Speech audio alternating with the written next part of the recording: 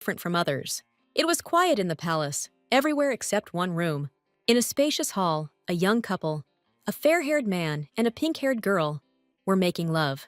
Characteristic sounds could be heard through the slightly open door. The young people were truly enjoying each other.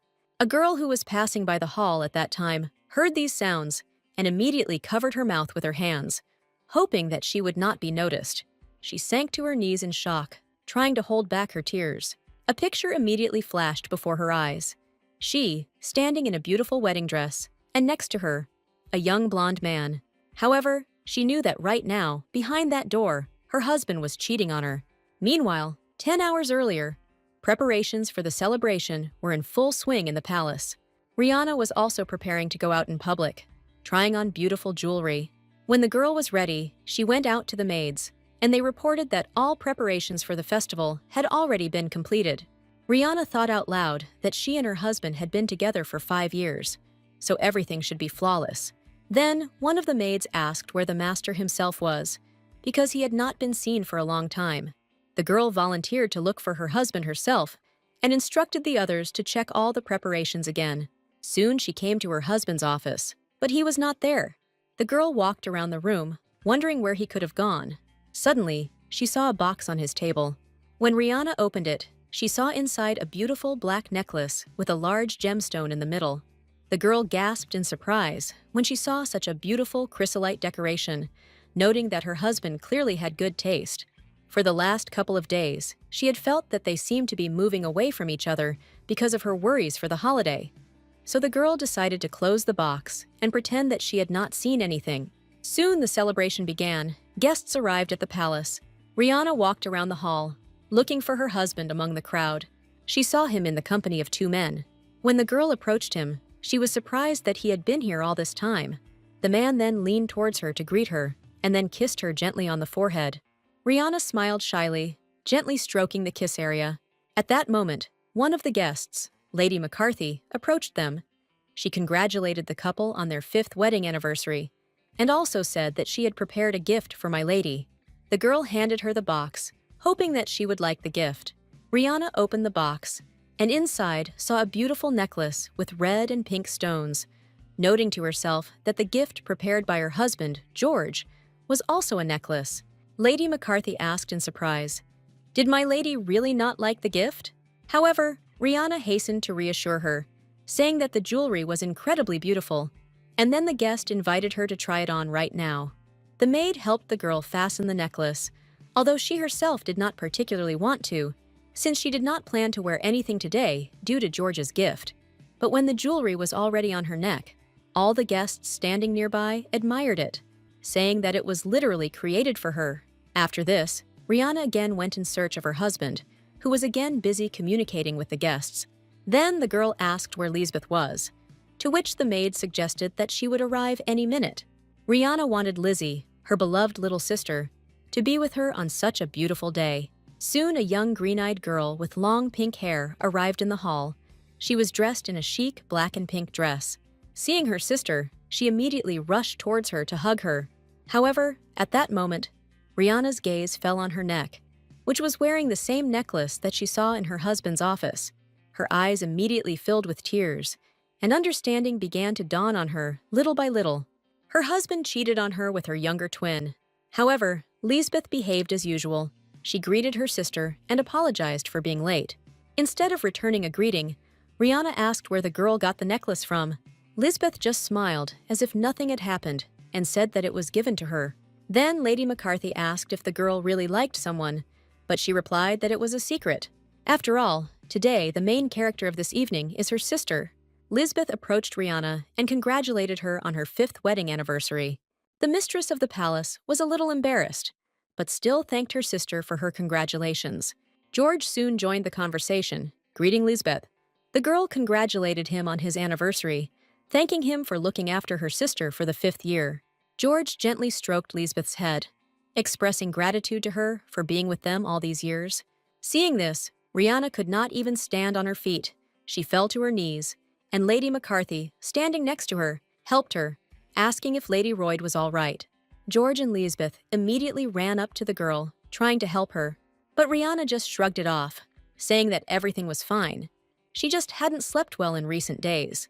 She said that she would rest a little, and she would definitely feel better. Then, Lisbeth handed her a box with a gift, saying that this year she wanted to take care of her sister.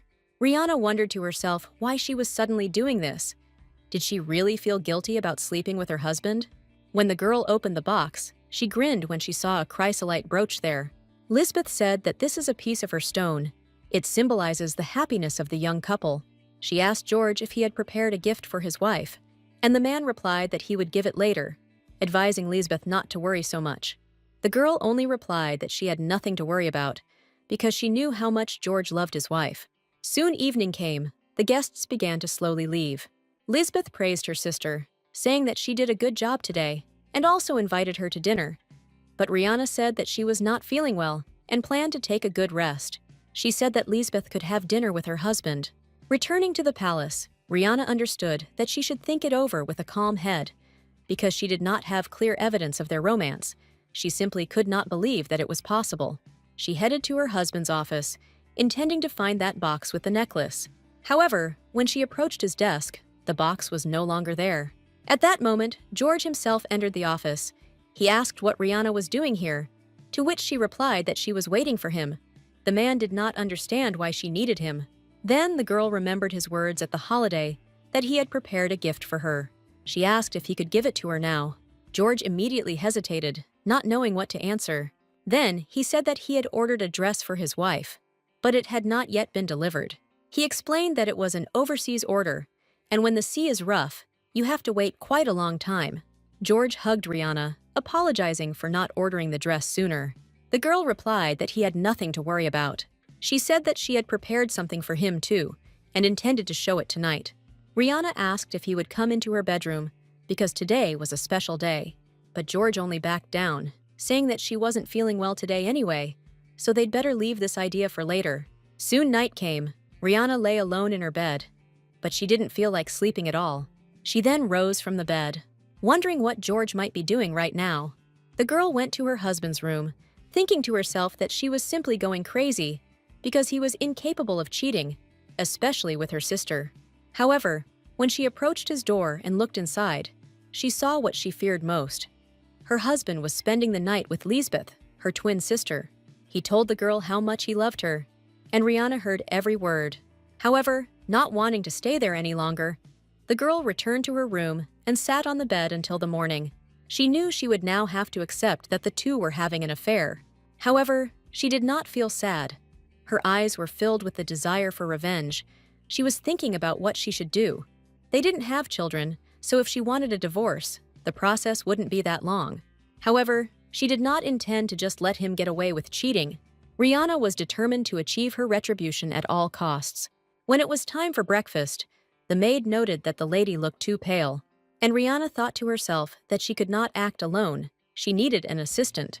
Mrs. Venegans was George's personal servant, and besides, 90% of the estate would be on his side, and there was a high probability that they already knew about everything and were simply hiding it from the girl.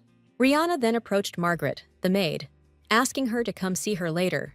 The girl did not understand why the lady suddenly decided to call her. The lady said it would be some important matter. At that moment, George entered the dining room and greeted his wife, yawning tiredly. He asked how she slept, to which Rihanna replied that the night had been very bad. George asked what was the reason for this, since he even let her relax that night. Rihanna decided to remain silent, clenching her fists in anger, and then noted that her husband looked pale. She added that apparently he didn't sleep today either. George just looked away, saying that he slept very soundly last night.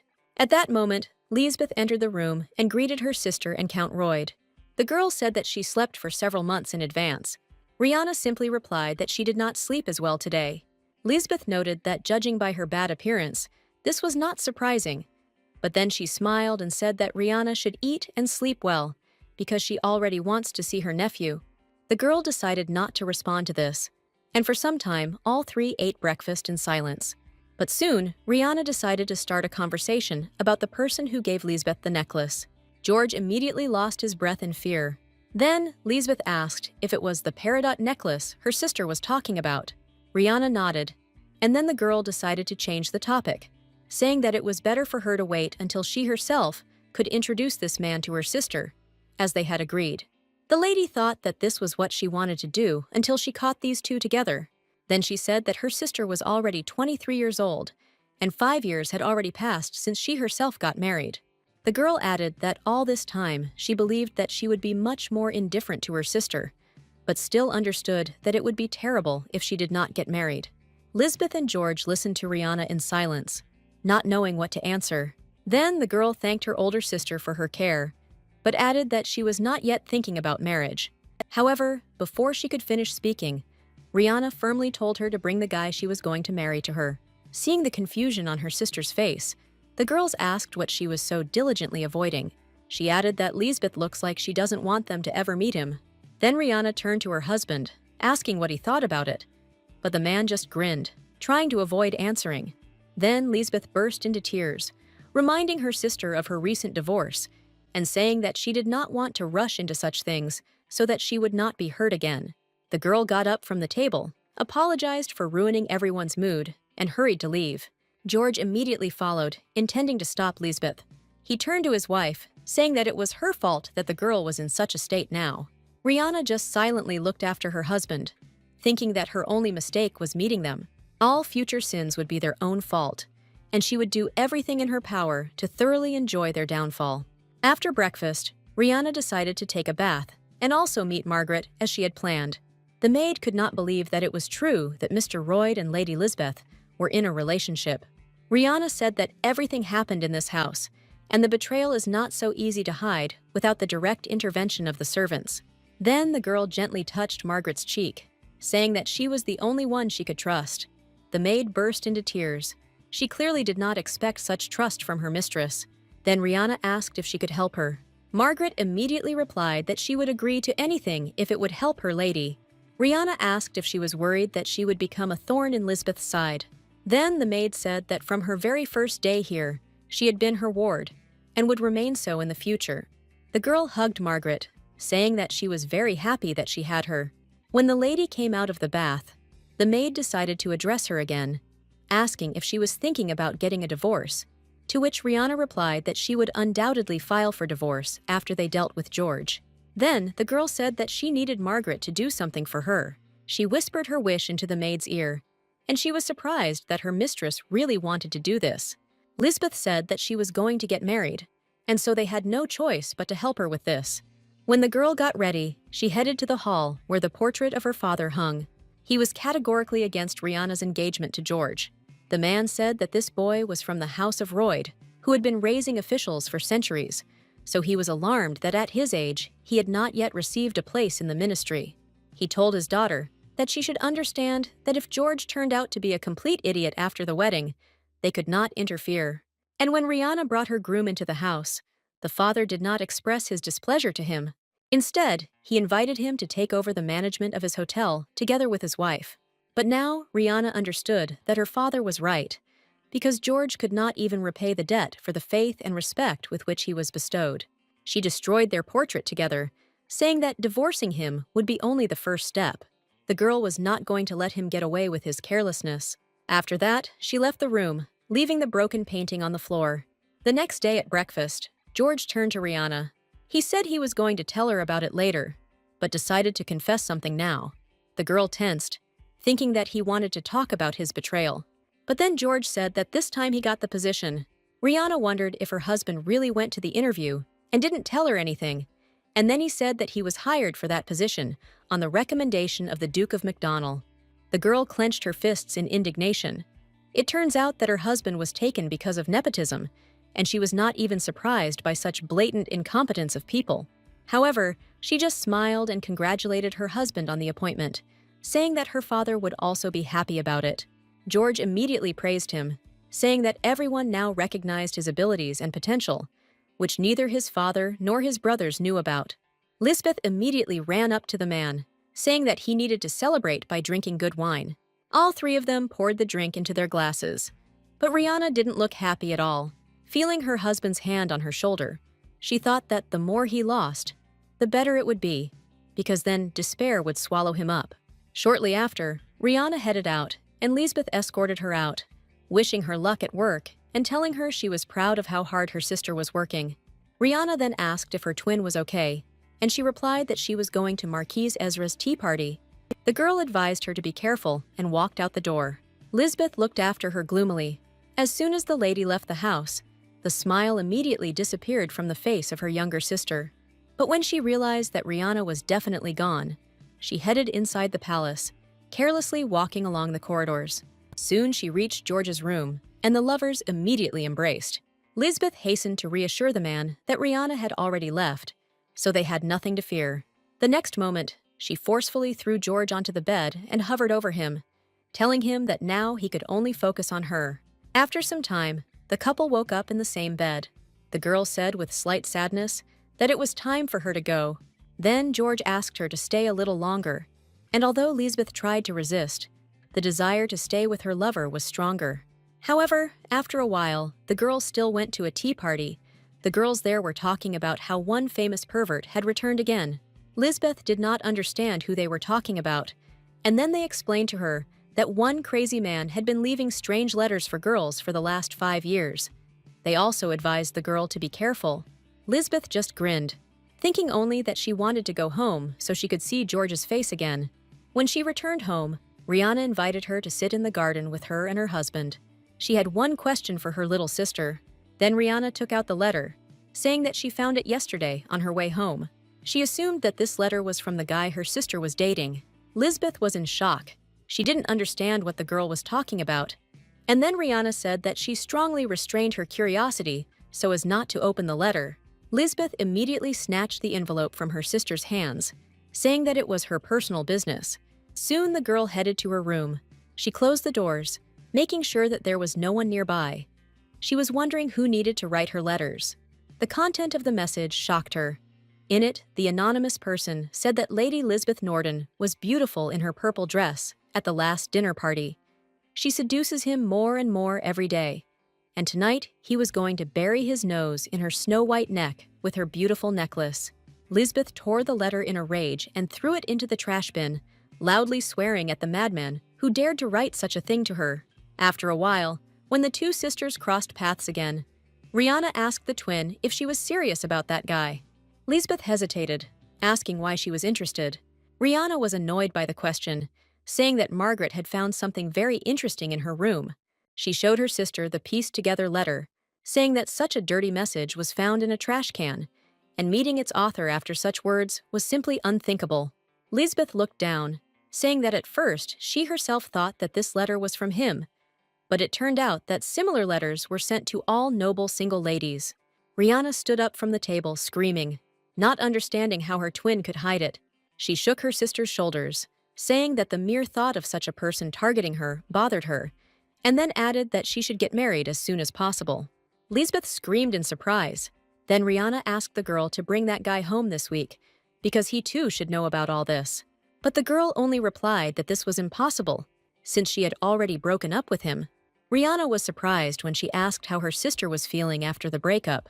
Lisbeth looked away, saying that this guy was just a fish in the ocean. Then Rihanna said that she could not allow her sister to be alone after what happened. She said that she would try to quickly find her a worthy partner.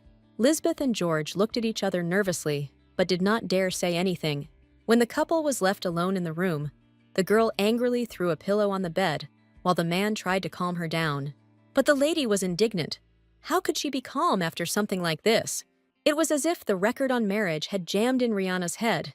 After that pervert's letter, she got into her head the idea that her sister should start a family. Then the girl, unable to stand her emotions, screamed about how her older sister infuriated her. George advised her not to worry so much, because Rhea was just talking nonsense. Through tears, Lisbeth replied that they would most likely have to hurry up with their plan. Soon another holiday began in the palace. The guests danced to the music and had fun. George and his wife arrived at the hall. They were dressed in luxurious suits. The man saw Duke MacDonald and immediately ran up to him to greet him. He introduced his wife, Rihanna, and the girl also greeted the guest, saying that it was very kind of him to hire George. Then Duke MacDonald replied that Earl Royd was doing an excellent job managing the Norden Hotel, and good managers make excellent officials. Rihanna just grinned in response to these words. If the Duke had not been a complete idiot, he would have known that all the successes were achieved thanks to her and the help of her father. George was just a scarecrow. The girl was distracted from her thoughts by a woman standing on the balcony. It was Lisbeth. She looked slyly at the couple, and especially at George. The man immediately turned away from his wife, saying that he needed to go to the restroom. Making his way through the crowd, George headed straight to the balcony where his beloved had just been. She said that she would go first, and told the man to wait a little and then follow her. George blushed, anticipating a pleasant time with the girl, and after a while he followed her. Rihanna watched them closely from below, seeing her husband disappearing around the bend. Out of anger, she clenched her fists and turned towards the exit. Coming out, the girl closed the door behind her and gave vent to her feelings. She thought that she had already come to terms with her husband's infidelities. But now, crying from what she saw, she realized that this was not so. George used dirty money to get promoted. He was a regular dork, and Rhea blamed herself for not noticing it sooner. The girl was distracted from her thoughts by a stranger who handed her a handkerchief. When Rihanna looked up, she saw a young dark-haired man. He said that she should dry her tears. The girl smiled forcedly and took the fabric from the man's hands. She put a handkerchief to her eyes, thanking the stranger for his help. Suddenly, she saw letters embroidered on the fabric. It said, Alexander Esteraz. Rhea immediately curtsied to greet the guest of honor. After all, standing in front of her was none other than the son Esteraz, His Majesty the Emperor. The man recognized the girl as Countess Royd and asked why she was crying on such a beautiful day. But Rihanna said that it was just a speck of dust that got into her eye. Then the emperor said that, apparently, the countess dared to lie standing in front of the ruler. But the girl apologized and replied that it was a personal situation. She asked forgiveness for interrupting the walk of the great son of the empire and said that she would return back. Rihanna immediately turned around and headed inside, leaving the man alone. At that moment, a red-haired man approached the emperor. He asked why Lady Royd was crying. Was it really from happiness that her husband had become an official? But Alexander was not sure of this, and added that they had yet to meet again when he could return his scarf. When Rhea returned to her chambers, she discussed everything with her maid. Margaret could not believe that the master was paying bribes. The lady understood that her husband had taken the finances from somewhere. Either he had used the personal assets of the Royd house, or he had squandered the assets of the Norden Hotel. She added that because of this letter, she and her father could be involved in all this, so they needed to act more carefully. Rihanna asked Margaret to report to her if she found anything strange in George's room while cleaning, and she herself carefully checked the financial records of the family hotel. She also asked if the maid had time to prepare what they had agreed on. Margaret answered in the affirmative, adding that there was only a week left before the gentleman would start his new job. But she was forced to interrupt herself as another maid entered the room. She handed the countess a drink against fatigue, saying that she should drink it before bed. After tasting the broth, Rihanna noted that it was slightly bitter, and the maid noted that she apparently went too far with the amount of cabbage in it. However, before the lady had time to answer anything, the mug fell out of her hands, breaking on the floor. The girl lost consciousness. The maids immediately ran up to her. They tried to bring the lady to her senses, but Rhea replied that everything was fine with her. She just had a headache for no reason. Margaret became concerned that she was getting severe migraines again and suggested calling her family doctor, but she replied that she was fine because the family doctor said she just needed more rest. However, before she could finish speaking, one thought came to her mind. Rhea grinned, saying that it was just migraines. She said she had a full checkup with her family doctor, but everything was fine, so she would feel better soon. The maid who brought her the decoction asked the lady to inform her if the pain did not go away. She soon left the room, leaving Rihanna and Margaret alone. Then the girl asked the maid to find her a doctor, but to do it secretly from the rest of the people of the Royd house. When everything was ready, the girl, accompanied by a maid, went to the doctor, introducing herself as Margaret Sand. According to her, she was tormented by severe migraines, as well as the absence of menstruation for 2 months. Then the man asked her if the girl was married, but she replied that she was not pregnant, since she had not had sexual intercourse for quite some time. Rhea said that money is not a problem for her, so she asked the doctor to conduct all possible tests and check her thoroughly. Soon after, the girls left the doctor's office, and Margaret asked if the lady thought that their family doctor had falsified all the test results. Rihanna responded that he was the Royd's man, and she couldn't trust anyone from their house after her husband betrayed her. Margaret did not know how to respond to this and decided to take her mistress's hands, thus expressing her support. After some time, the lady's carriage arrived back at the palace. Coming outside, the girl was surprised by what she saw in front of her. A young man in a black suit stood in the yard. Margaret recognized him as Lord Nivet and was also surprised, not understanding what he was doing in the hotel. Rihanna suggested that he came here out of a desire to find new love, because it had been 4 years since the Lord broke up with her sister Lisbeth, and it was a great time for a new start. Margaret was at a loss, but Rhea ordered her to just go inside. Suddenly, the lady turned her attention to the coachman, who brought them back to the hotel.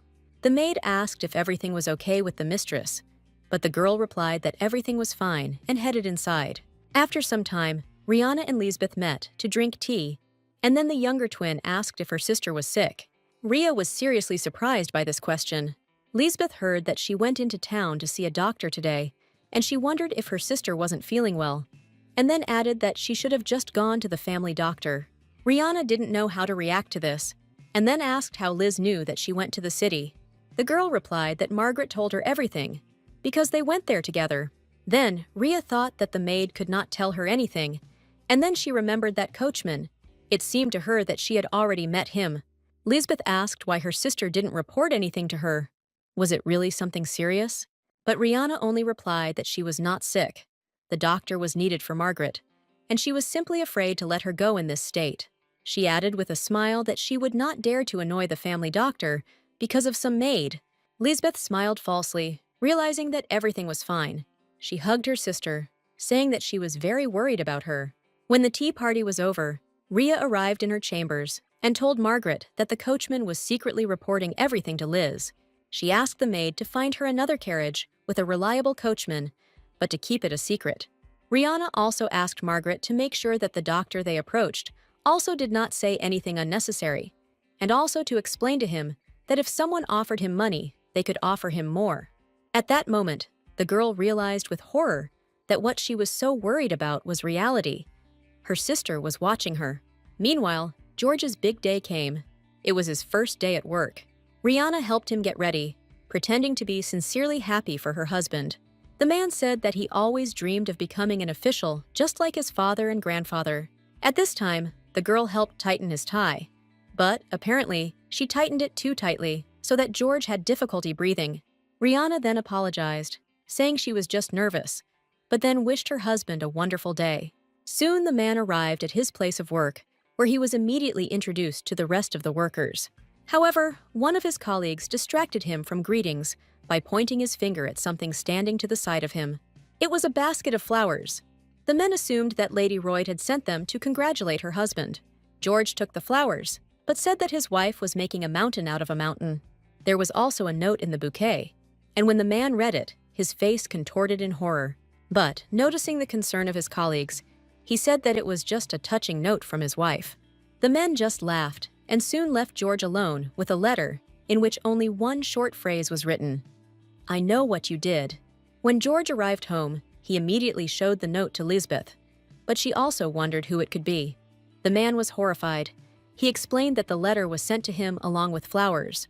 Out of fear, he clung his hands to the girl, stuttering and crying about being followed. But Liz only grabbed his wrist tightly, telling him to calm down. But Roy did not let up. He was afraid that others would find out about his affair, or that someone might find out about his bribe to the Duke of Macdonald to take the post of Minister of Finance. Without letting him finish, Lisbeth slapped the man, forcing him to shut up. The girl looked at him with contempt, ordering him to finally pull himself together.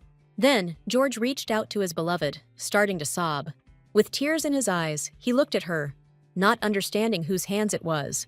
Liz sat down next to him, trying to remain calm, and said that it was just a petty threat, and these people would still not be able to achieve anything without solid evidence. She leaned towards the man, assuring him that no one could harm them.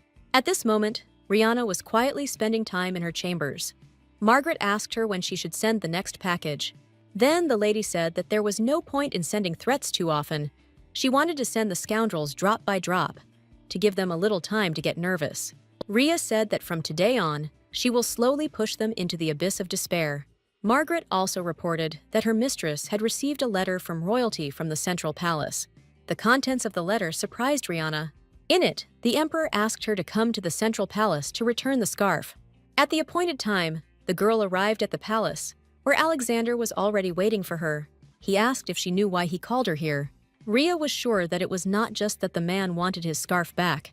Then the emperor chuckled, saying that he really just wanted to talk to the Duchess over dinner. The girl coldly replied that if this has something to do with the tax office, then she regularly pays everything to the treasury every year. At this moment, Alexander asked with a grin whether everything is transparent in Norden's financial statements. This question made Rihanna nervous, because she did not understand what George could have done. Then she swore to God that she had never done anything shameful. Alexander noted that not everything in the world is under her supervision.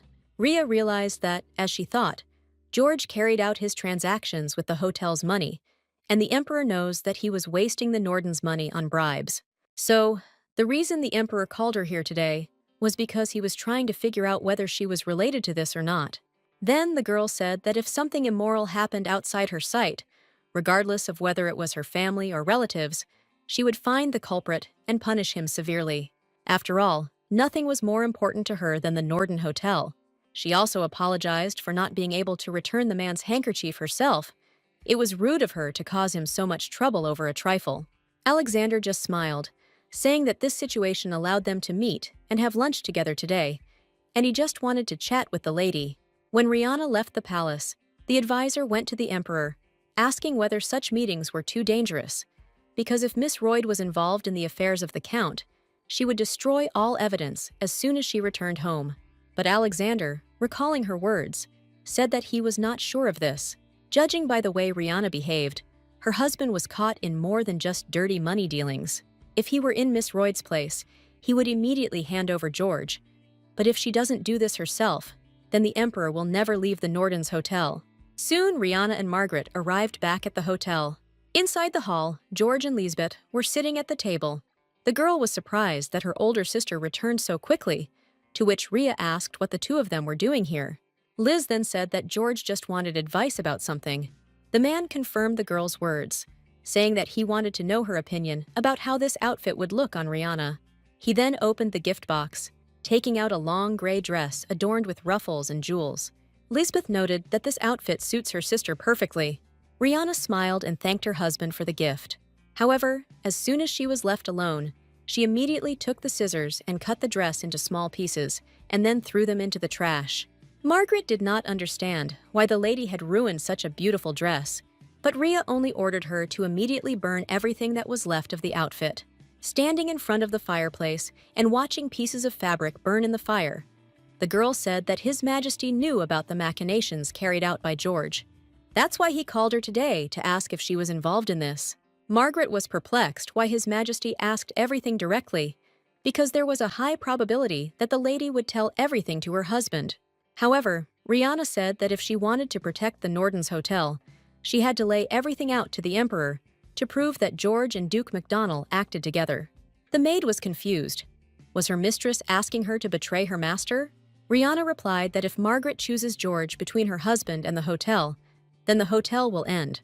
Therefore, they needed to find all the evidence. For this, they needed to thoroughly check George's room, and she, in turn, would carefully look after the hotel. The next day, a tea party was held at the hotel, to which some noble ladies were invited. One of the guests said that her daughter was getting married soon. The wedding will take place in a month, and the woman has arrived here to invite Lady Royd to the celebration. The groom will be a son from the house of Nivet. The mother of the bride said that she would be glad to see Rihanna at the wedding, but she would not want to see her sister, Lisbeth, at the celebration, noting that although she has nothing against her, but many men look at her too interestedly, she will distract their attention. But Rihanna only smiled at Lady Shawbolt in response, saying that she need not worry about this. While Margaret and her mistress were riding in the carriage, the maid asked if the Shawbolt's daughter was really marrying the Nivet's son. Rhea said that the girl should not try to read her mind. She stated that it was just a wedding. Margaret agreed, saying that everything that happened was already in the past. Then, Rihanna thought that her test results should have come back, so they should go to the doctor in the afternoon to avoid meeting others. Soon the girls arrived at their destination. Rhea opened the door and suddenly encountered a man in the doorway. The young man apologized, but then was very surprised to see Rihanna in front of him. The girl was perplexed why, after so much time, she ran into him right now, but decided not to show it and congratulated the man on his engagement. She wanted to pass by, but the young man took her hand. He said he would like to talk to Rihanna.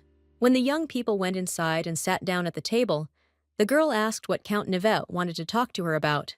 He said that they knew each other, so the girl could talk as she pleased.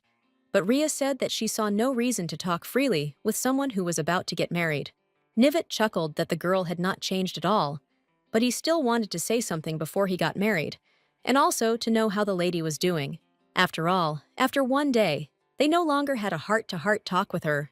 Rihanna asked if it would look strange if representatives whose houses had rejected the planned marriage were dating. Then the man replied that the real reason he broke off his engagement to Lisbeth, her sister, was something else. Rihanna didn't understand what he was talking about, so Nivette explained. He said that he was presented with the fact that their marriage was dissolved, and then they announced Rihanna's imminent marriage. Lisbeth suddenly became upset after she found out about her sister's wedding. She asked the young man to break off the engagement, and when he refused, she began to threaten and harass him in every possible way. Nivette said that she even wrote him a note in her own blood, which forced him to break the marriage contract with her. Liz constantly threatened that she would make his life hell if they got married. Rihanna couldn't believe that Lisbeth actually did this, but the man said that she didn't even know about his rotten nature. Then he asked her if Rhea noticed anything strange in their living together with Liz and George. Without allowing the girl to answer, he said that Lisbeth was copying her. From the very beginning, there was something wrong in his relationship with Liz. Before, he and Rihanna were interested in each other, but did not even have time to realize their feelings because of her sister's absurd love. Nivette stated that Rhea allowed her to take possession of him. Rihanna was embarrassed, saying that there was nothing between them then. They weren't even dating, although they were very close to it. The young man said that it was Lisbeth who requested the engagement at his house, but before that, they had not even communicated.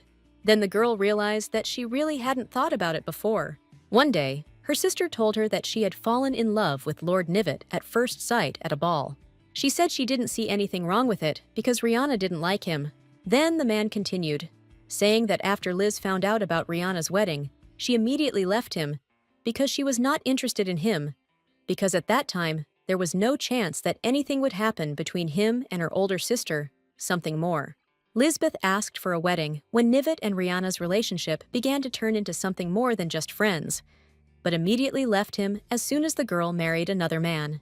Nivette advised the girl to be careful with her sister, because she was abnormal, and one day she would stick a knife in her back.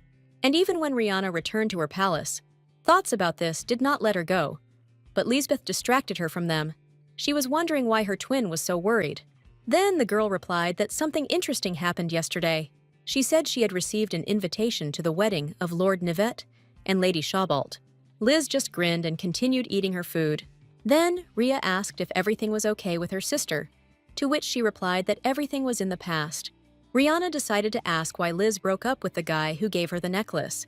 Lisbeth only replied that they simply turned out to be too different, because she fell in love at first sight and even swore off engagement. But in fact, she was not ready for the wedding. She felt that she needed to be as careful as possible in such a choice. Rihanna grinned, agreeing with her sister, but she still understood that one day Liz would have to settle down, and the girl assured her that she herself understood this. Then she moved her chair towards her sister, saying that she really liked living with her. Lisbeth said that she did not want to part with her, so she was in no hurry to get married. She put on an innocent face, asking if Rihanna was trying to marry her off because she was tired of her. But the girl only reassured her younger sister, saying that this was not so. Then Liz remembered how Rhea took her to her place on her honeymoon when she broke up with Lord Nivette. It was then that she realized how much her older sister loved her. Rihanna said they weren't just sisters, they were twins, so her love for her was more than just affection. Liz hugged her sister, saying that she loved her too, but her crazy look said otherwise. At that moment, Rhea reached out her hand to Lisbeth's neck, intending to remove that very necklace from her. However, she was interrupted by a maid who entered the hall and reported that the master had returned. George was standing behind her, and Liz was about to rush towards him when she suddenly saw the state he was in. The man was drunk, he smiled absurdly, and waved to the women. He said he had been drinking with his treasury colleagues. Lisbeth grabbed George's arm, intending to walk him to the bedroom. But the man, without allowing her to finish, broke free and walked forward. He hugged Rihanna, saying that he was very glad to see his beloved wife. Liz looked at the couple with envy. She was clearly not happy that her lover suddenly turned his attention to his wife. Rihanna, forcing a smile, said that she would try harder to see George so cheerful more often. Soon the man was sent to sleep, and when he woke up, Lisbeth was standing in front of him. George immediately became worried, because the girl should not be here. But then Liz said that her sister asked her to wake her up and bring the man into the hall, while she herself was preparing onion soup for a hangover. She added displeasedly that he needed to get up quickly, otherwise Rihanna might suspect something. Then the man reached out to his beloved and hugged her tightly, asking how long they would live like this. The girl answered with a smile that there was not much left. She said that she had already started the last stage. When everyone was at the table, Rihanna said that she would like to invite George's colleagues and share a meal together. It seemed to her that all this time, she had neglected her duties as a wife too much. Rhea said that at the same time, George will be able to show off to his colleagues and boost his morale. The man proudly stated that this was a very good idea, and since Rihanna was terrible at being a wife, it was very good of her to pay attention to this. After all, even if he doesn't talk about it, Rhea must understand everything herself and do it perfectly. The woman smiled slyly, saying that she would definitely do everything properly. She herself was going to see what would happen after 2 weeks. At that moment, something dripped onto the tablecloth, and Rihanna's nose began to bleed. George asked if the girl was okay, but she replied that she was just tired. Lisbeth helped her wipe off the blood, saying that her sister should rest more often. Soon after, Rihanna went to the doctor again, and what he told her shocked her beyond belief. The man said that if everything continues like this, the girl will not live more than a year. He explained that for a long time she was fed a small amount of poison. All her symptoms indicated the initial stage of poisoning, but they would become more and more serious, and in the end, the girl would be paralyzed and then die. Margaret could not hold back her tears of shock and asked if there was any way her mistress could be cured. The doctor said that, first of all, it was necessary to stop the absorption of the poison, and asked if the girl had any idea who in her environment might be adding the poison. Rihanna understood that this could not be done without the help of the servants. It is not difficult to guess that they knew about this secret relationship, but she could not think that Lisbeth would want to kill her and become the mistress of the estate. She didn't understand when it all started. Did all these people really wish her a quick death during all 4 years of married life? At that moment, the girl could not stand it, and when she tried to get up from the chair, she immediately lost consciousness. Rihanna was carried to the bed, and Margaret looked after her the whole time. After some time, the girl woke up, and the maid immediately told her that the doctor was going to make an antidote that should cure the mistress. Then, Rhea said that they needed to change their plan of action, since the idea of marrying Lisbeth to another man turned out to be too boring. Now, she couldn't even believe that she was going to let her survive. Now, Rihanna wanted to force her to spend her life next to her, so that she could watch how her younger sister loses everything next to her, how she becomes unhappy, and after that, she will kill her in the most painful way. The girl also added that if Margaret is afraid to continue, then she can refuse. But the maid only knelt before her mistress, saying that it was an honor for her to serve such a wonderful person like her, and she would do so until the very end. Rihanna was touched by such words. She burst into tears, hugging the girl to herself, thanking her for staying with her no matter what. Margaret asked the lady not to cry, because she must become stronger. She assured that all sinners will receive what they deserve. Then Rhea said that they need to act as usual, without showing that they know anything. When the whole trio again gathered at one table, Rihanna told her sister that she should no longer rush into marriage, which surprised her very much. She said that she had been putting too much pressure on Liz lately, and Liz had just recently ended her previous relationship. George agreed, saying there was no reason to rush into marriage. Lisbeth was also happy, saying that she was very happy that they finally stopped putting pressure on her. Moreover, she said that she would like to see Rihanna and George's child as soon as possible.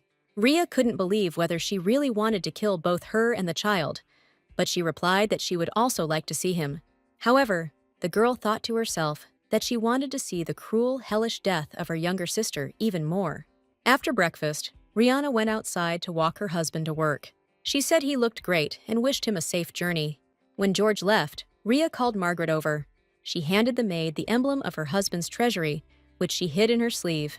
Margaret was perplexed why the lady needed such a thing dear to the master. Then Rihanna asked the girl to take the emblem to the office. Soon Margaret met with George, who asked her to tell his wife that he would return late, and then the maid asked what business the master had planned. But the man said that he would not report to her and told her to tell her that he had a meeting today. After waiting for George to leave, Margaret headed to the restroom. Rihanna asked her to find out about her husband's life in the treasury, as well as the reason why he always comes late and drunk. And Margaret knew that there was no better place than the maid's restroom to find out any news. The girl heard that Marquis Kings had been very angry recently. The maid said that he was apparently too angry with Count Norden, whom he despised so much. Soon Margaret reported everything she had heard to her mistress. Marquis Allegory Peakins was from a family that has long been famous for its knowledge in the field of exact sciences. Then she said that Margaret should get something. It was an invitation to the upcoming banquet. Rihanna smiled, because everything became more and more interesting. Meanwhile, George got drunk again. He walked down the street with a bottle of alcohol in his hands, leaning against the wall. Suddenly, a pile of papers were thrown at him, shouting that this was complete nonsense and not work. Marquis Peakins was furious. He said that this guy could not even complete an easy task. He could not believe that he was hired based on recommendations. He noted that everyone who took a job on the recommendations of the Duke of MacDonald is the same as George. In the evening, the man returned home. He could not walk on his own, so the servants helped him. Rihanna asked him what happened, but George replied that a woman cannot understand men's problems. After waiting for her husband to calm down, the girl said that she had found a very good book today. As it turned out, it was written by Peking's ancestors. Hearing this, George immediately jumped up from his seat. Rihanna said her husband was lucky to have such an intelligent family as his boss. She left his book on the table, saying that George should read it at his leisure, after which he would respect the Marquis even more. When the man was left alone, he angrily threw the book against the wall. Rihanna, meanwhile, went down to the garden, where Lisbeth was waiting for her. She told her younger sister that George had already fallen asleep after a hard day of work. Liz said that her son-in-law is being tormented too much by his boss at work, and Rhea seems to be too indifferent to it.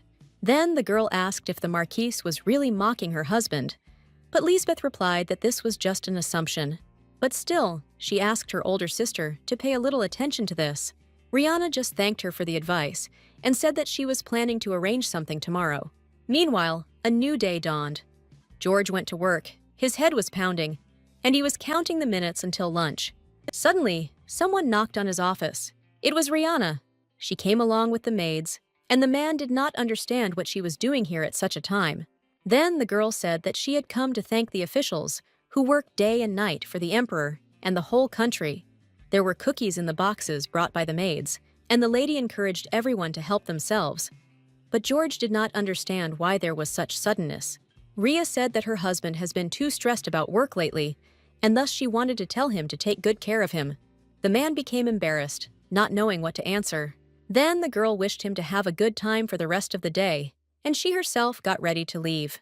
She met a man in the hallway, telling him she was worried she would leave without seeing him. After talking with the stranger, the girl went outside, thinking that all the preparations were completed, and she could only wait.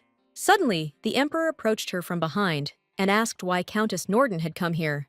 The girl replied that she had come to look at the treasury, but the man added that she, apparently, also wanted to pay tribute to her husband's team. Rihanna realized that someone was watching her, namely the emperor's advisor. Alexander noted that the girl apparently loves her husband very much. Rhea coldly replied that she was a wife, so she was just doing the best she could. Then the emperor asked her if she had ever been betrayed by a man whom she loved with all her heart. He explained his interest by saying that he wanted to know what she would do in such a situation. Then the girl replied that she would return the favor so that this person would feel the same pain as she did, or even feel it twice as strong. In response to this, the emperor wished to further develop this line of thought. He said that he really liked such a countess. Then Rihanna decided to ask the man the same question, and Alexander replied that he had been betrayed many times. The girl asked what he did to them. However, the man could not tell about any grandiose place, since that person had already died. Rhea hesitated a little, wishing the man not to experience this again, and the emperor did the same. At this point, the young people said goodbye. The man went inside the building, leaving Rihanna alone. In the evening, as expected, guests arrived at the hotel. George greeted them, thanking them for their visit. Those who came admired the interior of the estate, to which the man said that all this was the merit of his wife. Suddenly, one of the guests noticed that her dish was different from those served to the others. George immediately shouted at Rihanna, accusing her of ignorance. But the girl only calmly replied that she served such a dish because she knew that the Countess leads a vegetarian lifestyle. The girl admired Lady Royden's insight, but she said that there was nothing so outstanding about it. George immediately fell silent, realizing that he had yelled at his wife in vain. The guests, meanwhile, noted that the Count should take care of such a caring wife, because both the hotel and household chores rest on her shoulders. George was perplexed, because he is the owner of the estate and the main character of today, but Rihanna gets all the praise. At that moment, the servant informed him that another guest had arrived.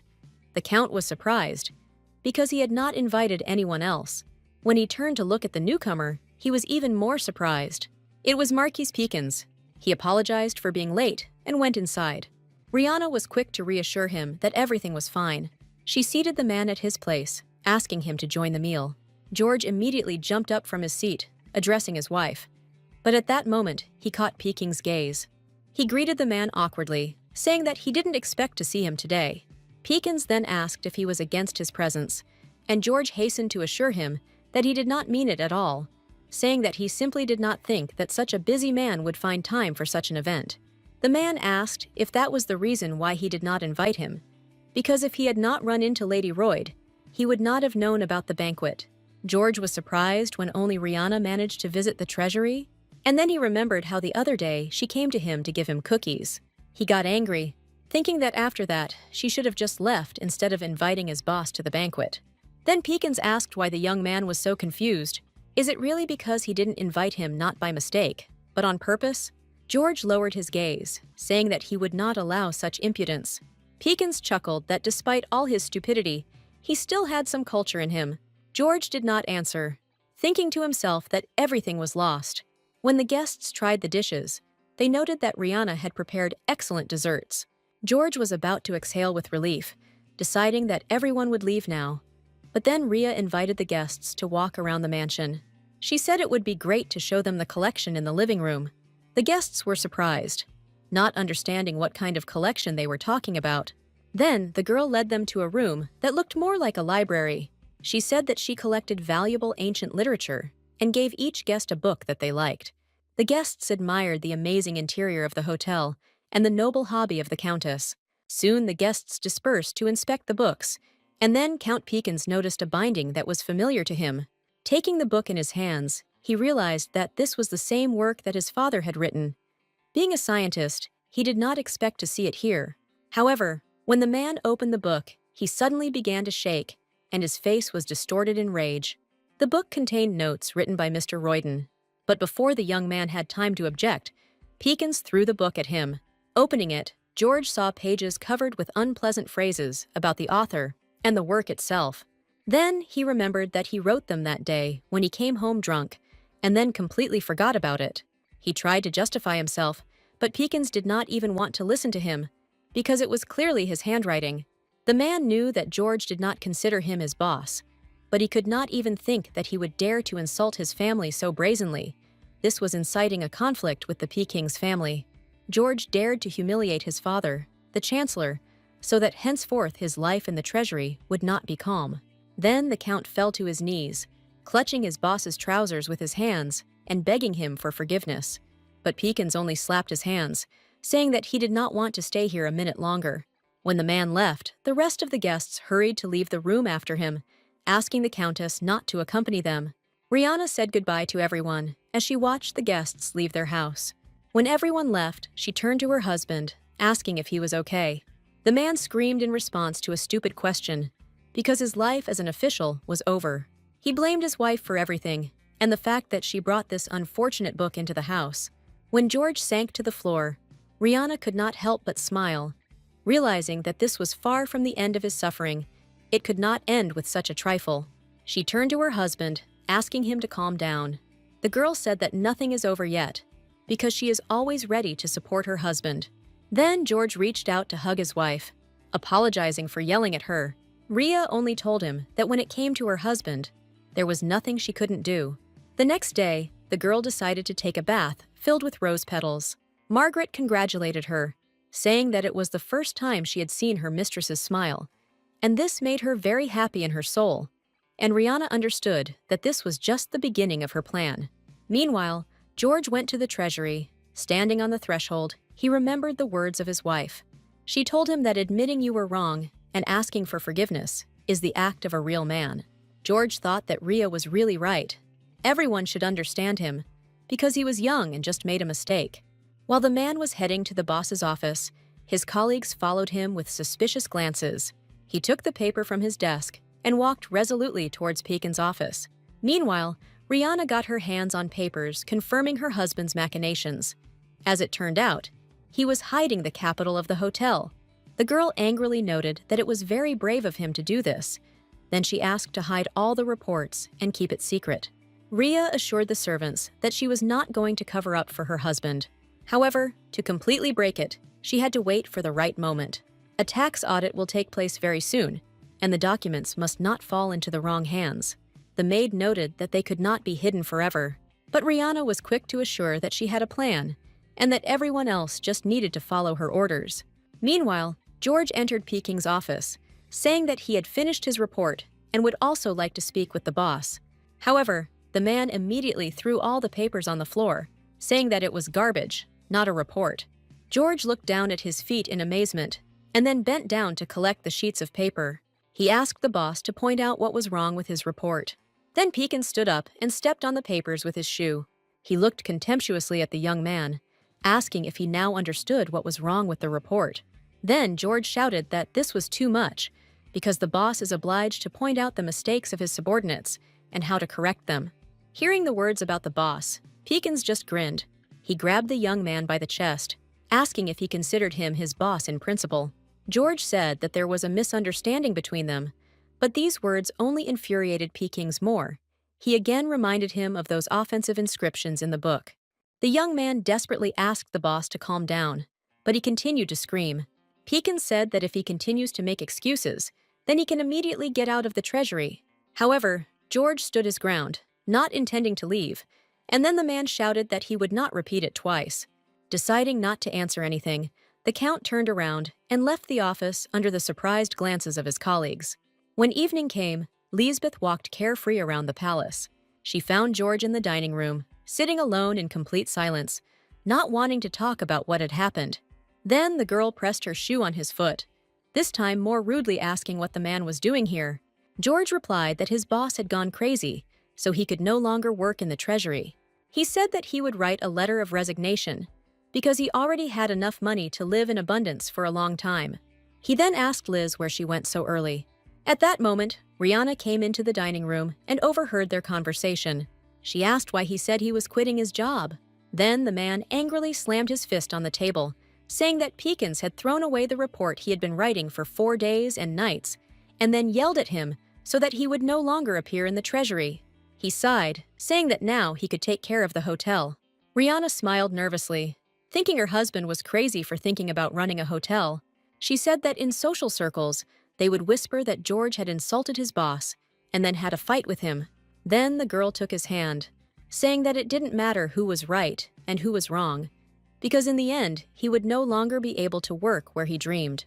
George understood this, but he had already messed things up, and now he didn't know how to get out of it.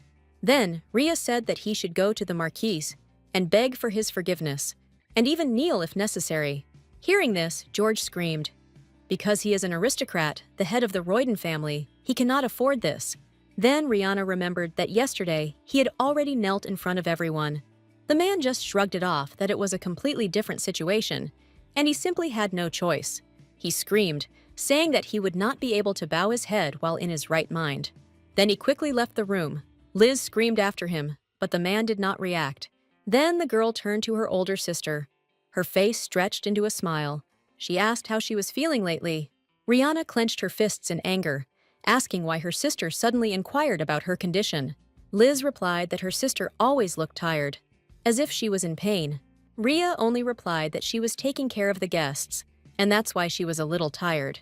Then Lisbeth said that she was also worried about her son-in-law, because inside he is a very vulnerable person. You can't force him to humiliate himself like that in front of his boss. The girl took her younger sister by the shoulder, saying that the humiliation would last only a moment, but the position would remain for life. And if you think about everything from the perspective of George's wife, who will live with him all her life, it will become clear what would be the best course of action. Rhea then left the room, leaving her sister alone with her thoughts. That evening, while Liz and George were in the same bed, she told him that Rihanna's proposal wasn't that bad. George screamed, not understanding why his lover wanted him to kneel too. Then, Lisbeth said that it would be difficult for him to find a new job, and she wanted to be the wife of a man whom she could be proud of and not ashamed of. She kissed the young man, asking him not to make her blush because of him. The girl gently stroked George's cheek, saying that she believed in him. The next day, while Rihanna was calmly sipping tea, Margaret knocked on her room. She said that the gentleman had left for work. Meanwhile, George decided to follow the advice and knelt in front of Peking's, catching the surprised glances of his colleagues. He said that he had made a mistake and asked the boss to forgive him, but Pekins only ordered him to get up from his knees, saying that this would not help him. However, George remained on his knees, apologizing for the weekend incident at the mansion and for yesterday's report. Then Pekins shouted, telling him to get up quickly because no one wanted to look at him on his knees. He said that the problem is not only a quarrel with him, but that George's abilities are simply terrible. He is the shame of the entire treasury, taken on recommendation. At this time, Rihanna and Margaret were sitting at the chess table, and the girl asked whether the Marquis Pekins could really pardon the master. Then, Rhea said that we need to make George apologize until the boss forgives him, no matter how much time and effort it takes. Let him bend over backwards to keep his position, because what will be his despair when he eventually loses it? Because of the feelings that overwhelmed her, the girl pushed the chess piece so hard that it flew to the floor and broke. Then Rihanna got up from the table, saying that today they needed to visit the hospital. She needed to check something. Soon the girls arrived at the doctor. The man said that the patient's condition had improved. She said her headaches were getting better, so the doctor asked her to continue taking the same medicine. Then Rihanna asked him if anyone had come to inquire about her health. The doctor replied that his younger sister, Margaret Sand, had come to see him yesterday, and Rhea began to think that her maid was the only child in the family. The man added that the girl said that her sister was not feeling well, but she did not want to share this with her family. Then Rihanna asked what the doctor told her. The man hastened to assure her that information about any patient is a medical secret that is not disclosed even to family members. Therefore, he lied that the girl was only slightly overworked. Rihanna thanked him and asked him to continue not to tell anyone about her condition. When evening came, George came into the dining room to have dinner with the others. He said that he had done everything Rihanna asked. The man slammed his fist on the table, saying he fell to his knees and begged for forgiveness in a sober mind. According to him, the entire treasury was present in the office. However, the Marquise did not forgive him. He was a ruthless and cruel person, so George was determined to take revenge on him. Then Rhea said that revenge is good, and she would be glad to see it. But in reality, she had a picture of her own revenge in her mind. George proudly replied that he would definitely show her this picture, if only he would wait a little. He took his wife by the hand, and this picture angered Lisbeth, who was sitting at the table with them. Soon, Lady Shabalt's wedding day arrived, and Rihanna and George arrived at the church for the ceremony. The butler greeted them, asked the lady to show the invitation, but for some reason the girl did not find it in her bag. Then the young man said that he would check the guest list himself. Rhea thought about it. She definitely remembered that she accepted the invitation when she left the house, but George was unhappy.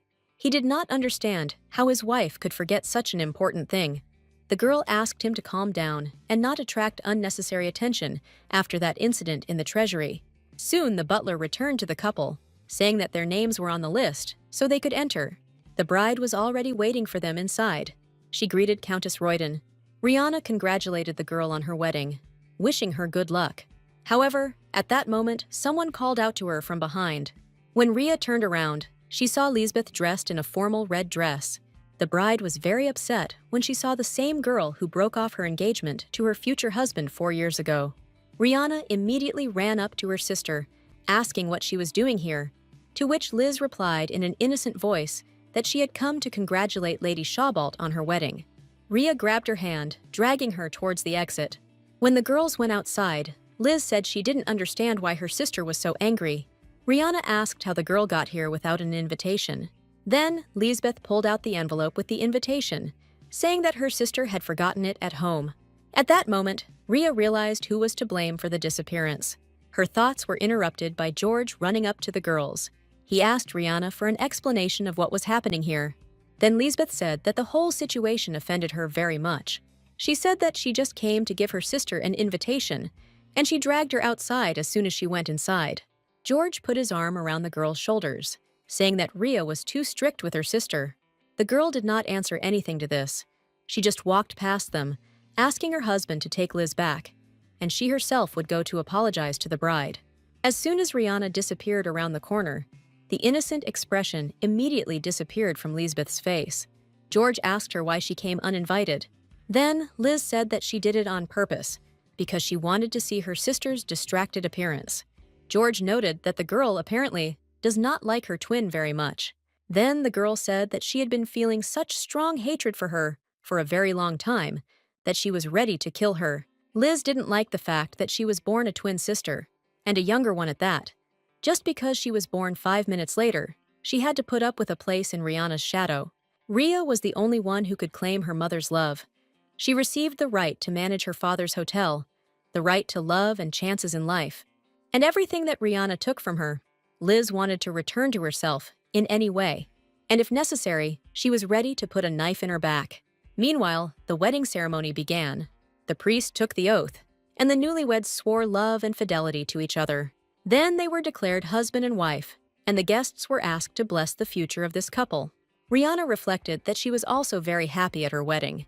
All she wanted was just ordinary happiness, and now there is nothing left of this desire, only a feeling of betrayal. But she was not going to give up. She would still see who would laugh last. When the ceremony was over, everyone returned to their homes. George asked his wife if everything was okay ahead of the upcoming tax audit, to which Rihanna replied in the affirmative. She noted that the man appeared to be scared.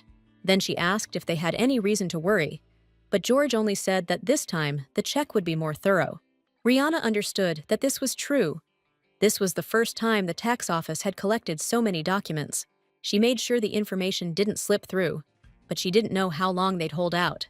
Then the girl asked Margaret to convey something to His Majesty. Soon Rihanna arrived at the Emperor's palace. They greeted each other respectfully, and the man asked the girl to take her seat.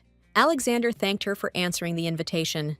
Sitting down at the table, Rihanna noted that all the dishes were served cold. Then the man said that they had not seen each other for a long time and asked how the girl had been doing all this time.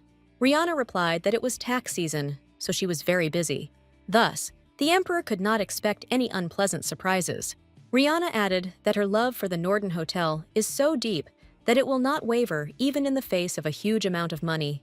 This can happen once in 10,000 years, but not with her alive. Alexander grinned, saying that this was a worthy answer. Then he got up from his desk, approached the girl from behind, and asked where she ended up hiding the documents. He recalled her words that she would severely punish the culprit if an unpleasant situation occurred outside her sight. Then the Emperor noted that apparently, as a result of the tax audit, the Countess's opinion had changed. Rihanna, after a short silence, replied that no changes had occurred. She asked for today's meeting because she had a request. Alexander was surprised by this answer. Then, Rhea said that if the Emperor promised her that the Norden Hotel would not suffer damage under any circumstances, she would provide everything he needed in state affairs, even if it is the honor of her husband or his life. She suggested that His Majesty did not need the hotel. He wanted the collapse of the Duke of Macdonald. The Emperor confirmed her words, and Rihanna said that if a man wants to use her husband to crush the Duke, she will not interfere with this and will even help him. Alexander was very interested in this proposal, but he asked what if the girl would be condemned after such an act. Then Rihanna said that Earl Royden was the first to betray her. Alexander asked how she was going to take revenge on him, because if the count fell, then his countess would follow him. The girl replied that she was planning a divorce. The emperor noted that, apparently, the feeling of betrayal due to the unlawful ownership of the inn was very strong. Then, Rhea said that there was another reason. He was cheating on her with another woman. While she was thinking about divorce, another problem appeared.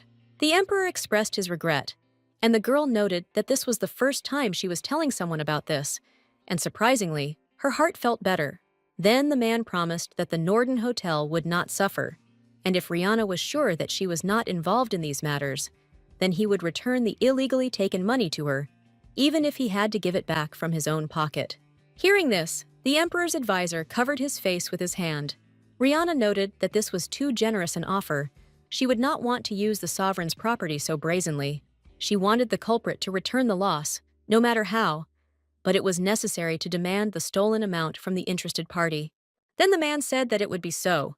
He promised to help her if necessary, because now they had a business relationship. Rihanna thought that there was nothing safer than cooperation with the emperor, and thanked the man. Soon George reported that the tax audit had ended successfully. He suggested drinking champagne on this occasion, and Rihanna agreed, but Lisbeth suggested postponing the celebration, since now was the time when they should give up alcohol. Then, George remembered that today was the anniversary of his father's death. He immediately turned to Rihanna with dissatisfaction, asking if she was preparing for the wake. Apparently, she forgot about it. George wanted this year to be better than before, since this was the first wake since he was appointed to the service. Rihanna clarified what he meant, but the man said that the wife should think about it herself and asked her to prepare samples and then show him. The girl was in a stupor, and George, as if nothing had happened, said that she would not be able to get away with just one draft version. Listening to the man scold his sister, Liz grinned, and Rihanna said that she did not expect such concern, because when George's father died, he did not even come to say goodbye to him. The man's face immediately contorted with anger. Was she really judging him? Then he hit the table with his fist, saying that his father was a womanizer. He tormented his mother all his life, so he was not worthy of his love.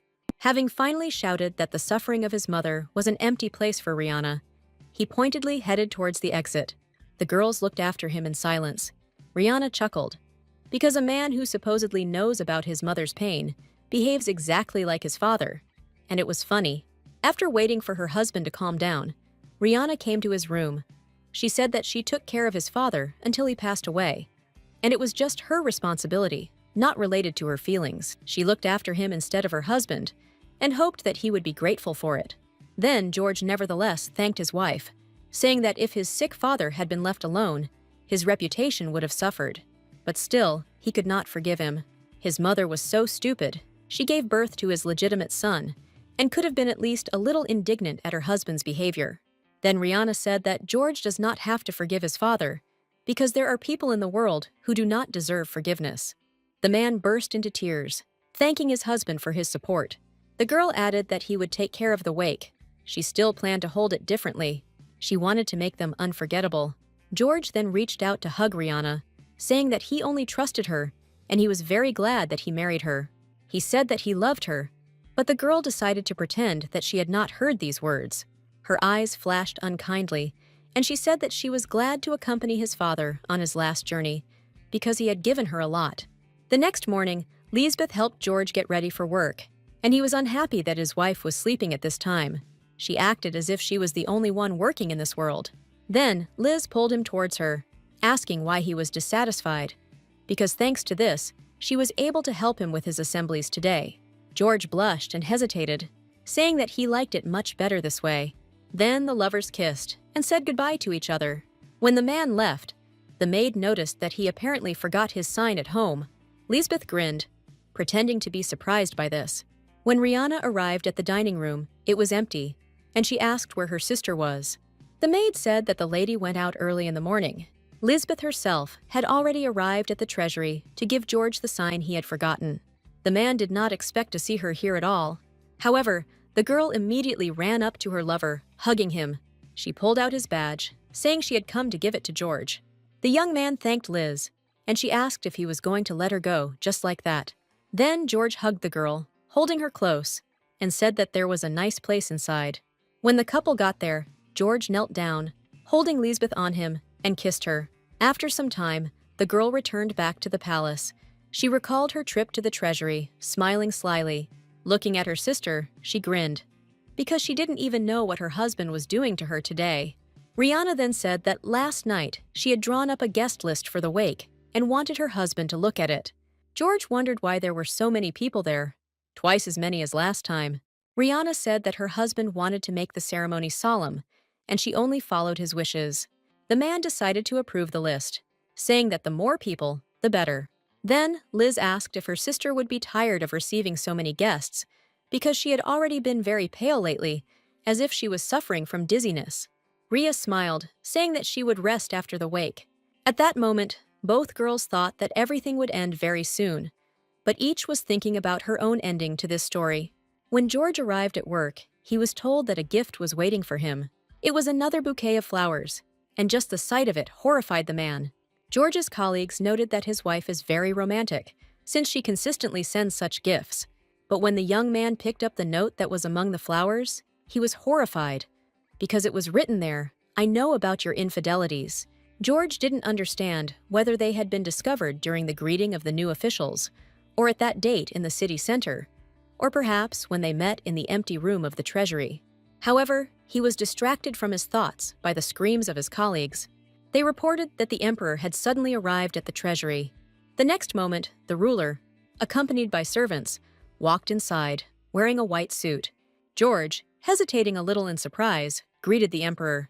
Marquis Pekins immediately left the office to meet the ruler and also ask what brought him here. Alexander said he came to pay tribute, but it seems his appearance caused a commotion. Then Pekins hastened to assure him that it was an honor for them to see the emperor. George bowed deeply, saying that he would work even harder for the good of the empire. At that moment, Alexander saw the very letter from the bouquet that the man was holding behind his back. He asked if it was Earl Royden standing before him, accepted by recommendation, and George answered in the affirmative, privately rejoicing that the emperor remembered him. Then Alexander asked if he liked working in the treasury. The young man replied that he always worked hard. The emperor chuckled, saying that Pekins himself must have become more cheerful thanks to such an energetic newcomer. But the boss replied that George was quite inept, but he was still trying to make him a good worker. The man's face twisted at these words, but he decided not to show it. The emperor noticed that both a peacock and a dove live in George. You can lose your mind for a while because of the magnificence of the peacock and survive on passion alone, but you won't last long. A woman like Rihanna is not suitable for such an inconspicuous man. However, the emperor decided to stop thinking about it and only wished Count Royden to become a worthy specialist. George thanked the emperor and promised to live up to his hopes.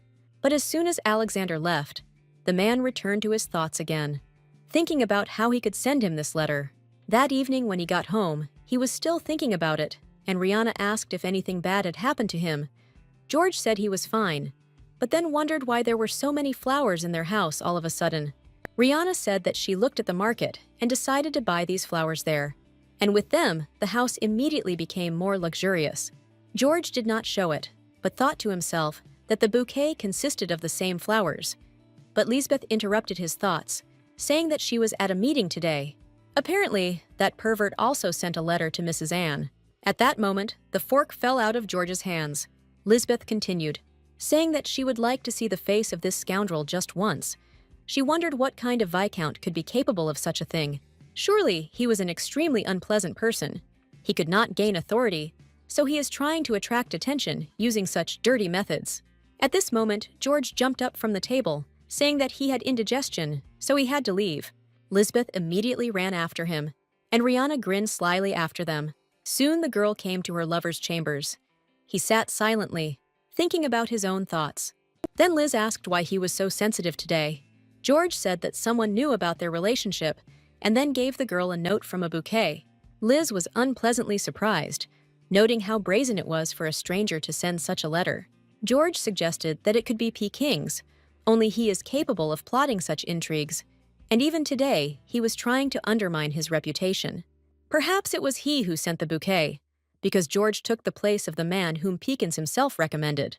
Out of anger, the man kicked the table so that it fell, and then Lisbeth asked him to calm down and not act rashly, First, they need to go to where the flowers were sent from and find out the name of the sender. She said that tomorrow she would go to the treasury to pick up the basket and take it to the flower market. And the man immediately hugged his beloved, saying that she was the only one he had.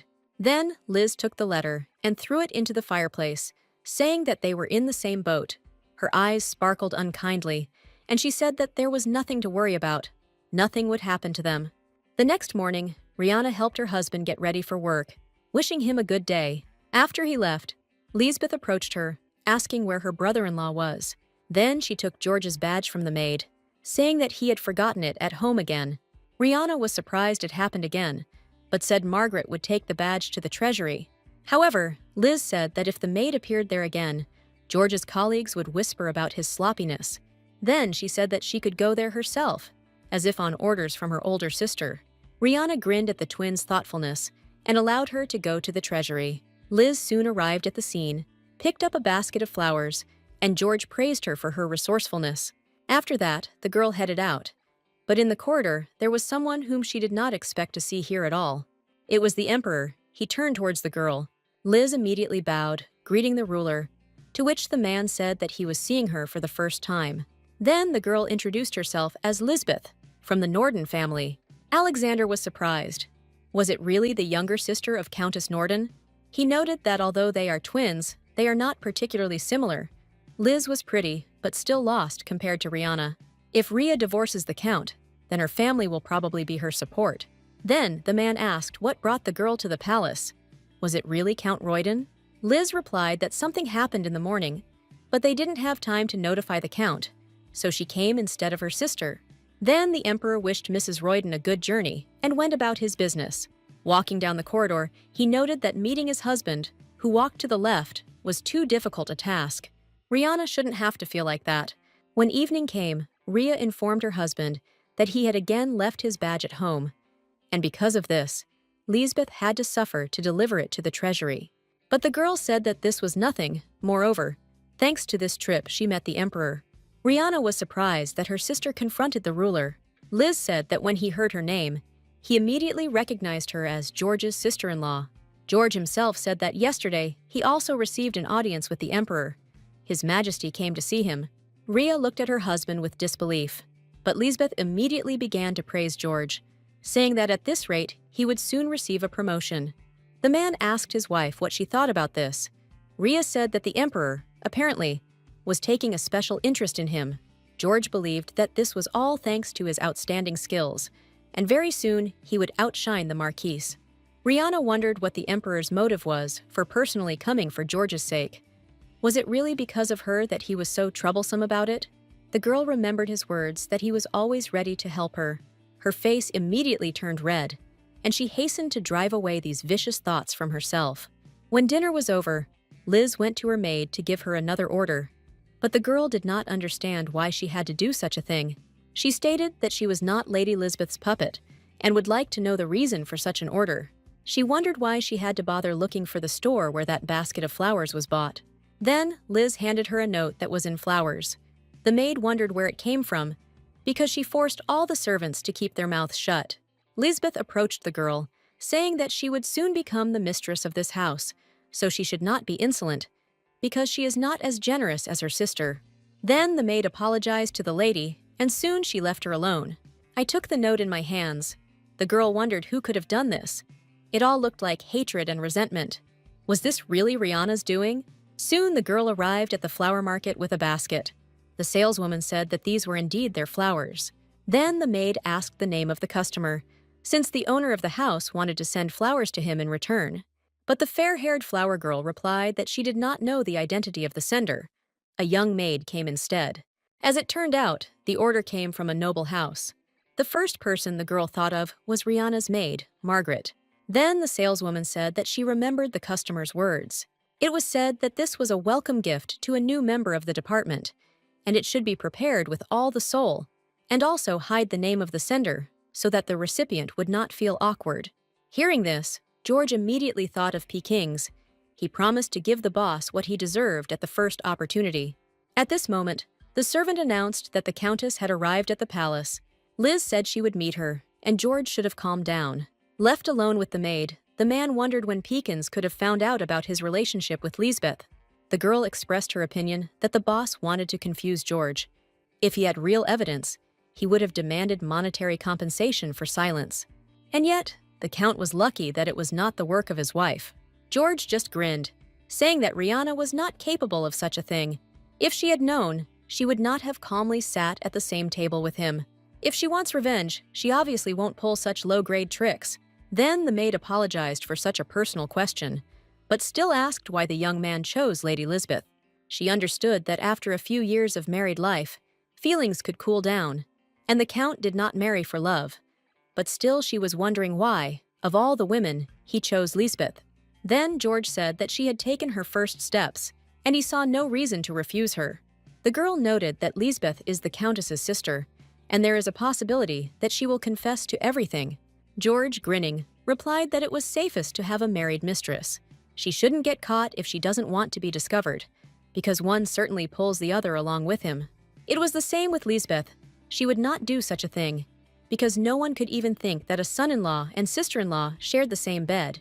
Moreover, the forbidden relationship with her was exciting, because she was so similar to his wife, and this was more exciting than cheating with an ordinary woman from the outside.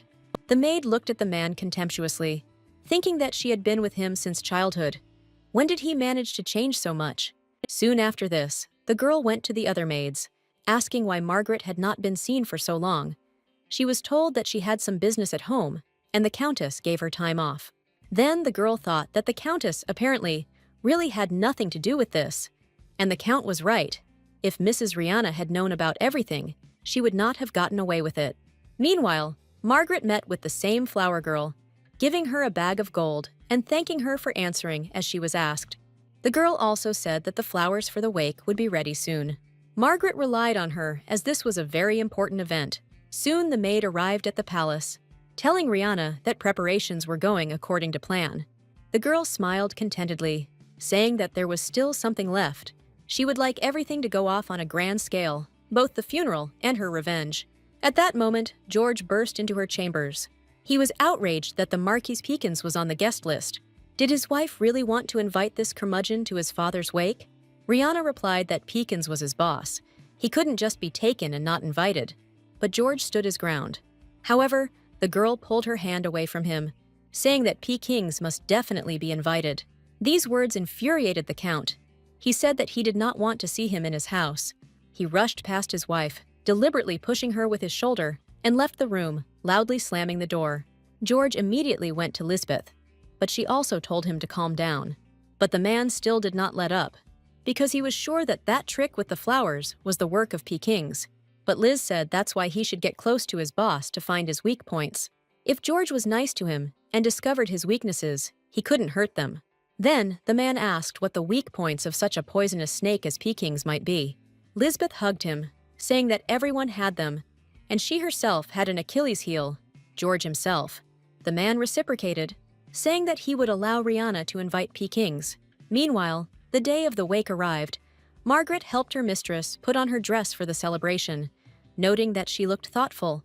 Rihanna herself understood that this was her last chance to choose between peace in her family or revenge. Tomorrow, it would be too late to change anything. But the girl was not afraid. She was in anticipation. So this choice seemed simply ridiculous to her. Soon the lady came outside to greet the guests. Lady Pringe noted that this year everything looked much more solemn, and everyone understood that this was the merit of Mrs. Rihanna. Then the guests asked where Earl Royden himself was. Rihanna thought that she had only recently seen him, so she asked her to excuse her, saying that she would look for her husband. The girl returned to the palace, walking through the empty corridors. At that moment, Benegans, George's maid, called out to her. She said that the man was now in the garden. Rihanna noticed that the girl's hands were shaking nervously. Then she said that she would stop by on the second floor to pick up something from the room. Benegans wanted to say that she would go there herself, but Rihanna ordered her to return to her work. Entering the second floor, the girl closed the door behind her and took off her shoes in order to move silently. She slowly walked forward. Suddenly, Rihanna heard sounds similar to moans. Looking around the corner, she saw her husband and sister. They were kissing, standing near the wall.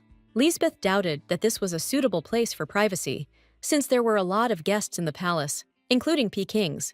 However, George hastened to assure her that only their people were here. The girl smiled, agreeing with her lover, and decided to surrender herself into his arms. At this point, Rihanna quietly approached the couple from behind, raising her shoe. One quick blow, and the girl's dress was stained with her husband's blood. George, bleeding, fell lifeless on top of Lisbeth. The girl looked at her older sister with horror, still holding the body of her lover in her hands. The next moment, she rushed to the side, leaving George on the floor. However, Rihanna did not let her go, and a second later, she was directly on top of her sister, intending to hit her with a bloody shoe. However, all this was just a play of the girl's imagination. In reality, she never came around the corner. She only silently listened to how her husband was having fun with Lisbeth. Then Rihanna headed out, deciding that now was not the right time for revenge. She thought that they should really enjoy this moment, because this was their last opportunity. Going downstairs, Rhea met Bennigan's again. She said that she took what she wanted, and now all the preparations were completed. Soon George arrived at the ceremony. He explained his lateness by saying that he was looking into the mansion. Rihanna looked at her husband contemptuously, not responding to his false excuses. Soon the ceremony was announced. George greeted everyone present. He said that he again felt the incredible pain of loss, remembering his beloved father. At this point, he turned the floor over to his wife, Countess Royden.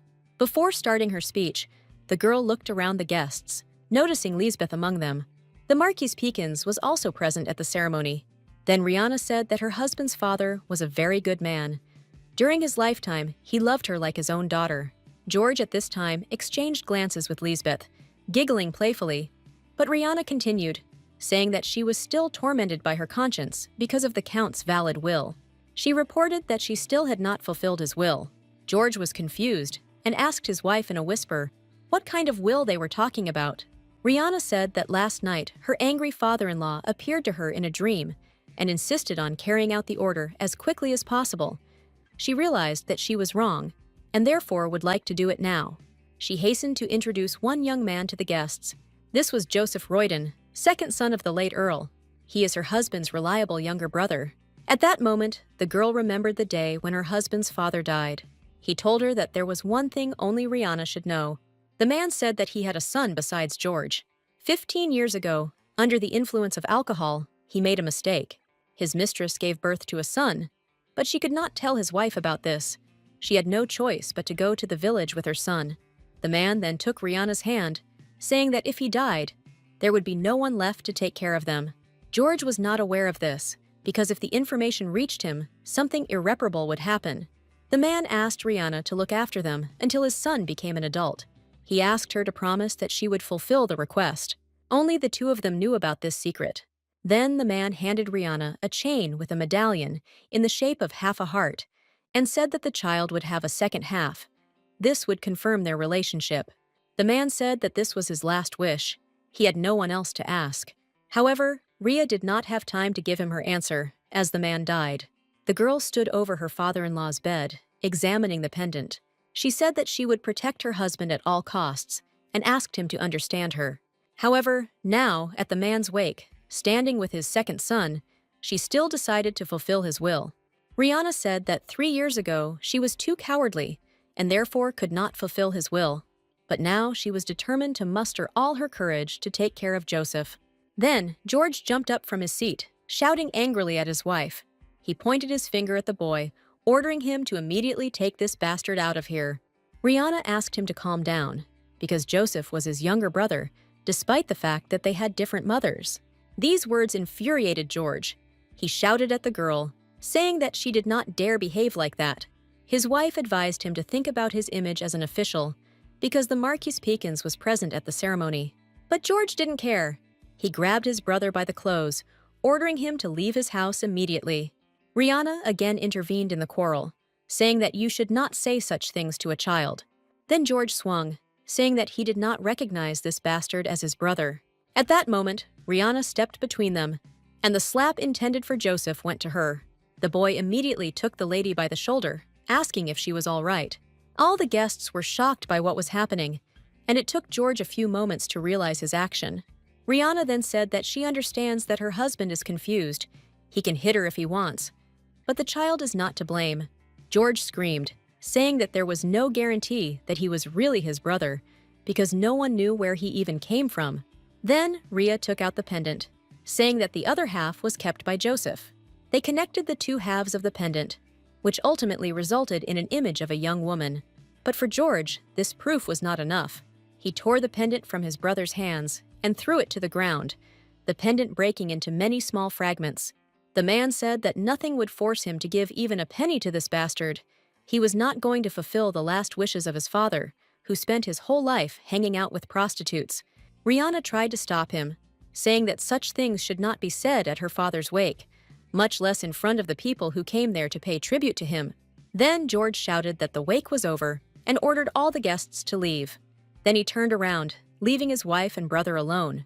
Rihanna grinned as everything went exactly as she had planned. When the couple returned to the palace, George continued to scream, not understanding how his wife could do such a thing without consulting him. If she loved him even a little, she should have at least hinted to him about her intentions. Rihanna then said that she knew how her husband would react. If she had told him everything in advance, he would have tried to harm this child, which was why his father was worried. George shouted that he didn't care about his father's will, but Rhea reminded him that under estorage law, a child born out of wedlock has the right to inherit. But the man simply walked past her, deliberately pushed the girl with his shoulder, and said that this would not happen. He went inside the palace, leaving his wife alone. At that moment, Joseph approached Rihanna and asked if he could sit next to her. Then, the girl ordered Margaret to serve the boy tea and sweets. Joseph understood that the lady was in trouble because of him, and Rhea assured him that everything was fine. She said that all this was so that he could become Royden's second son. The young man embarrassedly thanked Rihanna, but she said that she was only fulfilling the will of his father. But Joseph assumed that the lady was not looking for him because of the will, otherwise she would have visited him 3 years ago. Rhea confirmed his words, and then asked why he didn't look for him and George himself, because his mother died last year, and he was obviously having a hard time. However, before Joseph could answer, his older brother suddenly came up behind him and poured a glass of water right on his head. He shouted for the servants to immediately throw this bastard out of here. Rihanna's face immediately darkened. She declared that the blood of the Royden family flowed in Joseph's veins. The servants had no right to even lay a finger on him. Then George shouted that if they didn't get rid of him, he would do it himself. The man swung his hand to hit his younger brother in the face, but he promptly blocked him with a tray. George roared at the brazenness of this boy. Then Joseph, smiling maliciously, asked his brother to calm down. The Count wanted to shout that he was not his brother, but the guy continued, saying that he definitely had a blood relationship with the late Count Royden, and he had not yet reached adulthood, so he would remain in the palace. Rihanna supported the guy, saying that she would give him the use of the 4th floor. George screamed indignantly, because Lisbeth uses this floor. He said that a man and a woman cannot live on the same floor. This is wrong. Rihanna chuckled nervously, saying that Lisbeth lived with them, but nothing happened between her and George. The young man hesitated. He had no choice but to agree, and then Rihanna ordered the servants to show Joseph his room. At that moment, Liz ran into the hall. She shouted that she did not want to share the floor with this barbarian. Rihanna said that, unlike George, she had no right to express herself like that. And moreover, she herself was a stranger in this mansion. Liz only lived here because of her sister's generosity, but if she wasn't happy with something, she was free to leave. Rihanna wouldn't stop her. After this, the girl left the hall, not paying attention to her husband's displeasure.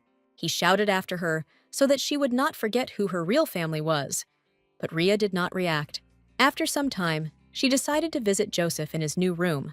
The girl said that the guy would stay here and wait for her instructions, and if he was obedient, all the possessions of this house would become his own. Joseph smiled, deciding to tell him why he had been sitting still for all these 3 years. He waited until he came of age, because it was difficult for a minor, without a parent, to win a legal claim, and his brother would go out of his way to exploit this and reduce the share of his legal inheritance. Rihanna noted that this is a pretty smart plan, but she immediately added that this does not concern her, and now the guy needs to rest. His work is finished for today. Joseph just looked after his mistress with a smile until she disappeared behind the door. The next morning, the boy joined his newfound family for breakfast, greeting his brother. He said that to him, George was his dearest and only big brother no matter what. The Count rose from the table, saying that he was not going to sit at the same table with this brat. Then, Lisbeth turned to Rihanna, saying that Joseph should eat in his room, since George was so unpleasant about his company. Rihanna simply replied that her younger sister shares the same table with them, and if they discriminate against George's younger brother, it will be a sign of disrespect for George himself. Liz was infuriated by this answer. She angrily threw her cutlery on the table. Then she rose from her seat and silently walked towards the exit. After a short silence, Joseph apologized for ruining breakfast, but Rhea said that was not the case at all. At that moment, Margaret poured some wine on the young man, and the lady said that she continued to hope for fruitful cooperation with the guy. Joseph said he could just sit quietly and still receive his inheritance, but since his daughter-in-law wants it, he will be happy to make a little noise. Soon the guests gathered at the hotel again. George watched with displeasure as his younger brother enjoyed all the delights of his inheritance. Rihanna apologized for that day, saying that it was all her fault and asking her to forget the words her husband said. The guests only admired the fact that the Countess found the courage to fulfill the will of the late Count, and at the same time suffered. Then the girl said that the main thing for her was that the innocent child was not harmed. Some suggested that he could sow discord in their home, but Rhea replied that her husband would not leave this boy alone if he knew about him in advance, so she had to remain silent. Upon reaching adulthood, Joseph would most likely have filed a claim against the county of Royden, and George would not have allowed his brother to live, who had disgraced the honor of his house. Therefore, Rhea decided that she would have to take extreme measures, but in this way she brought trouble to the guests, for which she apologized again. Realizing that people were on her side, the girl smiled slyly, saying that George is her beloved husband, and she takes responsibility for him. Soon after this, Rihanna met with the emperor, and he admired the countess's action. He said that in secular circles, Earl Royden is considered a monster, and Rihanna was nicknamed a loving wife who cares for her husband.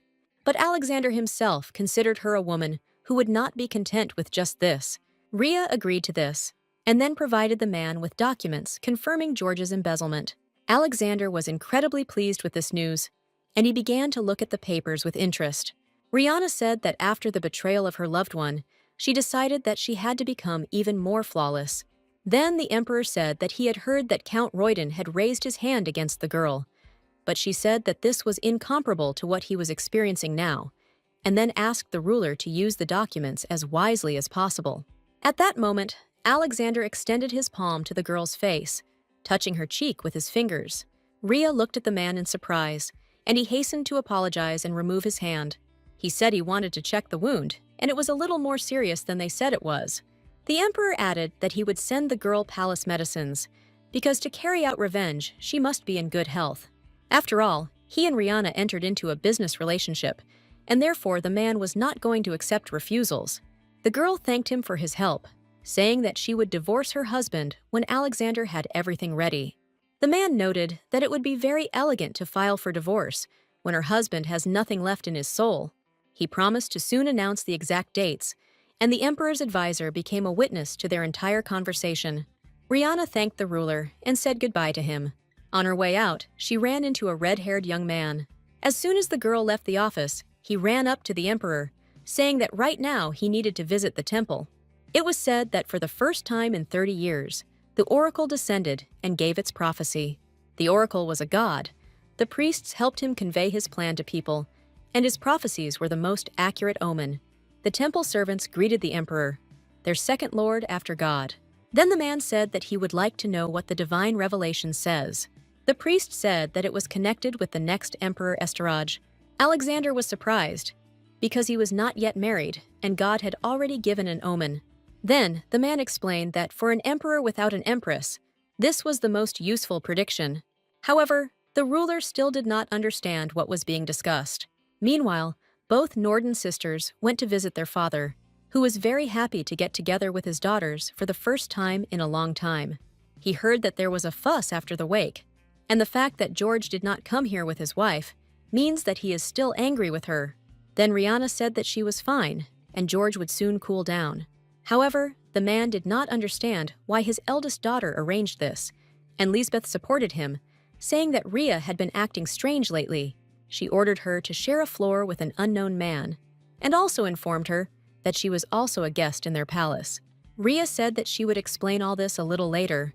Then, Liz suggested that her sister's health problems were affecting her nerves. When the father heard about this, he became worried. But Rihanna hastened to assure him that she was simply tired of preparing for the wake. But Lisbeth did not leave her behind, asking if she had any pain or dizziness. Then Rhea apologized, saying that she needed to go away. Arriving in the bath, the girl hung over the sink, trying to catch her breath and come to her senses. At that moment, Liz appeared behind her. She asked her sister what was wrong with her, if there were any problems with her stomach. She put her arm around Rihanna's shoulder, saying that they could return home now. The girl wondered why her sister was so insistent on returning, apparently to start feeding her poison again. Then Liz asked if Rhea was offended that she complained to her father. She explained that it was just a joke. She once again suggested returning to the table, because their father was worried. Then Rihanna said that he was getting weaker every day due to illness, and Lisbeth should have appreciated him while he was still with them. The girl thought to herself that she would not touch her sister while her father was alive. But as soon as he leaves this world, her life will end immediately. When the girls returned to the table, the man asked if his eldest daughter was okay, but Rhea was quick to assure him that she was fine now. At that moment, a servant entered the room and said that a letter had arrived from the palace. When the man read it, he dropped his cutlery from his hands in surprise. The girls were perplexed as to what was written there. Then, the man said that the emperor had sent a marriage proposal. Rihanna couldn't believe her ears. Had he really decided to marry? But who? According to the oracle, the heir to the throne will definitely appear from the womb of the Norden family. The emperor was confused. Rihanna was already married. Of course she will soon get divorced. But at the moment, she has a husband. Then the man said that the letter was sent to Lisbeth. They want to make her empress. Rihanna couldn't believe what she heard. Her heart felt like it sank to her feet. But Liz was incredibly happy that she was going to become the main woman in the empire. The girl's father was perplexed why the emperor chose Lisbeth, and not an outstanding girl from an influential family. Moreover, 4 years ago, Liz broke off her engagement. Then the girl ran up to the man, saying that the emperor simply fell in love with her at first sight as soon as he saw her. She explained that she wanted to go to the treasury, and then she met the emperor, and he even asked her name. Liz added that all this happened thanks to her sister, because she went to the treasury on her behalf. Rihanna asked her father in a shaky voice if he was going to approve the proposal, and Liz immediately intervened, saying that the decision was obvious. The girl smiled nervously, saying that she was no one to challenge the emperor's decisions. It was unprecedented for someone to refuse such a title, so she advised her father to send a response to the ruler as quickly as possible. The man stroked Liz's cheek, saying that I couldn't imagine that their family would be given such an honor, and congratulated his daughter on her upcoming engagement. He hugged her, telling her that her late mother would have been very happy to witness this significant moment. Rihanna at this time tried to contain her emotions. Her whole body was shaking with despair. In the meantime, the emperor's advisor decided to ask him if he was really going to marry Mrs. Norden. The man said that the oracle's word is law. If Lisbeth Norden marries another man, the next emperor will be a rebel. He will ascend the throne, getting rid of Alexander. If Prince Albert finds out about the prophecy, he will definitely win Lisbeth, so everything had to be kept secret. And then the advisor asked what the ruler was going to do with Countess Norden, because if she and the count had a child, the problems would only increase. But the emperor said that this would not happen, since she would soon divorce her husband. The advisor was surprised, saying that this would be an even bigger problem, because she could remarry Prince Albert, and this would mean the birth of a future traitor. Then, he invited the emperor to marry Rihanna too. This was nothing new in the imperial family. But Alexander said that he did not want to marry Rihanna Royden. It was not that she was already married, but that the man was not sure that he would be a good husband for her. She has already tasted failure in marriage, and it would be too cruel to force her into marriage with a man she doesn't even love. The advisor tried to convince the ruler that it was impossible to think about such things now, because the oracle predicted an uprising. Then the emperor announced that he would forbid Rihanna from remarrying and having children. He will announce the words of the prophecy on the day of his wedding with Lisbeth. This will serve as a significant reason for this decision. But the advisor noted that this is too dangerous. If the prediction becomes known, then Prince Albert will take possession of Rihanna at any cost. Then Alexander said that he and the countess had agreed to cooperate, and she knew very well what awaited her in the event of betrayal. At that moment, a maid entered the emperor's office and said that the wife of Count Royden was asking for an audience with him. Meanwhile, pleased with the latest news, Lisbeth was tidying up in her room. George came into her chambers and said that he missed her very much.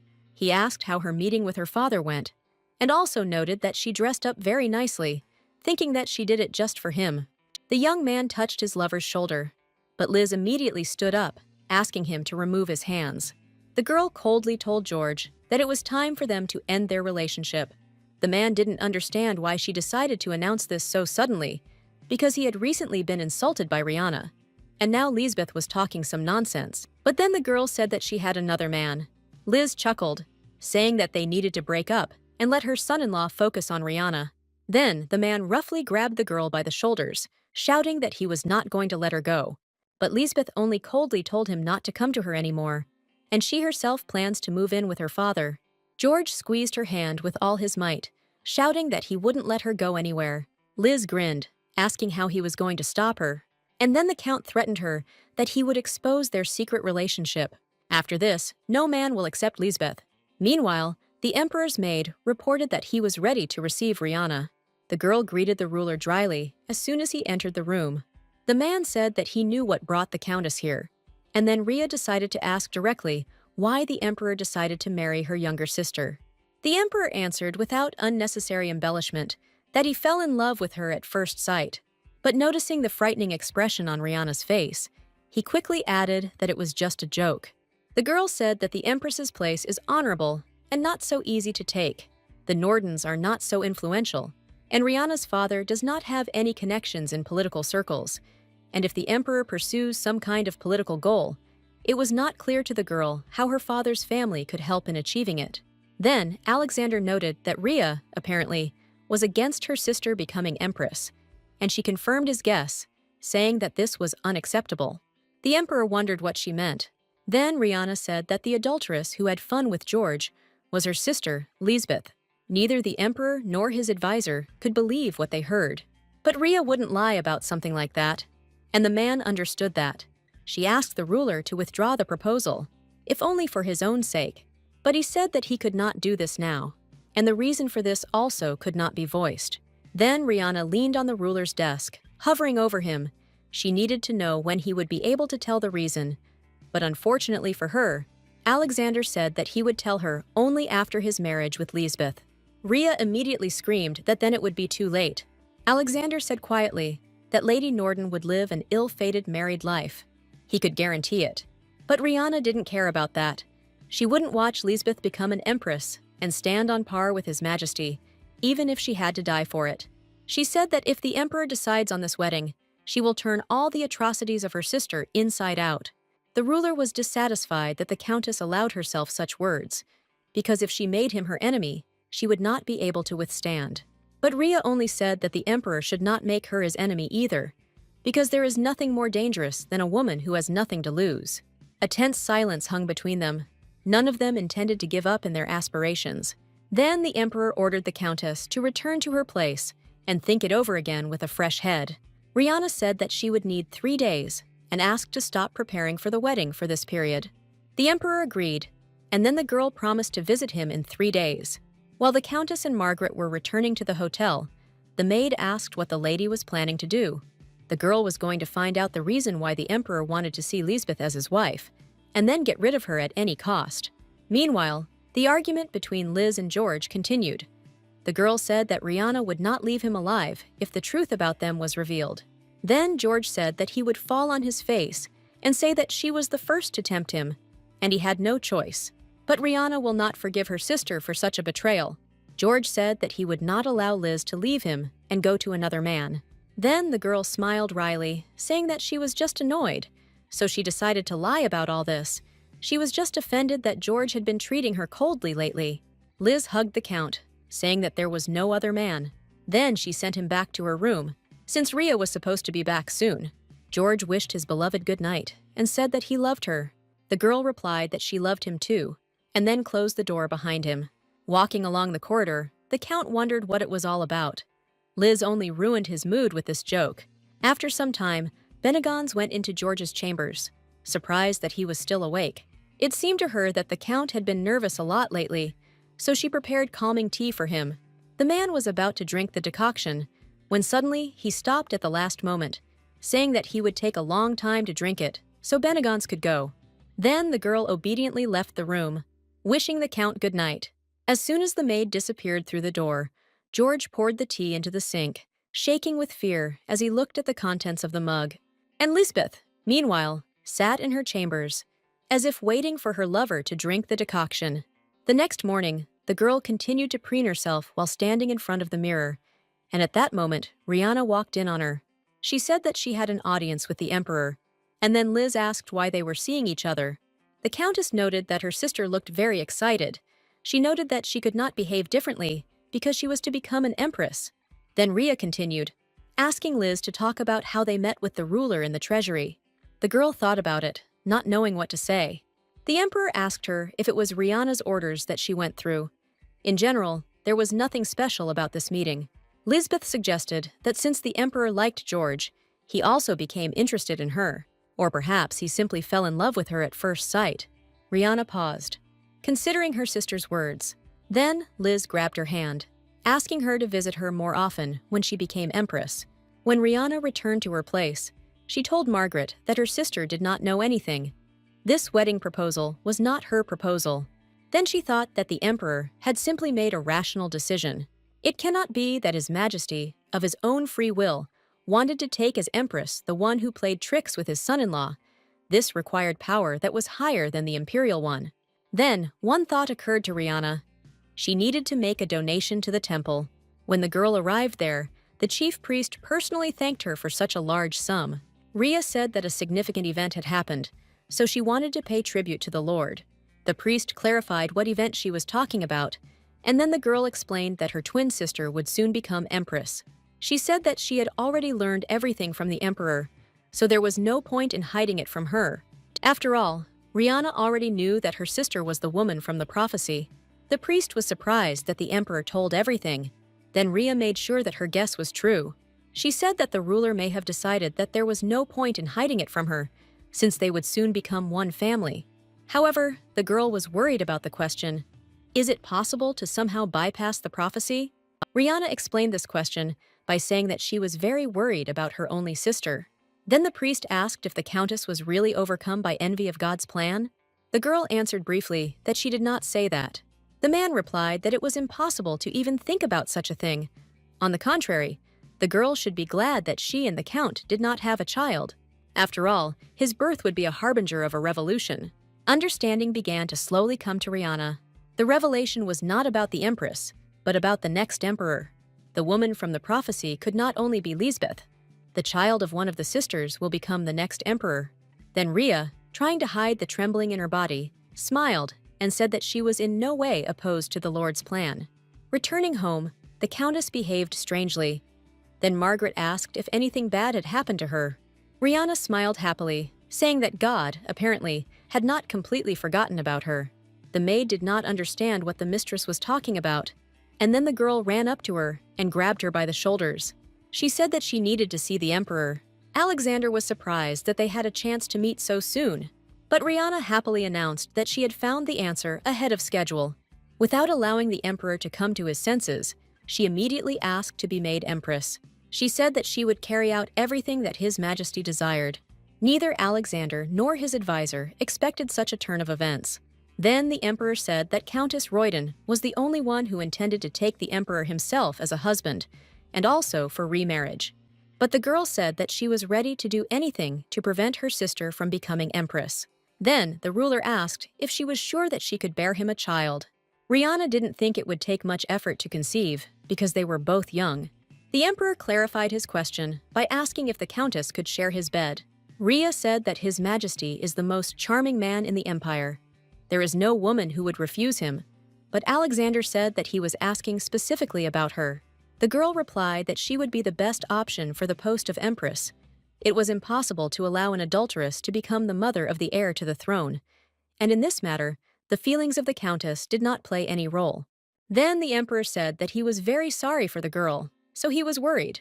Approaching her from behind, He asked if she wanted to throw everything away and start over with a better man.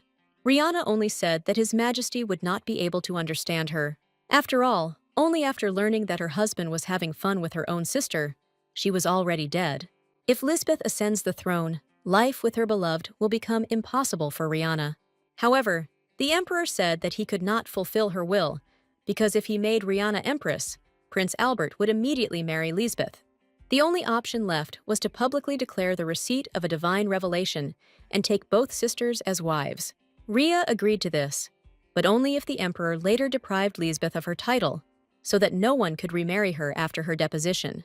Alexander had no reason to object to this condition. He agreed to make Rihanna the empress and Milady Norden his wife.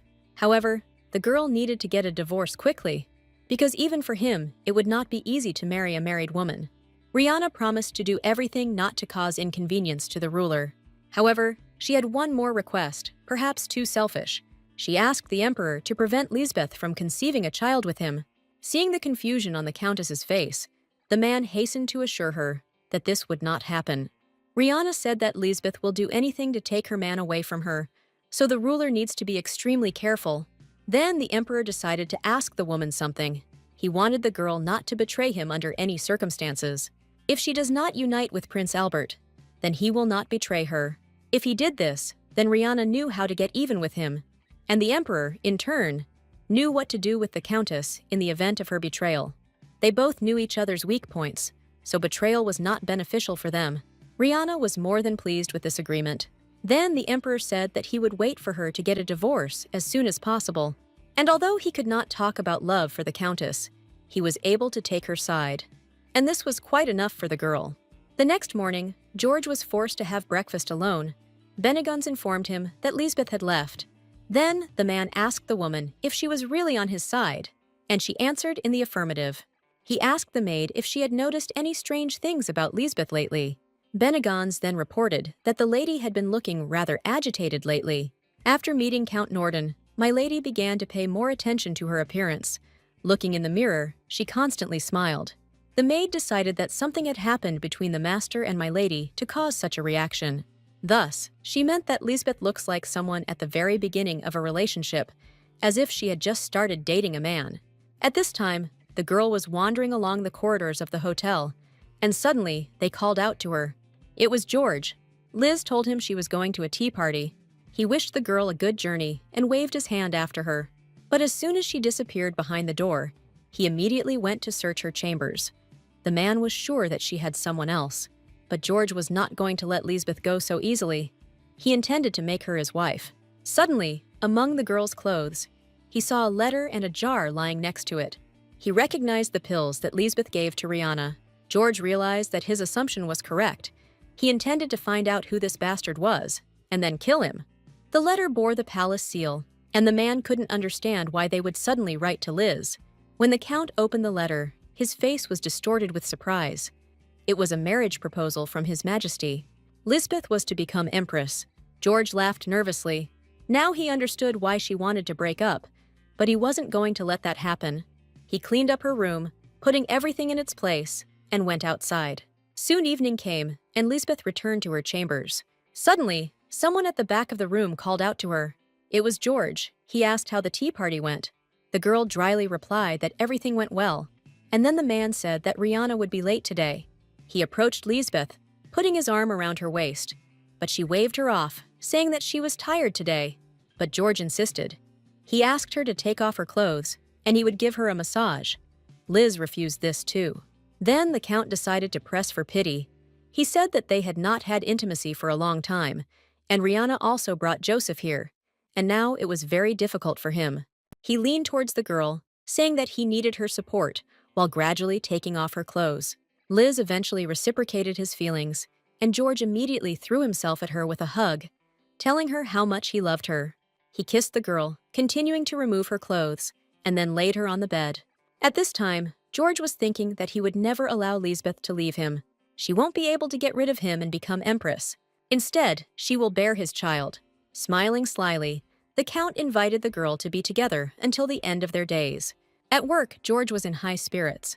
Peekins was surprised, because all this time he had been depressed, and now he was sitting with a smile from ear to ear.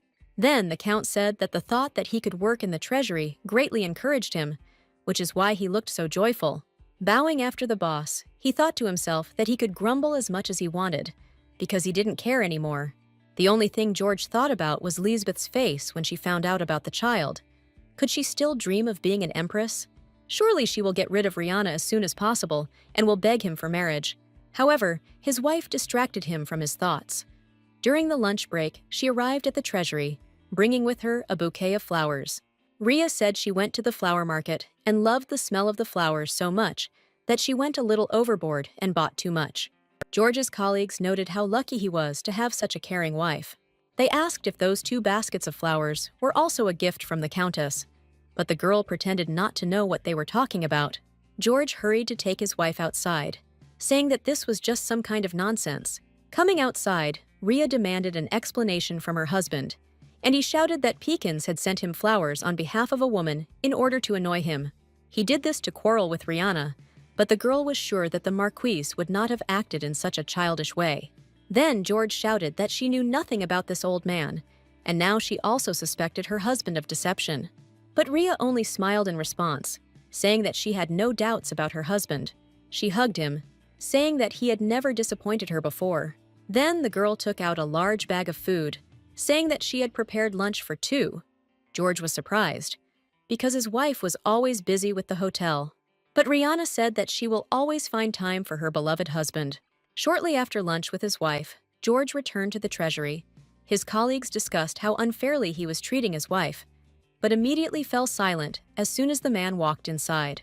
In the evening, after another night spent together, Lisbeth said that there were rumors that the Count had a sponsor, a mistress who sent him flowers and on whose recommendation he got a job. George immediately shouted, saying that he was not that insignificant, and he definitely didn't get the job because of some woman. Then Liz asked what would happen if the rumors reached Rihanna, but the Count was sure that his wife trusted him. But the girl insisted, saying that if he devotes little time to her, then she might check these rumors. Liz asked him to be a little more loyal to his sister, go on dates with her, and give her gifts. Moreover, very soon, there will be a masquerade ball in the palace. George could give her a dress. Then the man thanked Lisbeth for the good idea, saying that he would buy her a dress too, but it would be much more beautiful. Soon the Count actually gave his wife a gift, a floor-length red dress. The girl noted that it was ideal for a masquerade. Then the man came up to her from behind and hugged her, saying that she would be the most charming at the holiday. Rihanna jerked sharply, asking if something had happened to her husband. He was unhappy with this question. Did he really need a reason to love his wife? Rihanna then realized that he was apparently worried about what she thought about the treasury rumors. However, she said she was just very happy. The girl kissed her husband on the cheek, saying that she was happy to be his wife. In fact, she thought that thanks to this, not Lisbeth, but she would become empress, and it would be good if George watched this, depressed and in torment. Soon the masquerade ball began. Rihanna arrived at it, dressed in the same dress and in a mask that matched it in color. Margaret reported that the gentleman was wearing a blue suit and a white bow tie, and Milady Lisbeth was wearing a pink dress and white shoes. Rihanna smiled slyly and headed into the hall, ready to carry out her plan. Lisbeth, meanwhile, overheard others talking about how Earl Royden of the Treasury was cheating on his wife. It was said that someone sent him flowers twice and also got him a job based on a recommendation. Then Liz entered the conversation, saying that Countess Royden had been married for 4 years, but had not given birth. The guests assumed that the girl was infertile, and her husband began to walk for this reason. Lisbeth watched with a sly grin as rumors about her sister's inferiority developed. At this time, George waved at her from above, calling her to him. The girl asked if Rihanna would notice them, but the Count assured her that she had gone to the restroom and that she was wearing a red outfit today, so she would be easy to notice if something happened. Then Liz led him inside the hall. George was a little worried about the large number of people around, but the girl assured him that no one here would recognize them. This is the charm of such events. The next moment, the couple began to dance, not paying attention to the others. George said he wanted to kiss the girl, and she invited him to go outside. As soon as the couple reached the garden, they immediately merged in a passionate kiss. However, at some point, Lisbeth's heel broke and she began to fall. George didn't have time to catch her, and the girl flopped straight onto the grass, clutching her sore leg. Apparently, she sprained it. Then the Count helped Liz up and took her home to then call a doctor to see her.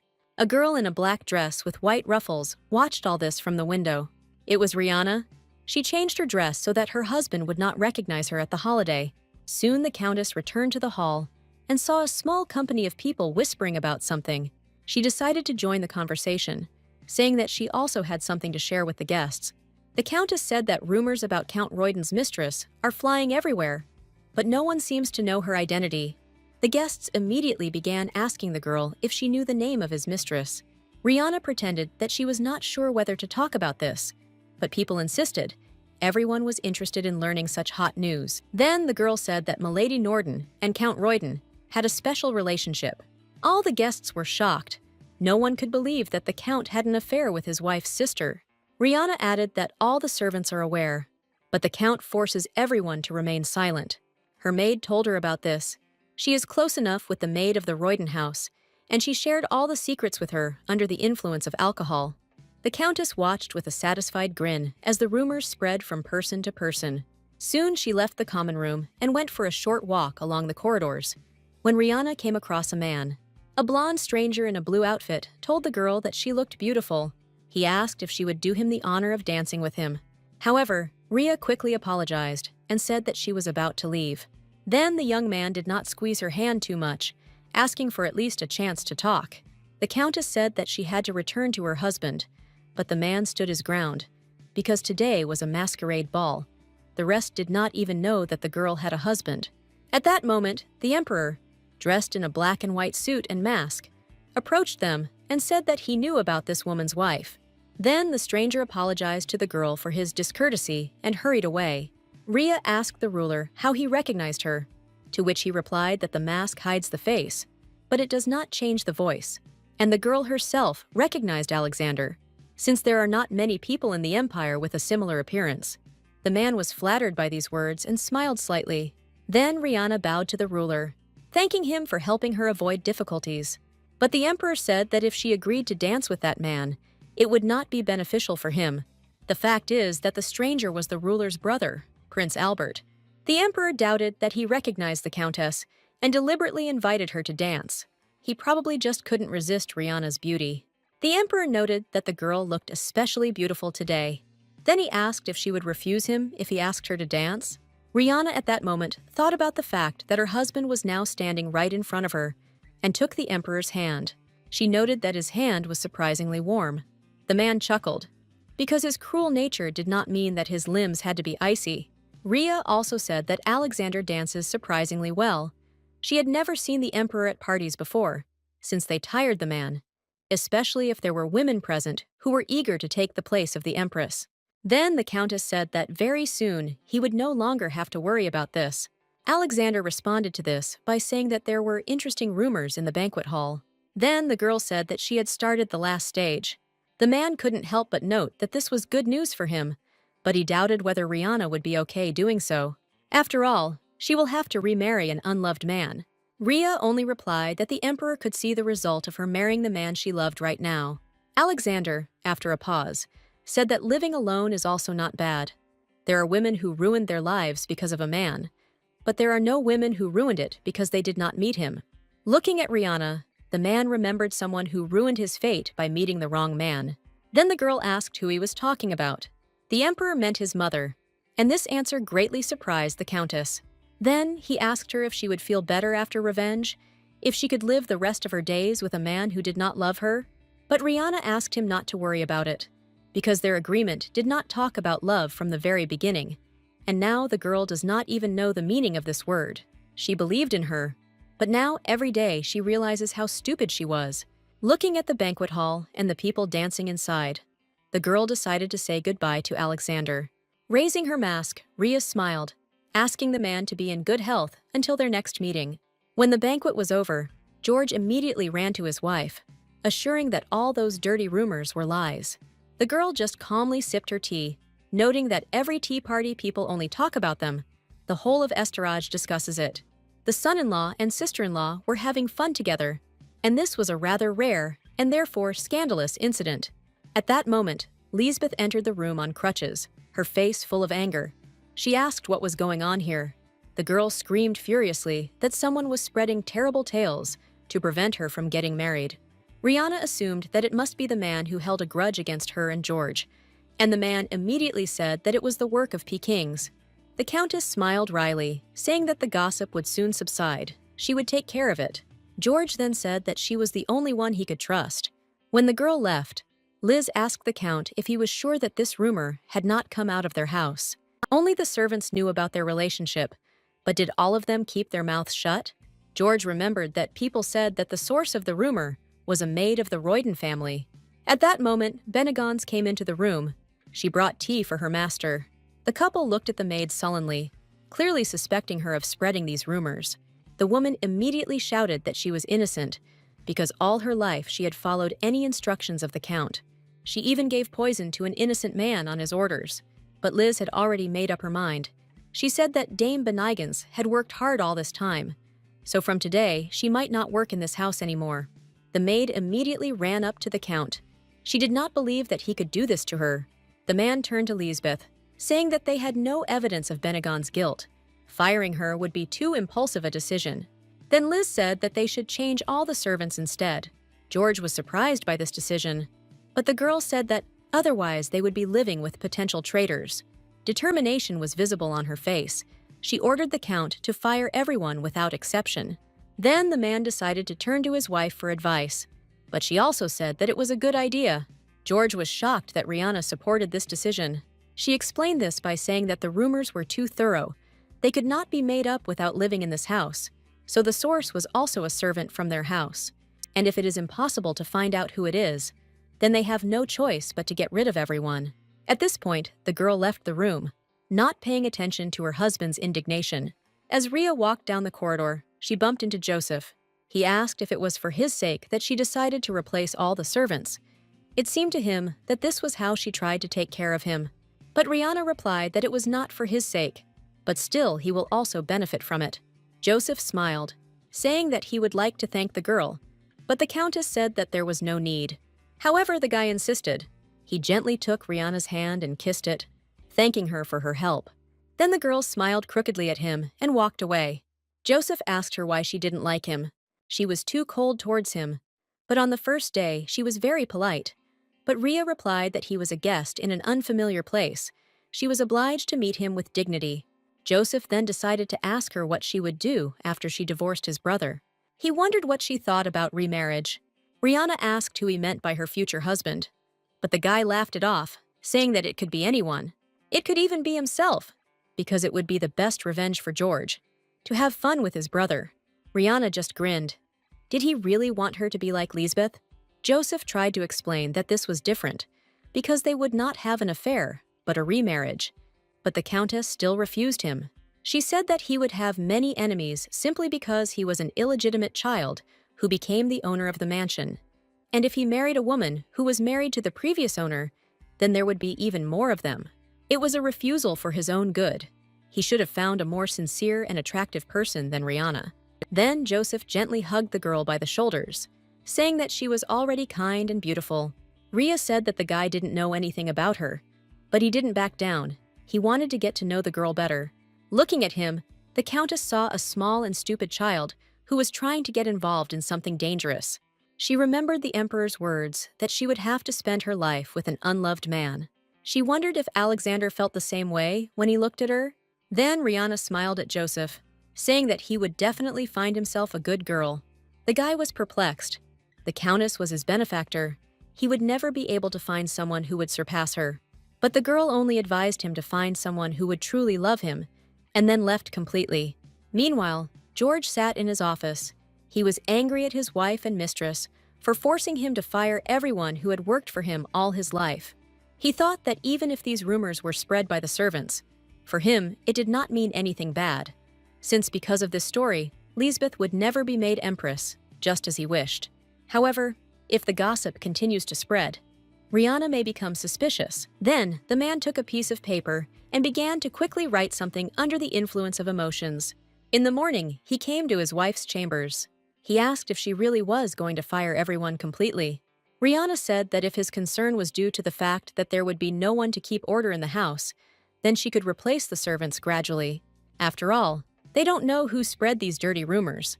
How can they live under the same roof with those who cannot be trusted? Then George asked to leave at least James, his coachman. They grew up together, and the Count was sure that he could trust him. Rihanna wondered why he decided to leave the coachman, and not Lady Bennigon's. However, she decided to agree, and George thanked her for her decision. He also asked her to think about the others, because there was a possibility that it was not the servants who started the gossip. Meanwhile, a young boy arrived to the Countess. He introduced himself as Frankie and said that from today he would work for her.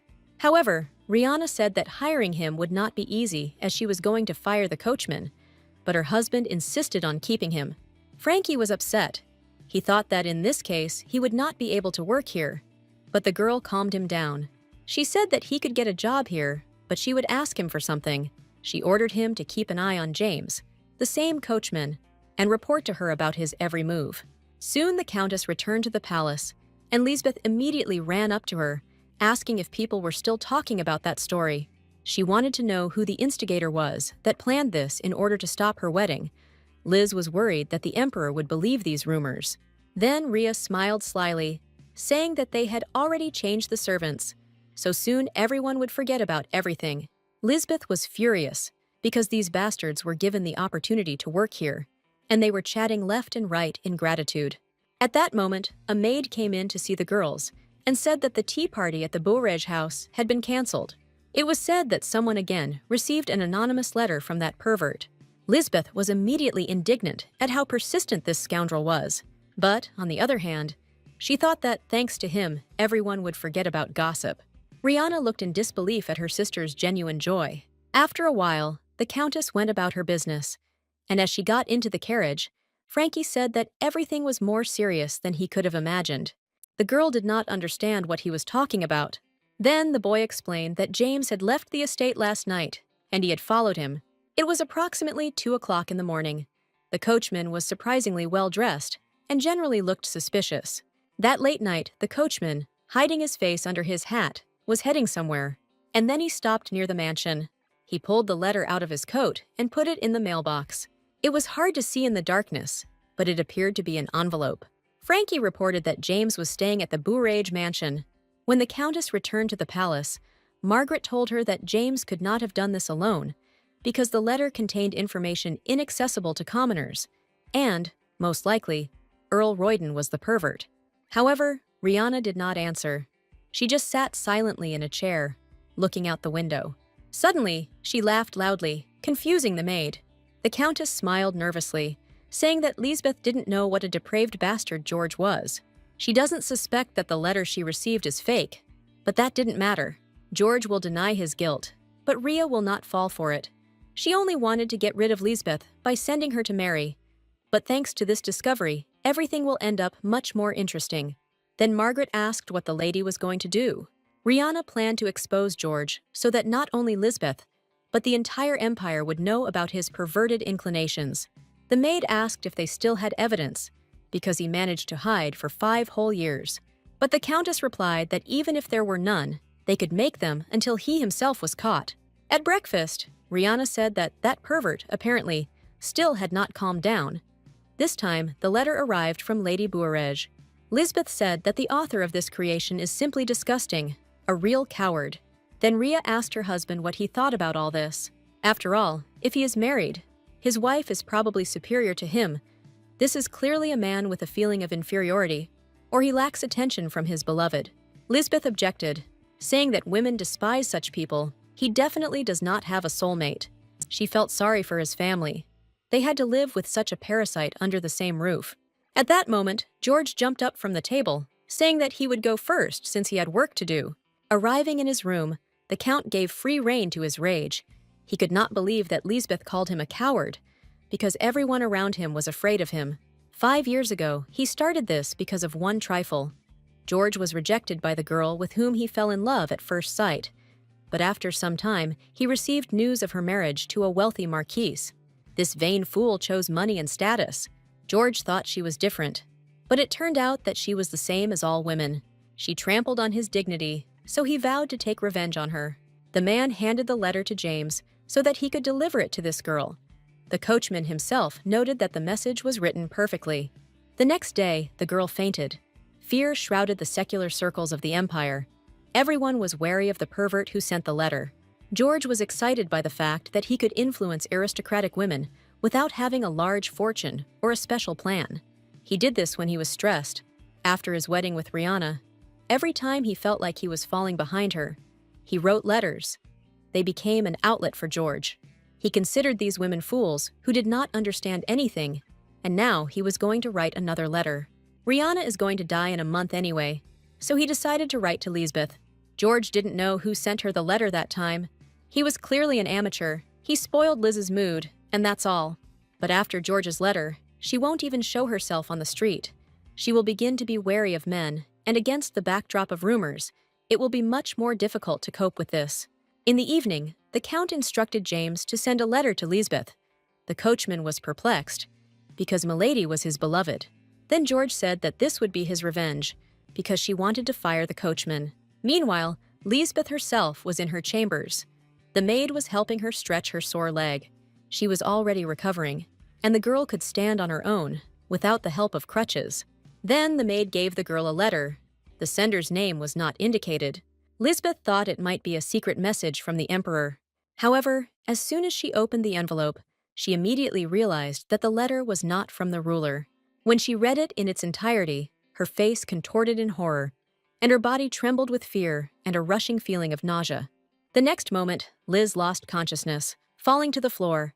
The maids immediately ran into the room, picked up my lady, and carried her to the doctor. Margaret picked up the letter that was lying near the girl. Its content shocked her. The doctor told Rihanna that her sister's confusion was caused by shock, and when my lady found peace of mind, she would feel better. The Countess asked Liz to eat, but the girl only turned away, saying that she was not hungry and wanted to be alone.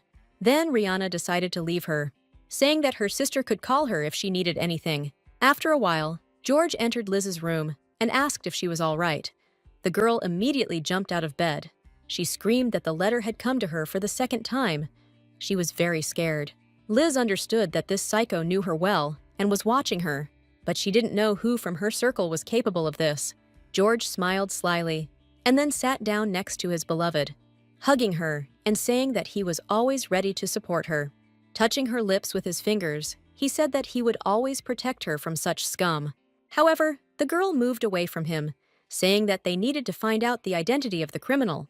Lisbeth was going to talk to Lady Buarage, and George tried to persuade her, citing the fact that it was dangerous to go there now. However, the girl silently left the room, leaving the Count alone. She soon arrived at the estate, and she and Lady Buarage came to the conclusion that the same person was writing to them. Her letter spoke of the blue dress she wore to Lady Shabalt's wedding, which is probably when the scoundrel saw her. Lisbeth thought about it. She was also at that wedding. Lady Buarage was frightened, realizing that someone was looking at her at that moment, with eyes full of dirt and lust. Then Liz said that she would definitely make the scoundrel pay for what he had done. The girl took this matter seriously. She conducted a real investigation, and when the mystery was close to being solved, she came to Rihanna, asking if she had taken the letter that Lisbeth had received earlier. The Countess said that she threw it away because its contents were not suitable for storage, and then asked why her sister was interested. Then Liz said that, in her opinion, someone from their circle was a pervert, because all the ladies who received the letters knew the sisters and were with them at the same events. Rihanna smiled slyly as she suggested asking for guest lists to note who was at each event.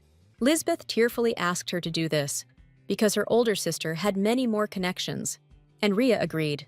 George witnessed their conversation and hid around the corner of their room. When the girls dispersed, she went to Lisbeth. The man advised her to simply forget this situation, but the girl was sure that the scoundrel would not stop there, so it was necessary to nip the problem in the bud. Then George offered her a cup of tea, and Liz, without hesitation, took a few sips. George grinned as he approached the girl. Suddenly, she felt dizzy. The next moment, the cup fell from her hand, and the girl herself fell unconscious on George. The man slapped her on the cheek, screaming and asking her to wake up. And when he realized that Lisbeth definitely couldn't hear him, he carried her to the bed and carefully covered her with a blanket. He then took the bottle of ink and poured the entire contents onto the table, and the letters Liz was working with. George returned to the girl again, gently stroking her cheek, and thinking that she should have listened to him and stopped. Then she would not be lying unconscious now. Soon after this, the Count went to his wife to report that Liz was not well. She was under enormous stress because of the letter and did not want to rest, so she fainted. The doctor said that Lisbeth should rest for several days and not leave the house. Rihanna then said that she had an appointment today, so taking care of her sister falls on George's shoulders.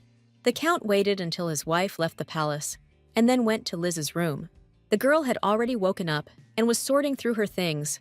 She asked if George had seen the letter and notes that were on the table yesterday, but the man just put his arm around her shoulders, sat her down on the bed, and said that now the girl needs to rest, and sooner or later the letters will be found. Lisbeth obediently lay down in bed, but she did not understand why her head was pounding so much. George said that she was too nervous and gave her some pills to take. Soon the girl felt as if everything was swimming before her eyes, and the man pressed her to him. The next moment, George kissed the girl, and when he was sure that she had definitely lost consciousness, he decided to take advantage of her while she was unconscious. Meanwhile, Rihanna arrived to Lady Bouarej, telling her the shocking results of her investigations. That letter and the guest lists all pointed to one person, her husband, George Royden. The woman couldn't believe it, because Lisbeth also received this letter. How could he send this to his sister-in-law? Moreover, such a crime must have a motive. Rihanna then told the woman that she needed to talk to her daughter. Indeed, on the day that Lady Bouarej received the letter, Rihanna's coachman saw something strange. The next moment, Frankie came into the room, and the Countess asked him to tell him what he saw that day. After a while, evening came.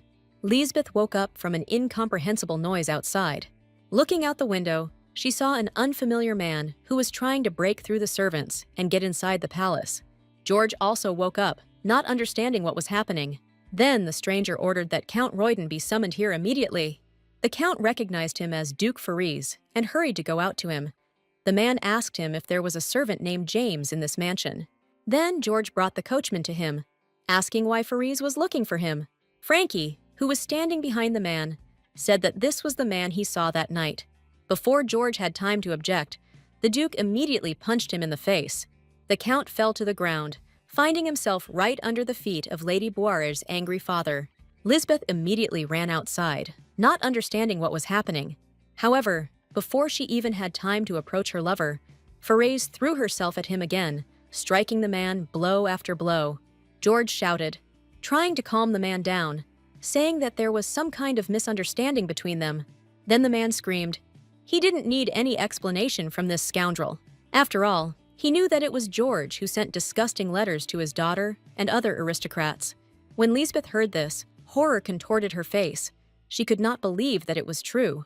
Fariz said that the coachman saw George's servant leave a letter at his house, and then the Count hastened to justify himself that James wrote all this himself. The coachman immediately shouted that it was all a lie, that he was simply following the master's orders. All the letters were signed by the Count, and he was simply handing them over. George screamed with all his might, refusing to admit his guilt. But Fariz did not believe in this, because a simple coachman could not have written a letter of such content, because it testified to the closeness of the sender to the families of the affected aristocrats.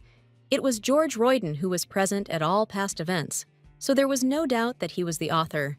After this, terrible rumors will definitely begin to circulate about the daughter of the Norden house. Then George turned to Lisbeth. He grabbed her by the dress, shouting that he had nothing to do with it. However, the girl angrily hid his hand, not wanting to listen to his excuses. She turned around and ran back to the palace, not paying attention to the Count's screams. Fariz then approached George, asking if he had any other excuses. He gave the Count a choice. Either he confesses to what he did in court and accepts punishment, or he will have to deal with him personally. The Count thought that if this came out, his reputation would come to an end. He would be kicked out of the treasury and Rihanna would leave. Then the man knelt down, addressing the Duke. He said that this situation could cast a shadow on his reputation. His daughter is not yet married, and if he gets even with the young guy because of a little prank, then no one will dare to propose to her. However, before he could finish speaking, the man kicked him in the face with all his might. The servants watched in horror as he beat the Count, leaving no living space on him. They wanted to stop him. However, Margaret intervened in the conversation. She said that if the servants wanted to keep their jobs, they needed to keep their mouths shut. Everyone immediately fell silent, silently listening to the sounds of George's blows and pleas. After some time, Margaret reported everything to Rihanna and Fariz's daughter. She said that she had difficulty stopping the man, fearing that he would kill the count. The doctor said that George would likely have problems with his sex life and fertility. Buarej felt that her father had treated the count too harshly, but Rihanna assured her that this was a normal reaction of a loving father. She once again apologized to the girl for her husband, but she understood that this was not the countess's fault. Moreover, she was worried about the fact that the Roydens did not have a child, and after this situation, they would not be able to have one. But Ria said that conceiving a child with George was out of the question. Now she realized how lucky she was that she had not become pregnant by him during all this time. But Lisbeth was having a hard time at that moment. She was hysterical. The girl couldn't believe that all this was really happening. She was sick of how disgusting this situation was. All this time, she met with such a pathetic low brat, and these thoughts did not give her peace. Liz became so ill that the maids had to call the doctor. He told Milady to rest and recover. He also said that last time, Count Royden told him to remain silent, but now he had to report that Lisbeth had recently taken a large amount of toxic substances. The girl immediately jumped out of bed, and the doctor explained that it was the same poison that was used to poison the lady. He asked if she remembered drinking before she fainted. Then the girl stood up in bed and took out a bottle of pills from the chest of drawers, smiling nervously. The doctor said that although he was forced to obey the orders of the count, all this caused him anxiety. Moreover, this drug is fatal to the embryo. Lisbeth was surprised. She did not understand what the doctor was talking about, and then the man said that the girl had been pregnant for some time. After some time, George came to his senses. His entire face was wrapped in cloth and bandages. He was informed that for several days, he was on the verge of life and death. When the count was informed that his wife Rihanna was now at work, the man screamed, not understanding how she could leave her husband alone in such a state. He immediately stood up in bed, ordering clothes to be brought to him, since he did not intend to stay here. George shouted that his job was his duty. He could not lose his place in the treasury, and he was going to prove it to everyone. Soon Margaret informed Rihanna that the count had left for work in this state. In the treasury itself, apparently, he was not welcome either. His colleagues thought that the count should be executed. Rihanna smiled contentedly, because everything was going exactly as she had planned. George, meanwhile, arrived at the treasury. His arm and leg were broken. He could barely walk on crutches. His colleagues were shocked. They could not understand what brought the count here, because he was on sick leave. Then Peekins told him that if he came to write his resignation letter, he could just send it by mail. But George only coldly replied that he had done nothing wrong to be fired. That story was his private life. As a citizen, he had not done anything serious and was going to continue to work here. But Peekins just grinned, saying that he would fire him in any case, because he had defiled the name of all Esterage's officials. He needed to write a letter of resignation immediately. However, George was not going to do this, saying that the Duke of McDonnell had vouched for him, so the place should remain his. Peekins walked past him, saying that in that case, he could keep the place for the rest of the working day. When George went to his workplace, he discovered that the table was no longer there. His colleague reported that a few days ago he was removed by order of the Marquise. At that moment, one of the employees ran into the hall and said that something interesting had been hung in the lobby. Meanwhile, Lisbeth told the doctor that her child had died. The man was shocked. He asked how much medicine the girl had to take for this. He feared that the lady had deliberately killed him, and Liz confirmed this, saying that she was not going to bear the child with the bastard. She will take the most honorable place in Esterage and will never hold some kind of brat to her chest. At that moment, a servant ran into the chambers. She said that a wall newspaper had been posted for everyone to see. It was written on behalf of a servant who had worked in the Royden residence for more than 10 years. It was said that George was a degenerate who lived with his sister-in-law at someone else's expense and had intimate relationship with her for several years. All the servants of the estate knew about this, but kept their mouths shut, fearing punishment. Evidence of the servant's words was also attached at the bottom of the wall newspaper. Before George had time to read everything written, the guards suddenly called out to him. He was detained on suspicion of corruption and attempted murder, and was soon taken to prison, where he will remain pending trial. Until the end, George tried to justify himself, saying that it was all a simple misunderstanding. However, the investigator informed him that the Duke of MacDonald had already confessed everything, so both men would be stripped of their positions and soon sent into exile. Moreover, there were witnesses who confirmed the fact of the Count's assassination attempt. Lady Bennigan said that she had served Royden for a long time, but one morning she was simply kicked out without even giving a recommendation. In addition, fearing publicity, the Count tried to poison her, and then the woman decided that if she continued to endure all this, she would not survive. Therefore, Earl Royden had to be punished, because he endangered the lives of his faithful servants so that he himself could sleep with anyone. Then George tried to convince the investigator that Lisbeth was to blame for everything. It was she who was going to drive out and kill the servants. Then the man asked if the Earl would admit to the charge of poisoning his wife, Rihanna Royden, and then George hesitated. At the same time, the families of the injured aristocrats who received letters from him also filed charges, and an investigation will be conducted on these grounds. Meanwhile, the maid told Lisbeth that the Count had been arrested, and the investigation did not confirm the fact of her complicity. The girl said that Count Norden asked to protect Lisbeth at all costs, but the girl herself said that it was all over. Her father could prevent his daughter from being sent to prison. However, he will not be able to do anything about the fact of betrayal of the Emperor. Lisbeth faced many charges: adultery, attempted murder. Among other things, she would be an empress who conceived from another man. Meanwhile, the truth about Count Royden's betrayals spread throughout the empire. The meeting between Rihanna and Lisbeth was not long in coming. The Countess slapped her sister on the cheek, asking what it was like for her to sleep with her husband. Lisbeth laughed madly, saying that Rhea seemed very offended that such a hubby was taken away from her. However, Rihanna understood that it was only a matter of George being her husband, because Lisbeth thought that by taking men away from her sister, she could defeat her. But she won't succeed, and if she keeps this feeling of inferiority to herself, then perhaps the day will come when she will win and become empress. Lisbeth was shaking with anger and fear, but she did not dare to answer. Rihanna then ordered her sister's things to be brought into the hallway as Lisbeth was returning to the Norden residence. Thanks to their father, the girl will not be in prison with George. The man took care of his daughter, and that was the only reason why Rihanna kept her alive. After some time, George was informed that a visitor had come to see him. It was Rihanna, and as soon as the man saw her, he immediately rushed to his wife with a smile on his face. He knew that she would not believe these rumors and would come to save him.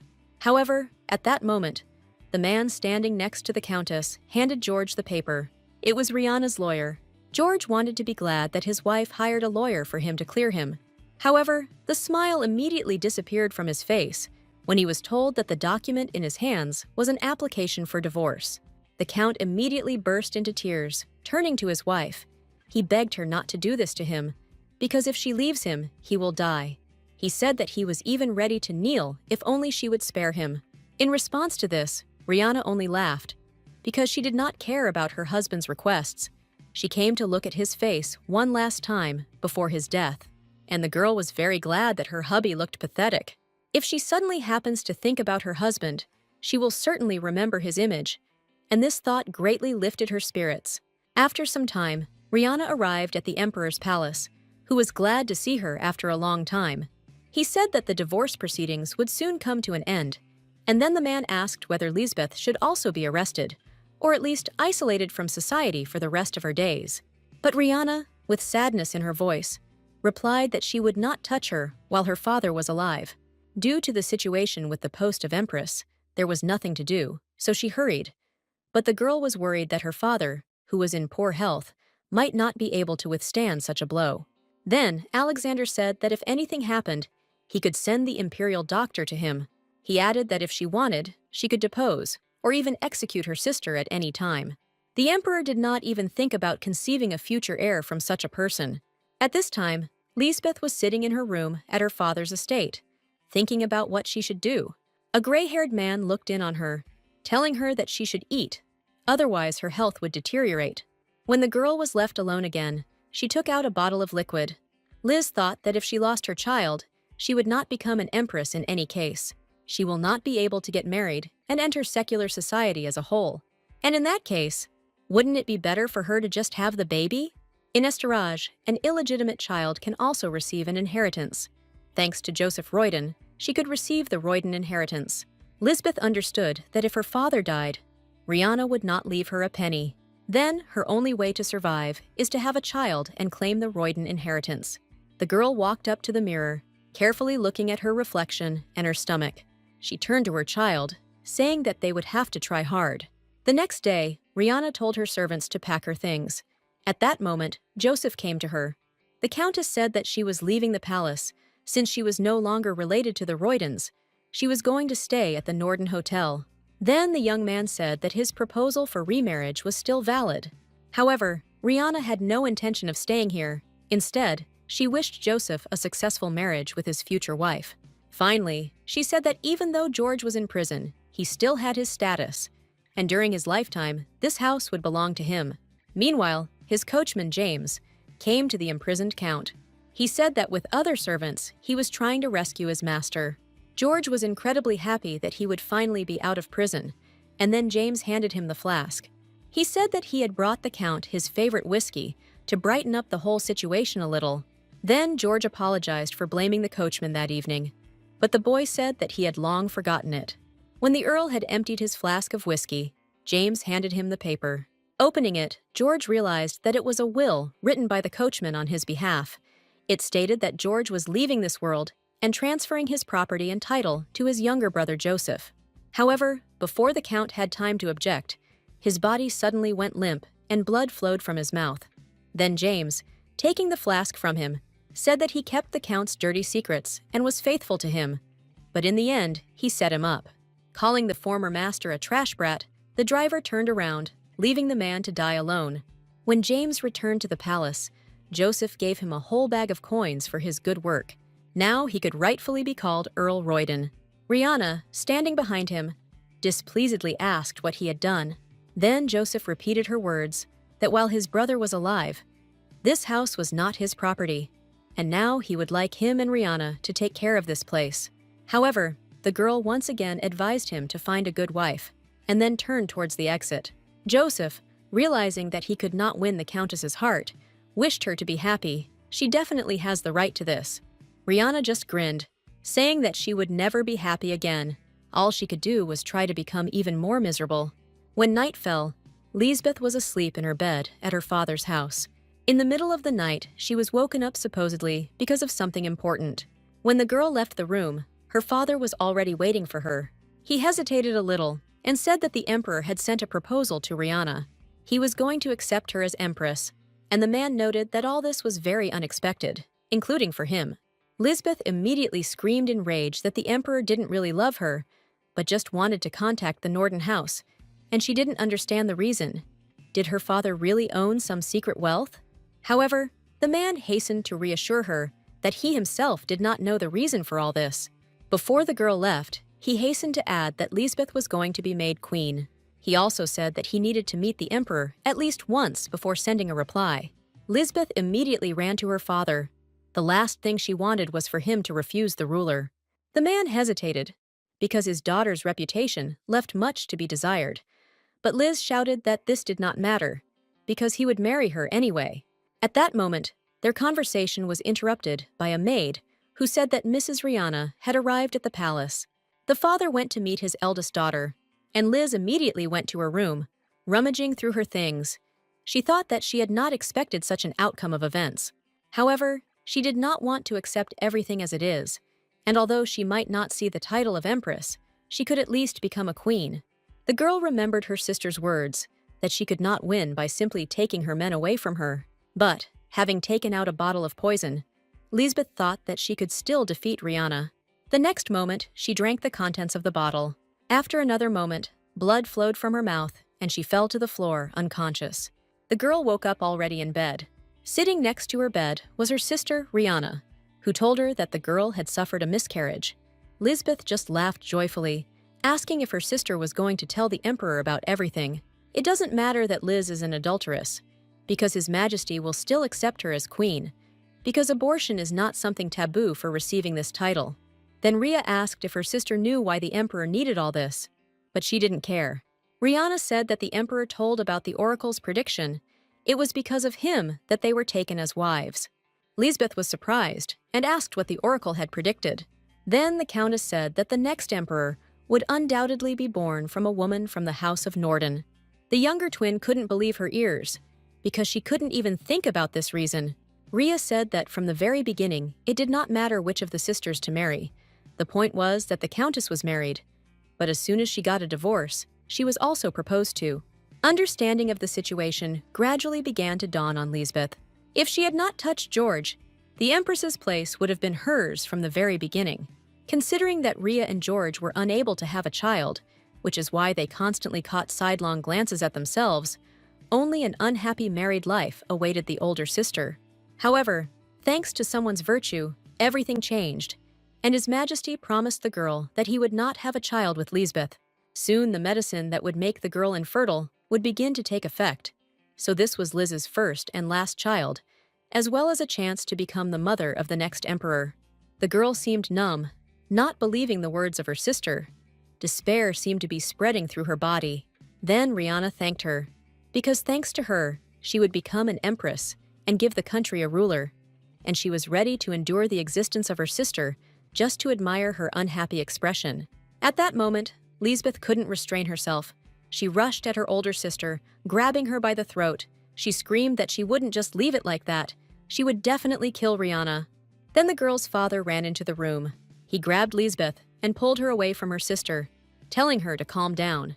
The girl screamed that this creature had stolen her place, and then her father hit her hard on the cheek. He said that her behavior was outrageous. She was the only culprit here, and she could not atone for her pig even if she was on her knees. Then Rihanna announced that she was going to take her leave, and her father wished her good luck on her journey. When the girl left the room, Lisbeth looked at her father with a crazy look, saying that he had hit the future queen, and for this, he would face consequences. The man shouted in response to his daughter's impudence, saying that he would immediately send his refusal to the emperor. Liz threatened him, saying that he had no right to go against the oracle's prediction. Then the father said that he was not going against him, because Lisbeth was not Norden. 23 years ago, an interesting situation happened. An acquaintance of Gordon, Rihanna's father, went to prison. He was called a traitor. The guy's name was Howard. He said he was falsely accused. However, he asked the man not to worry about him, because his life was already coming to an end. However, he still had a daughter. As soon as he was imprisoned, his wife gave birth prematurely, and the only thing he asked Gordon for was to give his child a good life. After all, if everything continues like this girl will live a miserable slave life. He asked the man to accept his daughter as his own, because Gordon himself would soon have a daughter, and he could declare the girls twins. Howard voiced his last request, to take his daughter Lisbeth and raise her like Lisbeth Norden, and immediately after that, he passed away.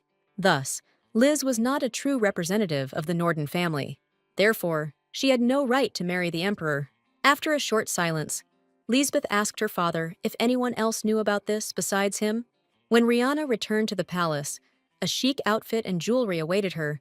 It was a gift from the emperor for today's celebration. The girl hesitated. She was a little embarrassed to receive such expensive gifts, but the maids reported that the ruler insisted that she accept it.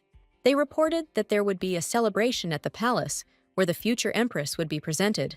And since Rhea was temporarily in the Norden estate, preparations would not be easy. So the emperor ordered a gift to be sent. Soon the holiday itself arrived. The girl appeared at it in the outfit donated by Alexander. All the guests were amazed by the beauty of the future empress. Lisbeth was also present at the celebration, noting that her sister fits her new status like no one else. Fakely smiling, the girl said that she was very glad that she would continue to live with the future empress. Seeing her sister's cold face, Liz said that she loved her no matter what, even if Rihanna herself hated her. However, at this moment, everyone suddenly fell silent. The emperor himself appeared in the hall, dressed in a chic white suit. Rihanna and Lisbeth immediately greeted the ruler. However, Alexander did not even pay attention to Liz and immediately went to her older sister. The man took her hand, inviting her to the first dance, and the girl, smiling broadly, agreed. Lisbeth was left alone. watching with envy as the emperor led her sister away. As the couples began to dance, Rihanna thanked the man for such a wonderful gift. Then Alexander asked how the father of the future empress was doing. The girl replied that he was a little ill, but his condition would improve as both his daughters became part of the royal family. Thus, the queen could not be touched for the time being. Count Norden was weakening, so Rihanna was worried. And this worried the emperor himself. The girl was surprised that the ruler was worried about such things, but he said that she would become his wife, so of course, he thinks about that too. Rhea noted that she would not be the only wife of His Majesty, but for Alexander, she was the only wife he was worried about. After all, everyone knew the saying, "You marry two, but love one." But the emperor proposed to keep the question of feelings a secret for now. Meanwhile, the music ended, and then Alexander invited Rihanna to dance again. At that moment, Lisbeth approached them. She apologized for her tactlessness, but still decided to invite the emperor to a dance. Then the man said that he was forced to refuse, since he had already made his promise. But Lisbeth did not give up. She said that she wanted to ask Alexander a question. She asked if he knew that his sister could not have a child for 4 years. Rihanna immediately lowered her head, and the emperor gloomily asked Lisbeth what she wanted to say. The girl explained this by simple curiosity, because if her sister could not give birth to a child, the ruler would have to do something about it. Rihanna stood in a daze. She herself understood this problem, but did not know how to answer it. She and the emperor agreed that she would give birth to an heir, and His Majesty would not consider Lisbeth as a candidate for the prince's mother. However, there was still a possibility that Rhea would not be able to give birth to a child at all. She was distracted from these thoughts by a sudden appearance in the hall. He said that he had an urgent message for Lady Rihanna. The young boy reported that Count Norden had died. The girl couldn't believe her ears, and at that time, her sister chuckled slyly. Seeing the smile on Lisbeth's face, Rihanna immediately understood everything. It was she who killed their father. Then she felt that the ground seemed to be sinking into her from under her feet, and the next moment, the girl fell. The emperor managed to catch her, trying to bring her to her senses. Lisbeth also ran up to her, pretending to help her. However, when Rihanna's feelings returned, Liz reported that the poison she drank was fatal to the fetus. She asked her if she thought a person who had been using it for a year would be able to get pregnant. Sometime later, the day came for the funeral of Gordon, Rihanna's father. It was reported that he had a heart attack. The help was not provided in a timely manner, and this led to death. However, Rihanna didn't believe it. Her father never had heart problems. There were so many servants in the estate, but no one really knows anything. However, then the girl thought that that day all the servants were busy dressing Lisbeth, so only her father and Liz herself remained in the estate. She remembered her sister's smile at the party. It turns out that she was aware of all this from the very beginning. Rhea couldn't believe that Liz actually decided to do such an act. At that moment, Margaret approached her. She said that she would take a place for the lady so that she could say goodbye to her father for the last time. Standing in front of Gordon's coffin, Rihanna said that according to doctors, he died due to heart disease. The autopsy also found no traces indicating murder. But why then do anxious thoughts haunt her? Rihanna guessed that it was all because she let Lisbeth kill her father. But if it really was her doing, then she definitely won't wait for mercy. Rihanna intended to destroy everything that was dear to her with her own hands. When the farewell was over, the girl said that they needed to find out what her father was doing on the day of his death. She instructed Margaret to check on everyone in the estate, including everyone who had been here at least once in the past month. It was also necessary to find out what Lisbeth was doing and who had seen her last that day, because it was obvious that they still did not know something. After some time, the wedding day of Rihanna and the emperor arrived. The maids were in full swing preparing the palace for such a significant ceremony. Margaret personally helped her mistress. She thought about the best way to take revenge on Lisbeth, and came to the conclusion that if Rihanna and the emperor were truly happy, it would be a huge torment for her. Thus, Rihanna will be able to take revenge on her sister, and at the same time, she will remain happy. But the girl herself was tormented by the question, will she be able to experience love again? After George's betrayal, she realized that love would not protect her. She did not know how Alexander felt, and besides, they were bound by a contract. It's impossible for a relationship like this to be about love, and these thoughts were tearing Rihanna apart. However, her preparations were completed, and she had to go to the ceremony. The girl appeared in a luxurious wedding dress. Its train was so large that Margaret had to help the lady carry it. Alexander was already waiting for her near the altar. He noted that his bride looked beautiful as never before. When Rihanna came down to him, they both turned back to where Lisbeth was standing. The girl was dressed in a simple dress, and overall looked very awkward compared to her sister. However, the newlyweds were not particularly worried about Liz's condition. The emperor took Rihanna by the hand, calling her his empress, and invited her to go into the hall. Lisbeth was filled with hatred from everything that was happening, because she was literally the third wheel here. The next moment, Rihanna and Alexander entered the ceremony hall. The guests rejoiced as they met the future empress. Meanwhile, Liz trudged along alone behind the couple. None of the guests wanted to greet her. Soon the wedding ceremony began. The priest read a prayer, asking if the emperor was ready to love and respect the Norden sisters, in sorrow and in joy, and also to fulfill the duty of a husband. Alexander answered in the affirmative without hesitation. When it was Rihanna's turn to take her oath, her face grimaced, but she replied that she agreed.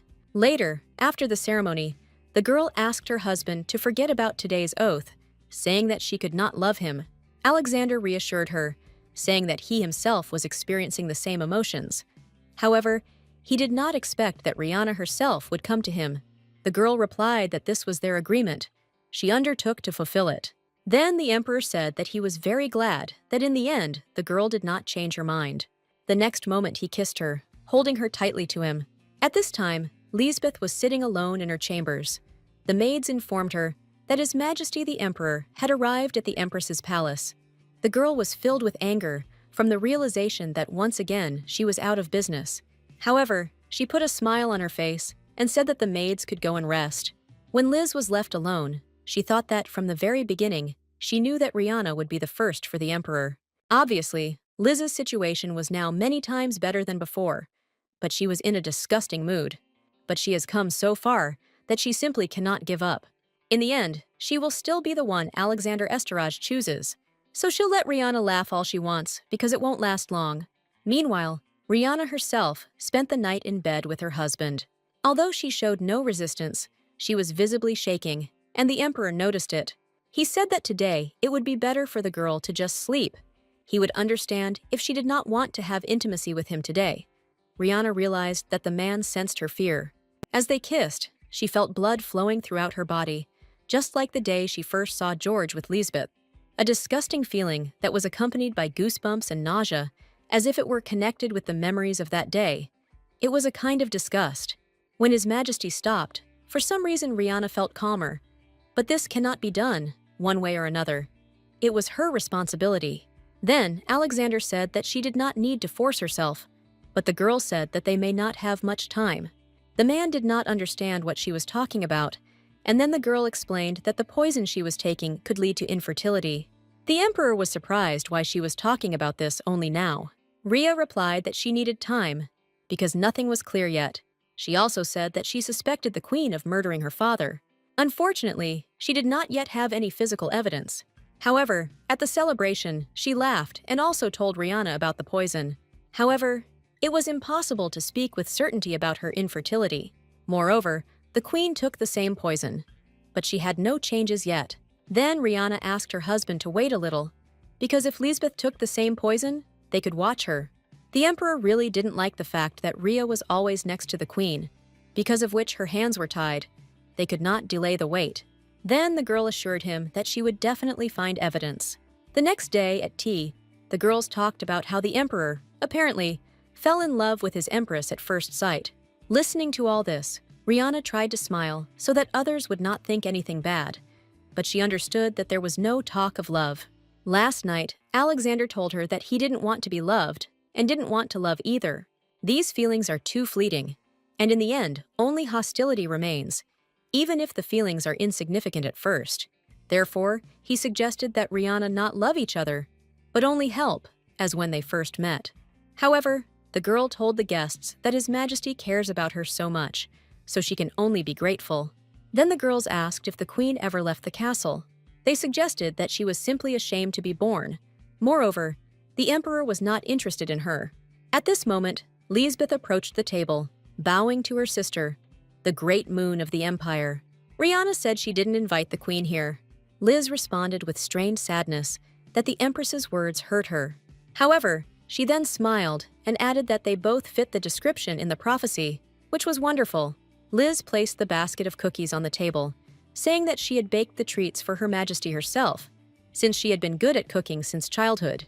Rhea said it was so long ago that she didn't even remember anything like that. But Liz remembered it like it was yesterday. Then the girl approached the Empress, asking if it could be that she too was poisoned. Rihanna didn't understand what she was talking about, and then the girl said that it was just a joke. She sat down at the table, saying that she was simply offended that she was not invited to the tea party. Noticing the perplexed faces of the girls, she asked if her joke was really that bad. Then the queen handed the cookies to everyone, saying that they didn't look very good, but they tasted good. All the girls immediately hesitated, citing problems with their throats and so on, rather than try the queen's treats. Then Lisbeth said that in that case, she would eat everything herself, and took a bite of the cookie. The guests looked at each other nervously, not believing that the queen herself decided to taste her preparations. Liz smiled, asking the Empress to at least sometimes call her for tea, because she had no one except her sister, and their father would really like to see them together. Rihanna's face immediately darkened. Lisbeth acted as if she had not killed the man. The guests noted that the Empress, apparently, had not yet had time to recover, because the Count died so suddenly. Then, one of the women said that Count Norden rested in peace, because both of his daughters occupied such high positions. Rihanna thanked the girl for her kind words, but Liz interrupted their conversation. She said that she was the first to receive an offer from the Emperor, but because of the terrible rumor, she was stripped of her status as Empress. It was just as hard for her father as it was for her, because the rumor spread so quickly, as if someone had deliberately spread it. But Lisbeth hoped that she would not have conflicts with others because of this. Rihanna thought that you would have to be a fool not to understand the meaning of the words spoken by Lisbeth. Initially, the right to become Empress belonged to her, but it was taken away from her, and she became queen. No one knows if the queen is really that immoral, or if someone just started an unfounded rumor. And if so, did the Empress get her place fairly? If you skillfully mix truth with lies, people's doubts will increase, and Lisbeth used her head well this time. Then, Liz added with a smile that despite the injustice, just being close to Her Majesty the Empress is a great joy for her. Rihanna replied that if she really is so grateful, then she needs to be more careful with her words in the future. After all, it seemed as if she doubted His Majesty's worthy decision. It's unlikely that the Emperor knew anything if he ended up putting Lisbeth in her place. Rihanna said she should be grateful to the Queen for the prophecy, and hoped she would take it into account while living in the imperial palace. Meanwhile, Alexander went to the temple, but was informed that there were no new prophecies. There was no prophecy for more than 30 years. The previous emperor received only one prediction in his entire life, so Alexander should not have expected too much. The emperor wondered if the empress and queen were poisoned and could not have children. He believed that there would be no new prophecy, so it happened, and by the set date, the next emperor should be from the Norden family.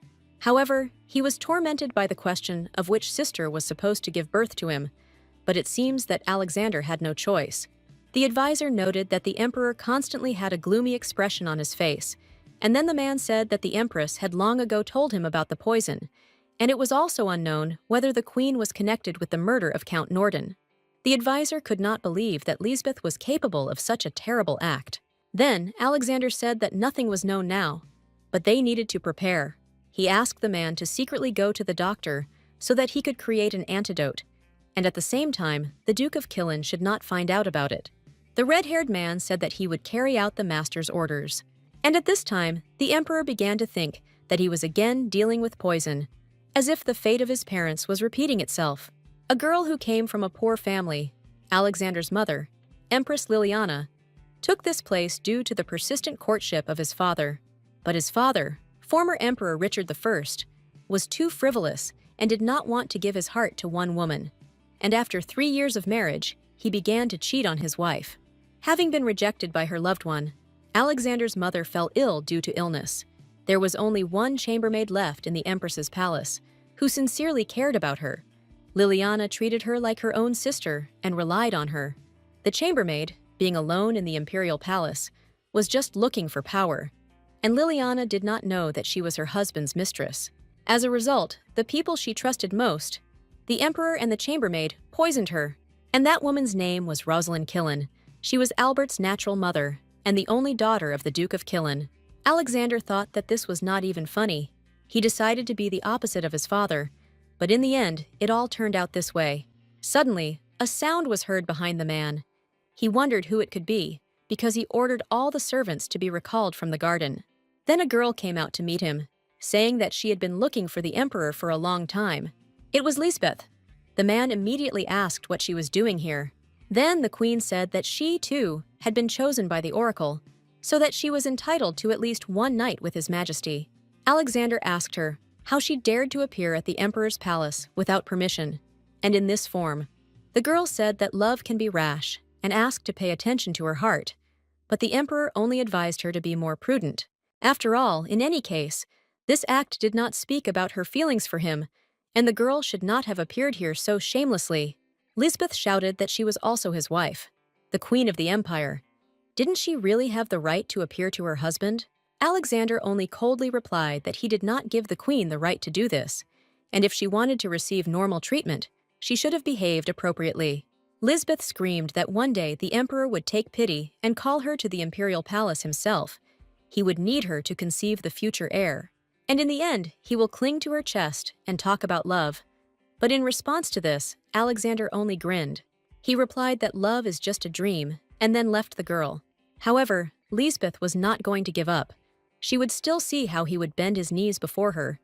But before that, she must definitely get rid of Rihanna. In the morning, the empress was informed about the conflict between the queen and her husband.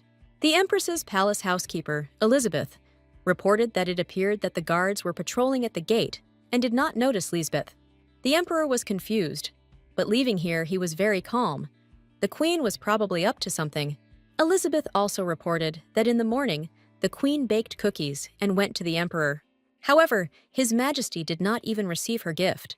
Then Rihanna said that they needed to prepare wine as a gift for His Majesty's birthday. This was the first celebration after the wedding, so it was necessary to take something rare and expensive. However, the housekeeper said that this would not be a good idea. As it turned out, the emperor was not famous for his love of wine. This was not known to many. Alexander only drinks white wine in small quantities, but even then, it would not be a good gift. Then, Elizabeth offered to prepare an apple pie for him. As a child, Empress Liliana often prepared it for her son. Deciding that this would be a great gift, Rihanna announced that she would make the pie with her own hands. The palace's chief pastry chef, Alain, was sent to help the girl. Rihanna had heard a lot about him being a professional in his field. Alain stated that he also prepared dishes for the empress herself. Then the girl said that she had never cooked before, but the man promised her that everything would not be so difficult. However, as soon as he turned away for a moment, the stove behind which the empress stood burst into flames. All her preparations were once again burned out. But Alain did not lose heart. He believed that the lady would definitely succeed. However, Ria got burned, so her wound had to be treated first. At that moment, Margaret ran into the kitchen and announced some urgent matter. Then Rihanna asked if everyone had really run away from their seats. When the girls left the kitchen, Margaret reported that no evidence had yet been found, nor had there been any witnesses. It was said that there were no quarrels between the Count and Lisbeth. Before the Count's death, they communicated pleasantly during meals. However, there was something strange in this story. The cook, who was supposed to have a shift that day, received a recommendation the day before and hastily left the estate. She disappeared before she could be questioned. Moreover, the letter of recommendation bore Rihanna's signature. Meanwhile, Lisbeth was surprised at how quickly her maid dealt with that cook. It was quite a difficult matter, and she was glad that the girl had coped with it. However, she was worried whether she had tied up all the loose ends. Then the girl said that she hid her so that no one could find her. Everything turned out to be much simpler because she had no family or friends. Even if someone found something, the maid promised to deal with it, and all the mistress had to think about was getting the highest position. Lisbeth was surprised by such an unusual approach to the matter. As a rule, people like this girl have a motive. And then she asked the maid if she could trust her. Then the girl replied that she would prove her loyalty to the queen with all her might. After all, her life depended on Lisbeth. If the traces lead to them, then she cannot avoid execution. However, if the queen is elevated, she will be able to claim the title of chief maid in the palace. Lisbeth noted that she and this girl were quite similar. Her parents were in debt from gambling, and she left shortly before they sold her little sister. And by how much she reaches for money and tries to climb career ladder, we can say that she is not an ordinary girl at all. However, Liz didn't know if she could trust her, because now the Emperor supports Rihanna in everything, and she also needed someone loyal. There was nothing Lisbeth could do in the palace, so it would be nice to have extra hands. But Rihanna manages all the maids from the Norden estate, so she needs to be careful. For now, Liz could only trust the servants from her palace who had not yet dealt with her. A girl who was so hungry for money and recognition couldn't just betray her, so she decided she could use Diana. The queen gave the maid a large bag of money, enough for living expenses and additional needs. Diana thanked her mistress and promised to prove her loyalty to her. Then Lisbeth told her that from now on she would be her eyes and ears. Meanwhile, Margaret treated Rihanna's wound, which turned out to be more serious than expected. But the Empress refused the help of a doctor. She was more interested in her personal errand. They had to find the missing maid before Lisbeth beat them to it. Margaret promised to find her as soon as possible. Then, Rhea asked the girl to help at a dinner party, where their first meeting with Prince Albert would take place. The Empress was worried that something would go wrong. When the meeting arrived, the girl, as she had expected, was having some difficulty eating due to her wound on her finger. Then the Emperor brought a fork of food to Rihanna, asking her to help herself. The girl was embarrassed, saying that she could ask the servants, but the Emperor insisted. He saw that Rhea couldn't even hold a fork properly. Then he said that he intended to feed her himself. The girl hesitated, saying that the prince and queen were sitting in the hall, but this was Alexander's plan. He deliberately staged this scene in front of their eyes. Then Rihanna smiled and said that she would not refuse such a tempting offer. Having carefully tasted the food from her husband's fork, the girl turned to Prince Albert, saying that his brother was very caring. The young man said that in secular circles, everyone had heard about their warm relationship. Rihanna noted that this is all thanks to the care of His Majesty. He is always there, so getting used to life in the palace was not so difficult. Then the girl asked what Lisbeth thought about this, and she, stuttering a little, agreed with the Empress. Albert asked Rihanna to take care of his brother, because he always wanted Alexander to have a good family. He said that he would like to quickly receive news about the child from the prophecy, but the Emperor interrupted him. The man said that his brother was especially talkative today. He asked him to continue to watch his words and not start empty conversations in order to avoid misunderstandings. Then, Lisbeth asked if the Emperor would like to spend the night in the royal palace. Today, good wine was brought there, but Alexander only took Rihanna by the hand, saying that tonight he was going to spend time with the Empress. Seeing this, Liz immediately fell silent, looking at her sister with hatred. Meanwhile, the action moves to an unknown palace. A middle-aged male duke was sitting at the table when suddenly there was a knock on his door.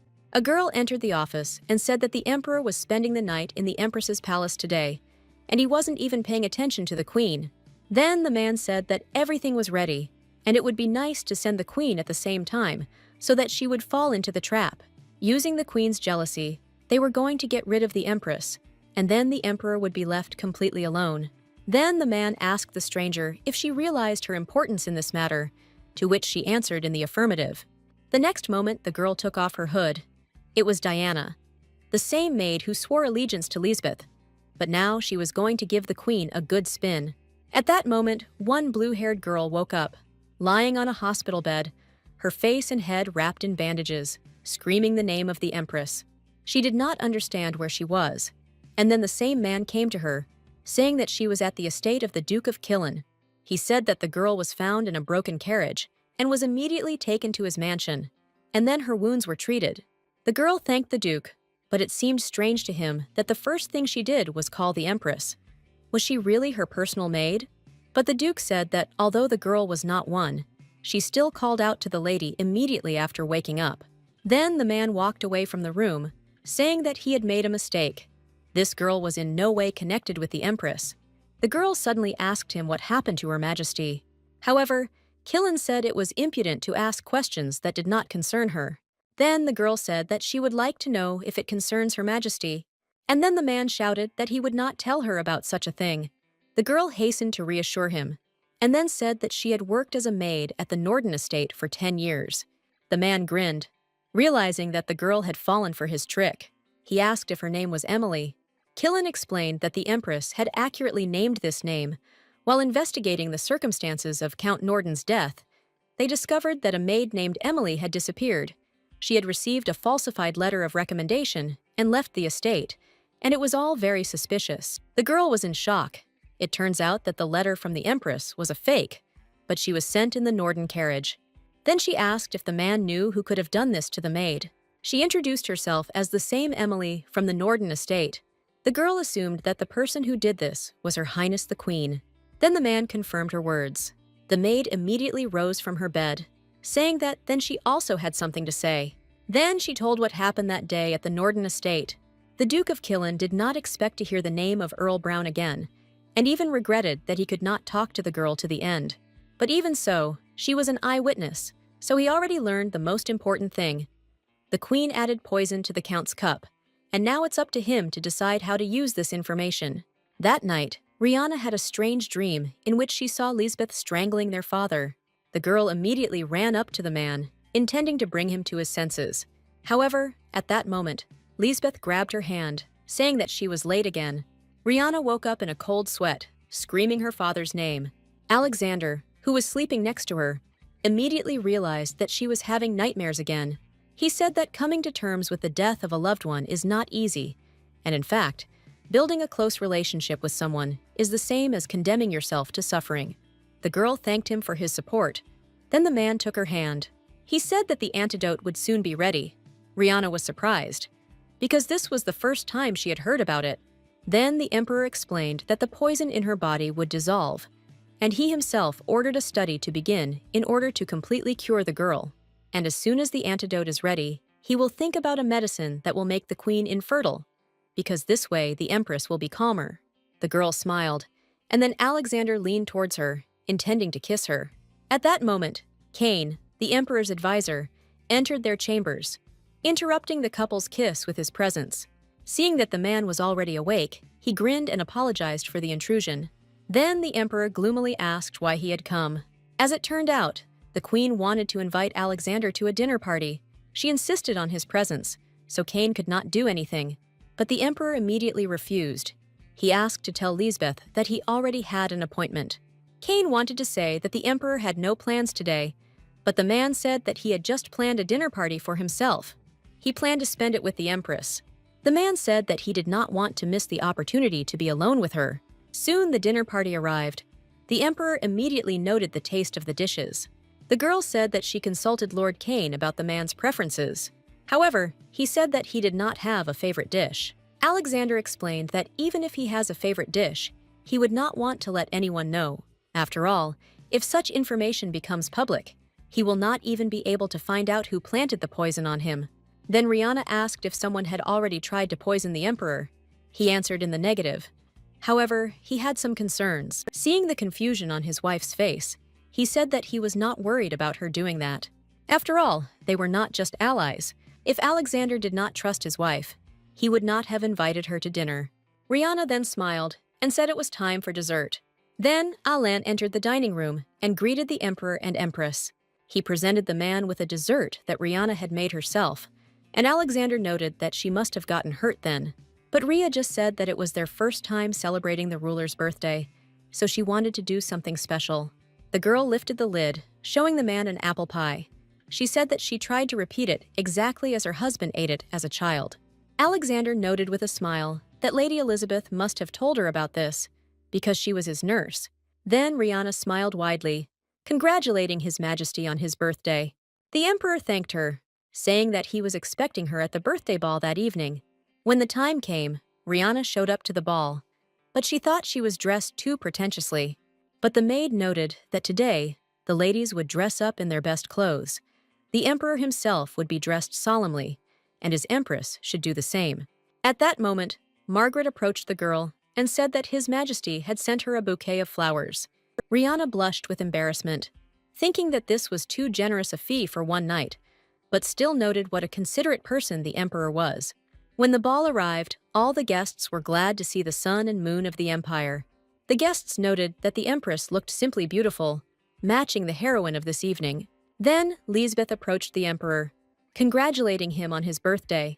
The girl said that she had prepared a gift for him, the legendary high-quality wine from Ciantis, made by Henry Crone himself. Alexander noted that his mother really liked this wine, and then he thanked the Queen for the gift. Lisbeth suggested we have a glass, because today was a special day. It was necessary to raise a toast to the health and well-being of His Majesty. Then Rihanna remembered that she was told that the Emperor especially did not like red wine, but the man agreed to try it. The girl tried to dissuade her husband from this idea, but he seemed not to hear her. Soon Lisbeth made a toast to the health of His Majesty the Emperor and the eternal prosperity of Esteraj. After hesitating a little, Alexander still drank from the glass. Rihanna looked at her husband with concern all this time. Soon the man left the banquet hall, and Rhea went in search of him. When confronted by Cain, she said that the Emperor had a strange complexion, and it bothered her. After hesitating a little, the man said that His Majesty was outside now. Then the girl headed to the door, warning her husband that she would come in now. The picture she saw shocked her. Alexander was sitting on the floor, leaning against a column, beads of sweat running down his face, and he was breathing heavily. The girl immediately ran up to him, worried that something had happened to the man, but he said that it was all because of the wine. He didn't want to show weakness in front of people, so he drank it against his will. But now he asked Rihanna to keep what she saw here a secret. Then Alexander pressed himself to the girl's chest, asking her to sit with him like that for a while. Rihanna gently stroked her husband's hair and hugged his shoulders. After some time, he said that now he felt better, and the reason for this was the efforts of his wife. They were the ones who helped him, and now he intended to thank Rihanna. The girl wanted to refuse, when suddenly Alexander said that he knew about her intentions to do charity work with other nobles. Rhea said that she intended to do so immediately after the celebration, and the Emperor decided to go with her to give her support. The girl thanked her husband, noting that his presence would have a beneficial effect on their business. Then the man said that they were very late, and it was time for them to return. And then the couple went back to the hall, holding hands. All this time, Lisbeth was watching them, hiding behind one of the columns. She thought that there were two people, but only one prophecy, and she did not like this situation at all. The Queen was going to decide for herself who would take her place next to the Emperor. The next day, Rihanna arrived at the shelter. The workers immediately began to bow to her in greeting. The girl did not expect such a respectful greeting at all, because she came here to serve a good cause and not to receive honors. Then the owner of the shelter said that today, two sisters, the Empress and the Queen, came here, and their visit alone was a pleasantly great honor. Rihanna did not understand what she meant when she spoke about the Queen, and then the woman pointed to Lisbeth, who had already arrived here and even decided to help them sweep the streets. The girl immediately ran up to her sister, saying that she was late, but she herself was looking forward to this day, and asked to forgive her discourtesy and the fact that she came in advance. Rihanna just smiled wryly and told her servants that it was time to begin. Looking at her sister, Lisbeth thought about how she was trying to make herself look good in front of the Emperor. Then the girl threw the broom away out of anger, not intending to do this humiliating cleaning anymore. She leaned against the tree, sighing from exhaustion. At that moment, a little girl who lives in an orphanage tripped over her leg. The baby immediately stood up and, through tears, apologized to the Queen. However, Lisbeth was infuriated by this situation. She ran up to the girl and began shouting at her. She accused the baby of ruining her expensive dress. At that moment, Rihanna ran up to them and asked the girl if she was hurt and why she was crying. The girl pointed to Lisbeth, saying that her eyes were very scary. The Queen jumped up, asking her sister not to jump to conclusions based on the child's words. Then, Rhea asked Liz not to force herself to come here next time, because there is no point in doing charity work that is not from the heart. After that, the girl took the baby away for an afternoon snack, and Lisbeth was shaking with anger, and she was not going to forgive it. Meanwhile, all the children gathered in the dining room to try the goodies that the Empress brought them. Lisbeth ran to her sister, saying through clenched teeth that she was wrong. She said she'd like to help with the cooking, and Rhea generally didn't mind. Then the Queen went to the kitchen, and she wondered why the cook was cutting off the sprouts from the potatoes. The woman explained that they are poisonous and can be poisoned, and one child even died because of them. Then, an idea came to Lisbeth's head. Since a person can be killed using potato poison, She can kill Rihanna and pretend that she didn't know anything. The girl secretly took a few potatoes with her, thinking that soon she would become the only girl from the prophecy, and then His Majesty would have no choice. Then the queen asked the cook to leave the preparation of the potatoes to her. At this time, Rihanna walked past the kitchen and noticed the women's conversation. Soon, when the dishes were ready, Lisbeth sprinkled Rihanna's plate with grated roots. At that moment, the emperor entered the shelter. He wanted to see the empress. While everyone present greeted the ruler, Lisbeth decided to hide before she was noticed. But the man noticed her. He had seen her earlier. Then the queen was doing something in the kitchen, smiling slyly. Soon it was time for afternoon tea. Rihanna invited her husband to enjoy the dishes. However, the man looked strange, as if something was bothering him. Then he invited Rihanna to swap dishes with him. The girl didn't understand what he was getting at, because the plates were exactly the same. Then he said that someone could have poisoned her dish, and he would feel better if they switched. The empress decided not to argue with her husband, and soon the man tasted the food from her plate, catching Lisbeth's gaze. When the meal was over and the couple were riding back in the carriage, Rhea noticed that Alexander looked paler than usual. She said that they could stop the carriage if the man was not well. Then the emperor noted that Rhea, apparently, also noticed something strange in the queen's behavior. She gave her sister a portion last, and then looked at her and grinned. And if Alexander had not eaten her portion, Rihanna herself would have done it. The girl guessed that something was wrong with the food, but she didn't want to raise eyebrows about a place that already needed help. But she still did not understand why the emperor made such sacrifices, because his life was more valuable than hers. However, the man said that their lives are equal. Moreover, only Rihanna can give him an heir, because he is not going to have children with Lisbeth. Then the girl said that she had no intention of dying. However, the emperor said that he was worried about her, and she should not be so careless about herself. But before the man had time to finish speaking, his unconscious body suddenly fell straight onto his wife, and she immediately called a doctor. Soon the emperor was brought to the palace, where he was examined by a doctor. Everything pointed to poisoning, and the dose of poison was significant. Rihanna asked what condition her husband was in now. The man said that he had given the emperor some medicine, so the worst was over, but he needed to rest. He then handed the girl a small bottle of liquid. This was the antidote that the emperor asked him to create. It wouldn't work right away. They had to see how it would work first. Soon the doctor left the room, and Rihanna was left alone with the emperor. At that moment, Lisbeth ran into the chambers. She excitedly shouted that only the last scoundrel could do this to the ruler. Rihanna didn't understand why her sister was putting on this show.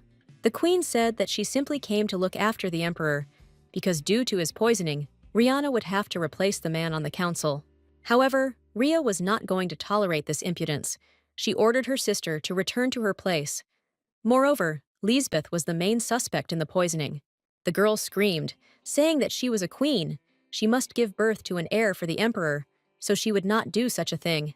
Rihanna then said that the poisoned bowl of soup was intended for her, and it would be stupid of her to leave the main suspect next to the emperor.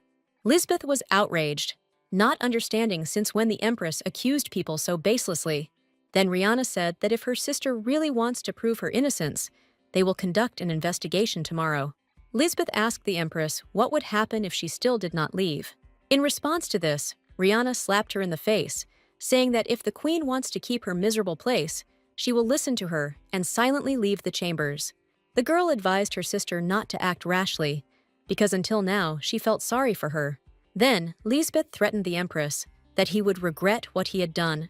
With these words, she turned around and left the room. Soon the council meeting began. Rihanna took the emperor's place, explaining to those present that the ruler had been poisoned the previous evening. The girl said that His Majesty visited the shelter in order to support the work of the charity group. He ate nothing but potato soup, and it so happened that right before the meal began, they exchanged plates. Therefore, the original victim was the empress. But the question is how the ruler was poisoned. All this meant that everyone who participated in the charity event yesterday was a suspect in the assassination attempt on a member of the imperial family. Everyone who came to the shelter yesterday is a suspect. Their movement will be restricted until the results of the investigation are known. Rihanna also said that there would be no exception for the queen. She then assigned Count Esper to conduct the investigation under his direction. Count Esper, having assembled an investigative team, first went to the scene of the incident, to the Mason orphanage. The manager said that yesterday, it seems, she didn't notice anything suspicious. However, she noticed something while cleaning the bins. There were only potato peelings, but she saw the fruits being peeled and the roots removed. Apparently, the queen threw them away separately. The count was surprised whether the poison from potato roots was fatal. The manager explained that the roots from a whole bag of potatoes would be enough for a lethal dose. Soon, the count reported everything to the empress. Also, a little later, Mrs. Proctor, who participated in the charity, came to Rihanna. She said that Lisbeth learned about the poison from her. Then Rihanna realized that only one person could be the criminal. Her sister. Lisbeth herself, meanwhile, could not find a place for herself. She tried to reassure herself that a lot of time had passed, and she certainly had not left behind evidence. Perhaps she should have just left things as they were. At that moment, Diana came into the girl. She was excited, as she had just heard the news from the washerwoman. It was reported that evidence was found. Potato roots cut off during cooking, they all disappeared. Mrs. Proctor came to the empress and called the queen a criminal. Then Lisbeth realized that now she was truly finished. Rihanna, meanwhile, was sitting by the emperor's bed. 5 days had already passed, but he was still lying unconscious. The girl touched her husband's hand, and then, unexpectedly for her, tears rolled down her cheek. At this moment, the emperor squeezed her hand in response, asking if she was really so worried that he might die. Rihanna was incredibly surprised that after so much time, her husband finally opened his eyes. However, having come to her senses, she reported that the criminal had already been found. Count Esper managed to find out something, and Madame Proctor confirmed his guesses. At this moment, Alexander touched his wife's cheek, praising her for a job well done. He knew she could handle everything. Then he proposed to finally execute the queen. But Rhea said that she could not find evidence of Lisbeth's involvement in the death of her father. But still, she wanted her sister to answer for her sins, and then the emperor suggested that she act gradually. At that moment, Prince Albert entered the room, greeting his elder brother. He said that he could now breathe a sigh of relief, knowing that Alexander had woken up. Then Rihanna stood up, intending to leave the brothers alone, but the emperor told her to stay. Albert noted that the man, apparently, was not very happy about his visit.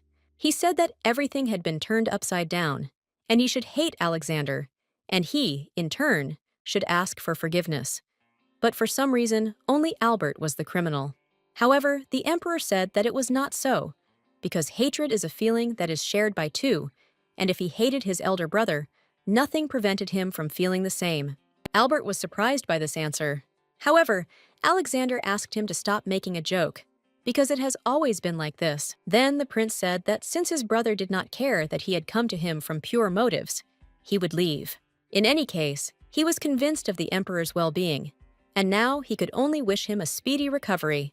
When the prince left, the emperor noticed the bewilderment on Rihanna's face and told her to speak out if she wanted. However, he explained to her that this is his relationship with his brother. They hate and despise each other. Then he asked his wife if she thought they needed something more. Rihanna responded to this by reminding him of the relationship between her and Lisbeth. Alexander, smiling, noted that in this, he and the empress were very similar. At that moment, Margaret burst into the chambers, barely breathing. She screamed that they had found that missing maid. Then the emperor congratulated his wife on the fact that she had achieved her goal much earlier than she had expected. The girl pressed her cheek to the man's palm and said that in order to mark a happy ending, they would need to open another bottle of champagne. Soon the emperor's health completely returned to normal, and he was able to appear at the council. He said that today, there was only one topic for discussion on the agenda. These were the atrocities of Queen Lisbeth Norden, on the basis of which the council should punish her accordingly. The queen's first crime was an attempt on the life of the empress, Rihanna Norden, through poison. It failed, as a result of which the life of the emperor was endangered, which is the second crime. And the third crime is the poisoning of her own father, Count Norden. These accusations were enough to strip the queen of her title. However, at this moment, one of the council members decided to object. It was the Duke of Killen. He asked if the emperor had evidence pointing to the queen's involvement. Alexander then said that Madame Proctor's testimony and Count Esper's investigation should be enough. However, the Duke said that the presence of poison in potato sprouts was no secret, and it was impossible to blame the queen just because of the disappearance of the sprouts. The Duke then moved on to the topic of the death of Lisbeth's father. But at that moment, the Emperor invited one person into the hall. It was Emily, the same kidnapped maid. The man gave her the floor. The girl said that on the day of the murder of Count Norden, she was performing her duties at the estate. Then she saw Mrs. Lisbeth pouring something into her father's glass. Almost immediately after this, the Count died. Emily then stated that that was all she knew. The girl looked at Duke Killen, who smiled slyly, holding a finger near his lips. Emily remembered his words. The man ordered her not to tell anything. Then the Emperor asked whether this evidence would be enough for the Duke, because they could not leave alive someone who not only killed his own father, but also dared to encroach on the imperial couple. The rest of the council had nothing to say, but some were confused because Lisbeth was the girl from the prophecy. The Emperor announced that from this moment on, the Queen would be stripped of her title and sentenced to death, which would take place in 3 days. And in view of the prophecy, Alexander insisted on personally carrying out the execution of the sentence. Then the Duke of Killen said that, in view of this same prophecy, the execution of the Queen would be a rash act, since the Empress had not yet given the Empire an heir. However, the Emperor said that he and the Empress had married quite recently, and both were still young, so such worries were unnecessary. Killen chuckled, saying that he was only thinking about the good of the ruling family and the Empire, so he could postpone the sentence for now, because it could be carried out at any time. The Emperor looked gloomily at the Duke. He understood that in the eyes of others, the decision to execute would indeed seem unreasonable. Then he agreed with the man. However, this did not cancel the Queen's atrocities. After all, it was she who served the poisoned dish to the Empress. Thus, the Queen's life is spared, but she is stripped of her status and appointed as a handmaiden to the Empress. After the Emperor's words, dead silence reigned in the hall, because if the girl came from an aristocratic family, she was given the name of a court lady, and if the girl was a commoner, then she became a servant. In the long history of the Estorage Empire, there was only one case when the Emperor's beloved took her own life. Aristocrats, for whom a good name and honor were always more valuable than life, preferred poison given by the hands of the Emperor, considering it a dignified death, because losing a title, becoming someone's servant, and suffering public contempt was another meaning of death. And this punishment for Lisbeth lasted for a week. The maids and housekeepers beat her for every mistake. Liz asked Rihanna for help, but for this she only received further blows, because she had no right to address Her Majesty so shamelessly. One day, the girl asked her servants to stop.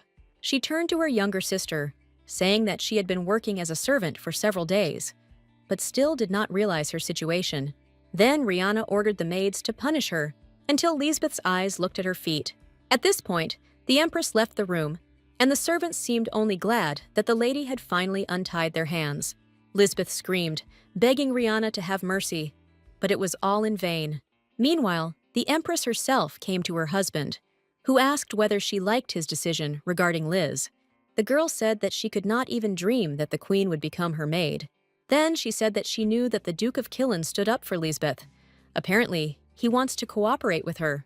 Rihanna intended to carefully monitor her sister, and the Emperor could make a decision about her fate at any time. However, Alexander hoped that the decision would satisfy the Empress for another reason. It was more fundamental. Until now, the Queen had never answered for her sins, and the Emperor was very annoyed by this. He wanted her to know what shame was. So, he was curious what Rihanna really thought about this decision. Then the girl said that she could only be grateful that the man thought so. At that moment, a sharp pain pierced the Emperor's head. Rhea immediately rushed to her husband. Apparently, he is not yet fully recovered, but he refused to see a doctor. Rihanna was upset by this situation, so she asked Alexander not to act so rashly again, because helplessly watching her husband unconscious turned out to be much more painful for the girl than she thought. The Emperor said that he was thinking the same thing when he did this. He was frightened by the thought of Rhea losing consciousness after a bowl of soup. The girl thought about it.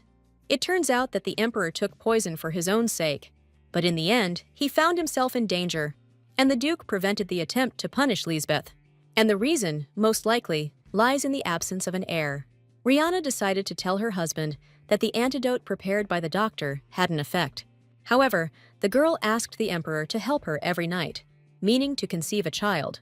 What happened made her understand that if she did not give the man an heir, this would happen again and again.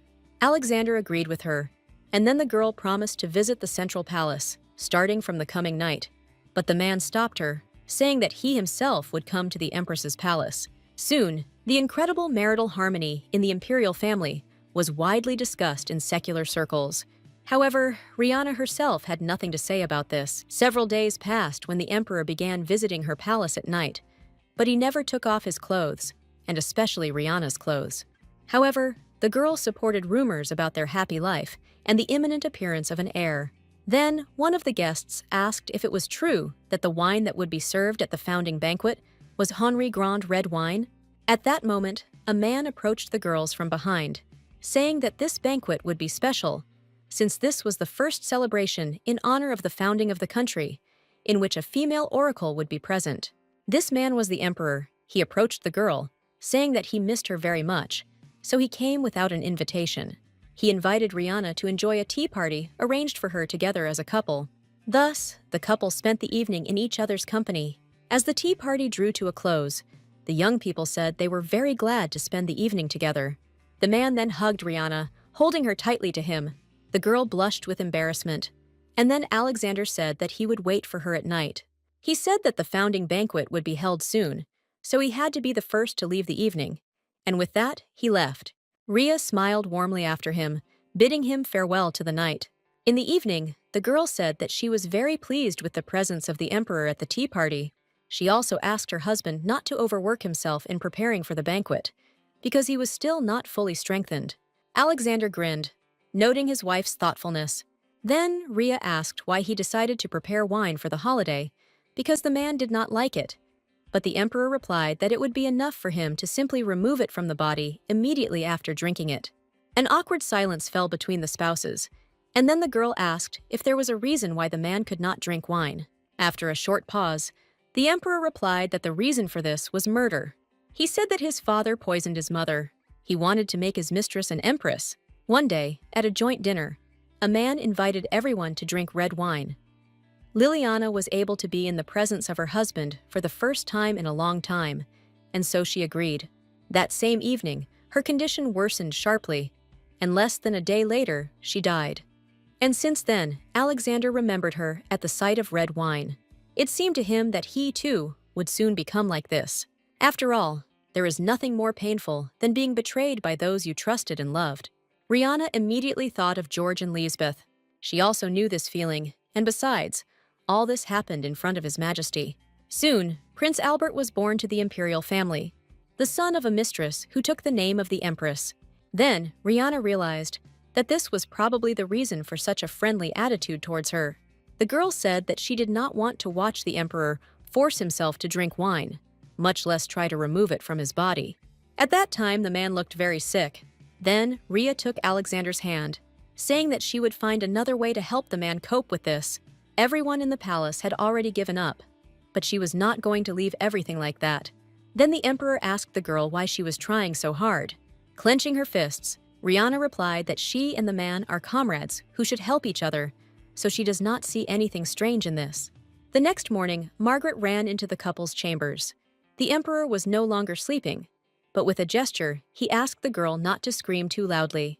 Then the maid saw Rihanna, who was calmly sleeping on the emperor's arm, and hurried to leave the room. The man leaned towards his wife, practically touching her cheek with his nose, and at that moment, the girl opened her eyes. Alexander was embarrassed, not expecting Rhea to wake up so quickly, but she said that His Majesty was insultingly beautiful in the morning. Immediately after this, Rihanna fell asleep, and the man only continued to admire his sleeping wife. When the Empress woke up, she headed to her office. A surprised Margaret was already waiting for her, because she had witnessed their joint awakening.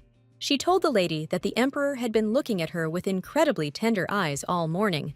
The maid suggested that if everything continued like this, perhaps the ruler would fall in love with the girl. And although Rihanna smiled at the girl, she herself thought that this was hardly possible. Meanwhile, the long-awaited day of the banquet to mark the founding of the empire has arrived. The Emperor and Empress were sitting at the same table, and then the man asked if she had found a way to get rid of his injury. Rihanna said she didn't yet know how significant it was, but she had a way.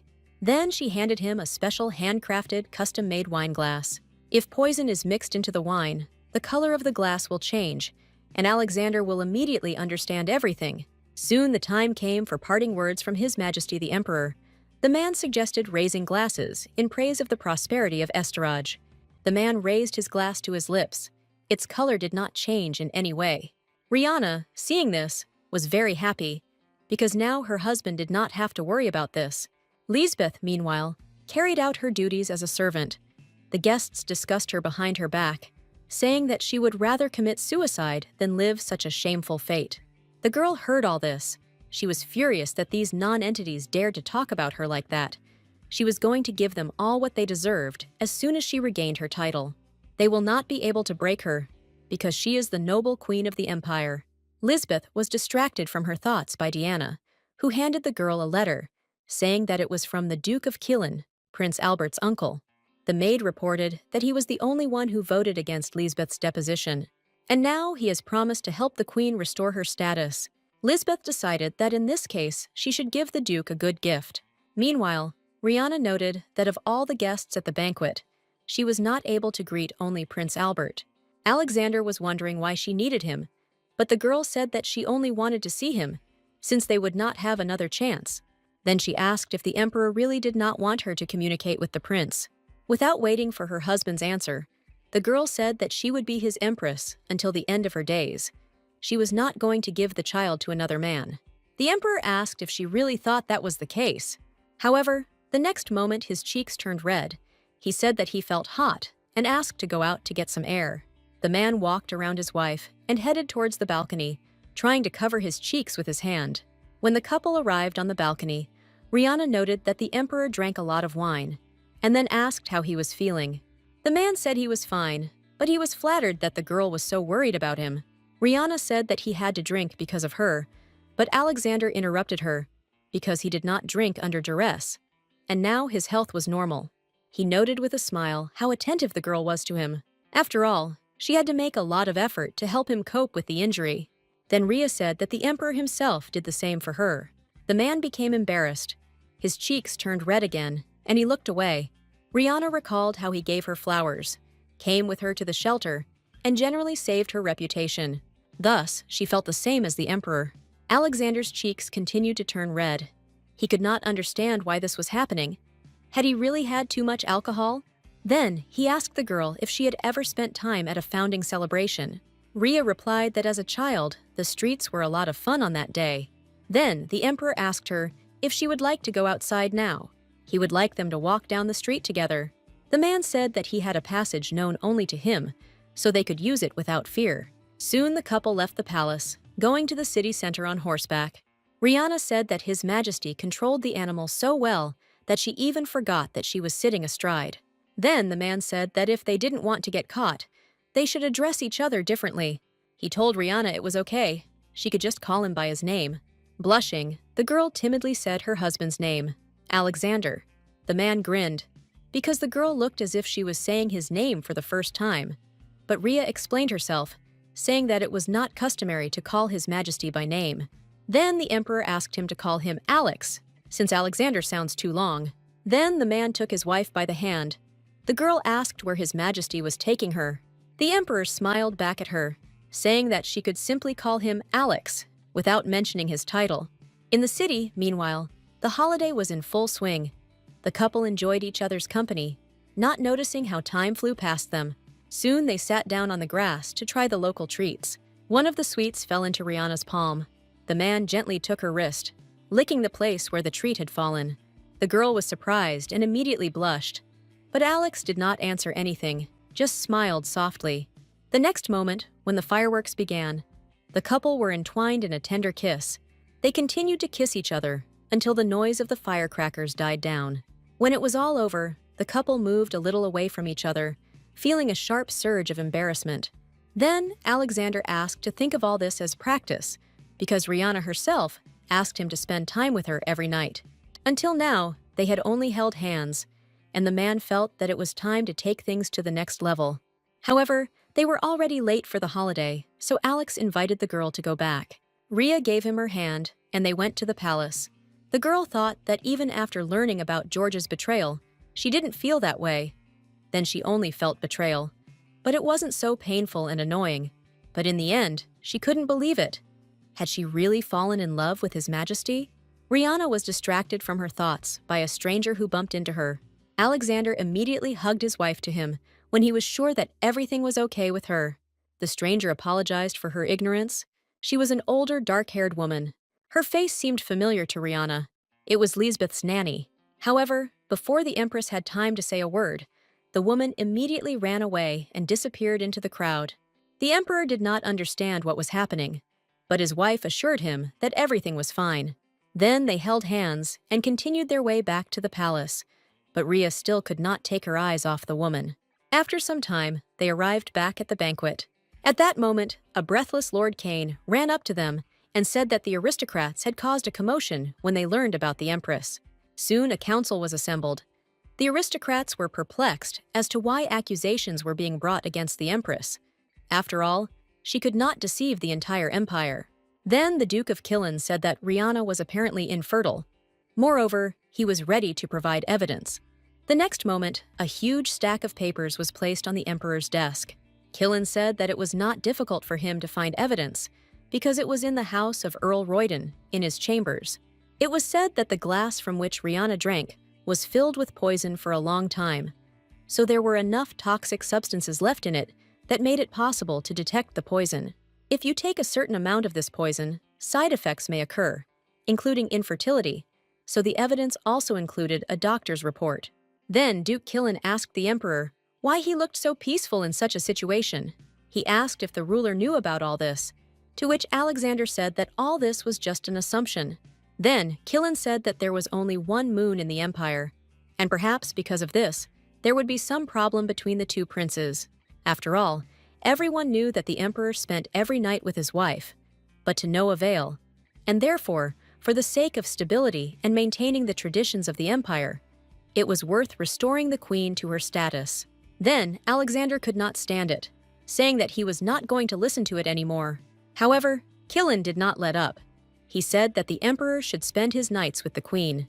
Otherwise, the entire empire will learn about the Empress's infertility.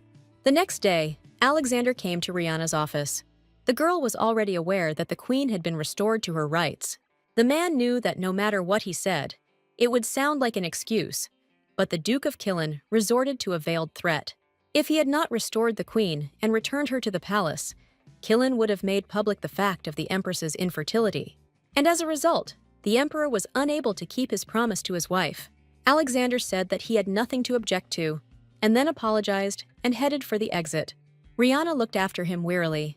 However, at this moment, she decided that she could no longer simply remain silent. She ran out after the Emperor, asking if this was his way of protecting her. The girl said that there was no need for this, because now it made no difference whether it was all an agreement or a promise. The fact is that she, too, could no longer protect the man. Then the girl approached the Emperor, saying that she fell in love with His Majesty. Rihanna, gently taking the man by the hand, asked him not to share the bed with the queen. However, as soon as Alexander heard about love, memories immediately flooded back to him. He remembered how his mother, crying, shouted to her husband that he swore to love her, to which the man only laughed. At that moment, little Alexander entered the room, finding his mother on the floor, all in tears. Then the Emperor told Rihanna that he could not accept her feelings. He apologized to the girl and then left, leaving her alone. At that moment, Lisbeth came out from around the corner. She noted that the Empress was too pale. The girl did not want formal greetings, since her older sister already knew that all this time she had not had a good life. Lisbeth said that Rhea must have already decided that she would become the only female emperor, stripping her of the title. However, now the Empress did not have to worry, because the queen was going to give the emperor a child. Then the girl said that she would go and prepare for the upcoming night with the ruler, leaving her sister alone. A week had already passed since that moment. It was the eve of Alexander and Lisbeth's joint night. Sitting in her office, Rihanna thought about the fact that during all this time, His Majesty had not visited her. Suddenly, she noticed that the portrait of her and her husband together tilted again. As the girl approached to straighten the painting, she noticed something strange behind it. It was a secret safe, and there was something inside it. Rihanna immediately called Margaret to open it and take out the contents. There was a box in the secret compartment. Inside were several boxes and a book, which Rhea immediately hurried to open. Margaret asked what the lady read.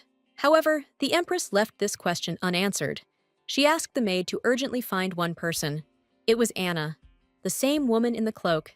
She knew Lisbeth's biological mother. Alexander, meanwhile, walked thoughtfully along the corridors of the palace. He was overcome by thoughts of his last meeting with Rihanna, how she confessed her love to him. It was the first time he had seen such an expression on her face. Suddenly, something stabbed in his chest. It was a completely new sensation for him. He could not understand its nature. Suddenly, Elizabeth's housekeeper ran up to him. She reported that Her Majesty the Empress had ordered her to be prepared to leave the palace. The woman didn't know what was going on, but it seems that Rihanna wanted to find someone. She left a message for the servants in which she asked everyone to trust her and just wait. Elizabeth asked the emperor if he knew the reason why the empress left so hastily, to which the man replied that she had confessed her love to him. The housekeeper replied that the man seemed to share these feelings. However, Alexander himself believed that he did not deserve this. Then the woman said that the man always looks at Rihanna with a kind and gentle look, and his feelings are so obvious that they are visible to absolutely everyone in the palace. Alexander replied that his father also married his mother for love, but their end was not sweet. The man believed that he inherited his father's blood, and in the end, he will end up hurting Rihanna and making her unhappy. Then Elizabeth asked him why he thought that Mrs. Liliana was unhappy. Of course, the late emperor hurt her feelings with his passion for other women, but the lady always said that she was happy. After all, Liliana had her son, Alexander. His every step, every hug made the lady smile. She said that she felt love, and she would like her son to know the same feelings in the future. Alexander could not believe that his mother, having experienced so many misfortunes, still loved him. Tears suddenly poured down his cheeks. Then the housekeeper said that love has different forms, but Mrs. Liliana did not stop loving her child until the end. The man thanked Elizabeth. He needed to hear these words, because the burden of his guilt for not being able to save his mother was too great. The woman told him that nothing was over for him yet. His feelings for the Empress were mutual, but he should stop being afraid of them. Elizabeth believed that Rihanna would definitely understand Alexander. Then the man thanked the woman with all his heart, smiling broadly at her. When the day arrived for their night together, the Duke of Keelan congratulated Lisbeth. The girl said that if she takes the plunge and gives the emperor an heir, she will never forget the man's mercy. Then Keelan said that the queen misunderstood him, because it was not her place to give life to the heir. The emperor would never allow this. He advised Liz to do what she had done before. Then he pulled out a small box from his pocket, containing a needle. And with this needle, washed with poison, Lisbeth will have to poison the emperor. The girl immediately screamed. She was shocked that the Duke dared to offer her such a thing. Keelan just grinned. Because for the girl, this would be a very feasible task. She would only need to deal with the emperor. And then the Duke would make Lisbeth the Empress of Estorage. He will place Prince Albert on the throne, and the girl will be Estorage's only moon. Then Liz thought that not Rihanna, but she herself could become an empress, the noblest woman of the empire. The girl remembered how, as a child, Rhea told her about the cuckoo, a bird that secretly lays its eggs in other people's nests. A cuckoo, having just hatched from an egg, instinctively drops all other eggs. This is a survival instinct, and, left alone, the cuckoo pretends to be a real bird chick, lives in the nest, and feeds alone. Then the little girls were very amazed by this fact.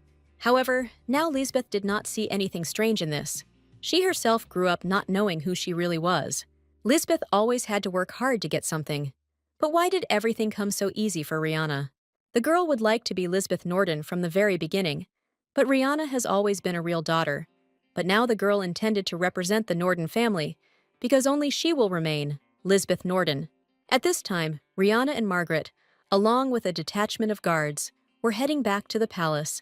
The girl was carrying a stack of papers with her. She was finally able to reveal the truth, but she had to hurry to put everything in its place. Lisbeth, meanwhile, entered the emperor's chambers. The man noted that she must be in a good mood, because in the end, she achieved what she wanted. However, the girl smiled and said that she was just fulfilling her destiny. And since the man decided to share the bed with her, They should have started doing it. As they sat down on the bed, Liz asked the emperor to relax. The girl moved closer to him and hugged him tightly. She immediately pulled out a poisoned needle from her sleeve and pointed it directly at Alexander's body. At that moment, Rihanna burst into the room. The man did not expect to see the empress here. However, he realized that something was wrong and immediately pushed Lisbeth away from him. Rihanna ran up to her husband, asking if he had suffered at the hands of her sister, but the man hastened to assure her that the queen did not have time to harm him, but the empress made him wait too long. Then the girl said that she was a little late because of the search. At that moment, Lisbeth ran up to them. She screamed furiously. She and the emperor were about to share a bed, and their sister interrupted them. Then Rihanna walked up to her and hit her hard on the cheek. The girl said that Lisbeth would no longer be able to hide her secret. The queen screamed hysterically, saying that she did not understand what they were talking about. Rihanna shouted back at her. She was pretty tired of this whole performance. She ordered her sister to immediately tell the whole truth. Then Lisbeth stood up and put a smile on her face, saying that she did not understand what the empress was hinting at. Rihanna gave her a death glare, saying she didn't expect her sister to turn down the last chance she was being given. Then she turned to the emperor, saying that they should go to the conference hall as a matter of urgency and summon the entire aristocracy. Soon, the council was assembled, and Lisbeth was brought there tied up. Killen silently cursed at the girl because he hoped that she had already completed her assignment. Then the Marquis of Pekings, also present at the council, asked the empress to explain why they had been gathered. But Duke Pekings interrupted him, shouting that all this was outrageous. The entire aristocracy was forced to come here at such a late hour. Rihanna said with a gloomy look that they all owed an urgent matter for such a sudden gathering. She stated that the matter concerned the queen. The girl pointed at Lisbeth, saying that she killed her father and also tried to kill her. But the list of crimes does not end there. The queen also deceived the Esterage imperial family. Killen chuckled, saying that it was a thing of the past, and it all sounded like a mistake. But Rihanna assured him that there could be no mistake. First of all, the criminal hid the fact that she was not a member of the Norden family. The council members were completely confused. Who could this woman be if not Norden? And how did the empress even know about this? Then Rihanna asked to bring a witness. The same woman Rhea had encountered in the city entered the room. Lisbeth recognized her as her nanny. Then the empress introduced this woman to the council, saying that this was the midwife, her Anna Brown. She came from a family of traitors that was wiped off the face of the earth 23 years ago. And the queen's real name is Lisbeth Brown. Thus, the queen had nothing to do with the prophecy. At this point, Lisbeth screamed, saying that witnesses could be manipulated, and she demanded proof that she was not a member of the Norden family. Then Rihanna pointed to the available evidence: a signet ring that once belonged to the Brown family, as well as a diary left by Empress Liliana. In the palace of the Empress, Rihanna noticed that the walls in a certain place were quite thin, so she decided to examine them. Inside, the girl found a safe. It seemed that Empress Liliana had specially arranged a secluded place that no one would know about. Then, with the Emperor's permission, Rihanna decided to read the contents of the diary. The book said the following: "Now Alexander is already 3 years old. His Majesty the Emperor, as if waiting for this moment, started an affair with some girl. I feel so bad that I want to die, but I must hold on, because I need to protect my child. Unfortunately, I have no allies in this palace, so I decided to leave next to me the only person loyal to me, my old friend, Mrs. Brown." Emperor Richard I and the Duke of Keelan were watching the walk of the two friends at that moment. He told the ruler that next to the Empress was the wife of Count Brown, whom Liliana completely trusted and made her personal maid. Richard noted that his wife took the wife of an aristocrat as her servant, and Killen reported that the aristocrats were now acting extremely suspiciously. In addition, the Empress began to often spend time in the company of Duke Brown. Then the man suggested that the Emperor stop this suspicious relationship because it would discredit his authority in the eyes of his subjects. After all, Richard was the son of the Empire. Soon Mrs. Brown was accused of treason. No matter how much she tried to prove her innocence, the Empress was not allowed to do anything. She was forced to watch as her friend was taken away by the guards. That same day, the Brown family was wiped off the face of the earth. Then Killen came to the Empress to express his condolences to her. However, due to his deep concern for Liliana, he decided to assign his sister to her as a personal servant. Then the girl greeted the Empress, introducing herself as Rosalind Killen. Liliana smiled fleetingly at the new maid, and then asked to leave her alone. She wanted to rest. Finally, the Duke of Killen asked her to take care of his sister. Rosalind was brought to Liliana as a new maid, but the Empress did not care about her at all, and Rosalind herself did not care about the Empress. Seeing how the girl was talking sweetly with her husband, the Emperor, Liliana only noted that it was all disgusting. After some time, a man arrived to the Empress. He reported that Mrs. Brown's daughter had survived. This man was Count Norden. He reported that he managed to save her. Then Liliana asked him to take care of the girl, as if he were his own child. And when the time came, she would like to meet her. The diary entries ended there, and this can only mean that Her Majesty Empress Liliana died immediately after she wrote this. Thus, 2 women from the Brown family, accused of treason, thanks to the help of the Norden family, were able to survive and avoid their fate. When Lisbeth realized that the Duke of Killen had killed her parents, she screamed, because it was not enough for him to get rid of her family, and now he decided to set her up and use her herself. The Duke immediately shouted back at the girl, telling her to shut up. Then Liz said that she also had something to say.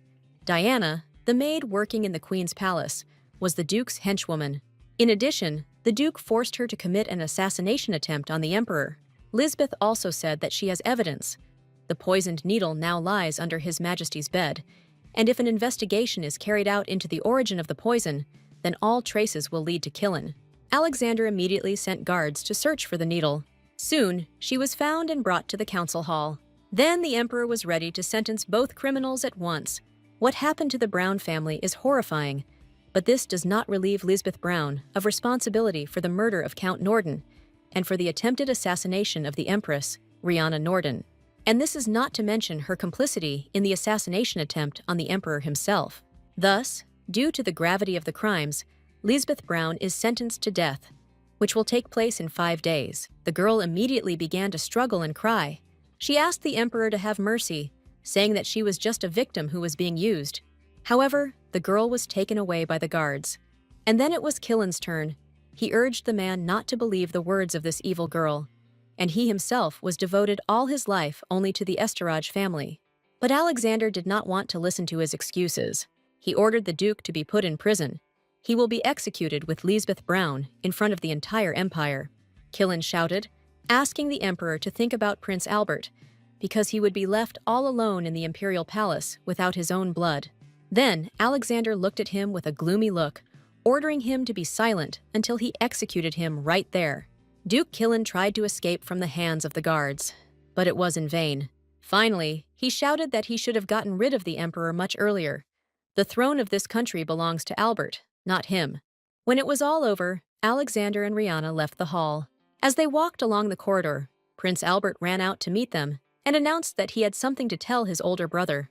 Then the Emperor said that he would not let his uncle go. Moreover, he should have done so earlier, and not brought the situation to such a state. However, Prince Albert said it was not too late to put things right. The young man said that his elder brother could expel him right now. Alexander was surprised. He did not understand what Albert was up to this time. But then the prince said that his destiny had been fulfilled, because until now he had remained in the palace to protect the Emperor. He remembered how once in his childhood he came to his older brother. Back then, they met every day in a rundown shack because his mother didn't want him to be friends with his brother. But one day, something happened. The boys were going to have fun, and Albert invited his brother to play with swords. He said that he left his sword here last time and immediately ran to find it. However, at that moment, the boards under his feet cracked, and he fell down into a deep hole. Albert asked his older brother to help him because he was very scared. Then Alexander said that he would definitely pull him out and ran to ask the Empress for help. However, that day, no one came to save the boy. Alexander could not believe it, because he personally told everything to the Empress. But, as it turned out, he was only convinced that someone had been sent to help Albert, and then he was strictly ordered to go to bed. In fact, the boy was pulled out only the next day, and then his mother, the Empress, called him to her. She lied that Alexander did not tell her anything. He was afraid that his younger brother would take the throne from him, and therefore hated him. Rihanna couldn't believe her ears. Rosalind put her own son in danger in order to worsen her relationship with her brother. Then, Albert said that he began to avoid Alexander because of this, but he soon learned the truth. Then the emperor asked his brother why he hadn't said anything all this time, why he allowed him to hate him. Albert replied that it was better, because of his uncle, Alexander lost his own mother, and his life was in danger. And it seemed that only hatred could help his younger brother cope with this. He wanted to be there and protect Alexander, at least in this way. But now that it was all over, Albert wanted the emperor to let him go. He didn't want to leave remorse. Otherwise, it would happen again and again. However, Alexander did not give him permission to leave the palace. He ordered Albert to remain here in order to atone for the sins of his uncle. His younger brother must stay here and prove his loyalty to the palace. Only then can he forgive him. After some time, the execution of the criminals took place. People were furious when they learned of Lisbeth's crime. Nobody objected to the death sentence. And finally, it was all over. After all this, when Rihanna and her husband were walking in the garden, Alexander said that now both Count Norden and his mother could rest in peace. He asked the girl why she did not go to the execution with him, and Rhea replied that the emperor needed time, because he had to go through a lot in such a short period of time. Alexander agreed. He needed time to accept the truth and forgive. Only this way he could live more peacefully. Therefore, he began to read his mother's diary, in which she kept feelings for him. His first steps, first words, all the love that Alexander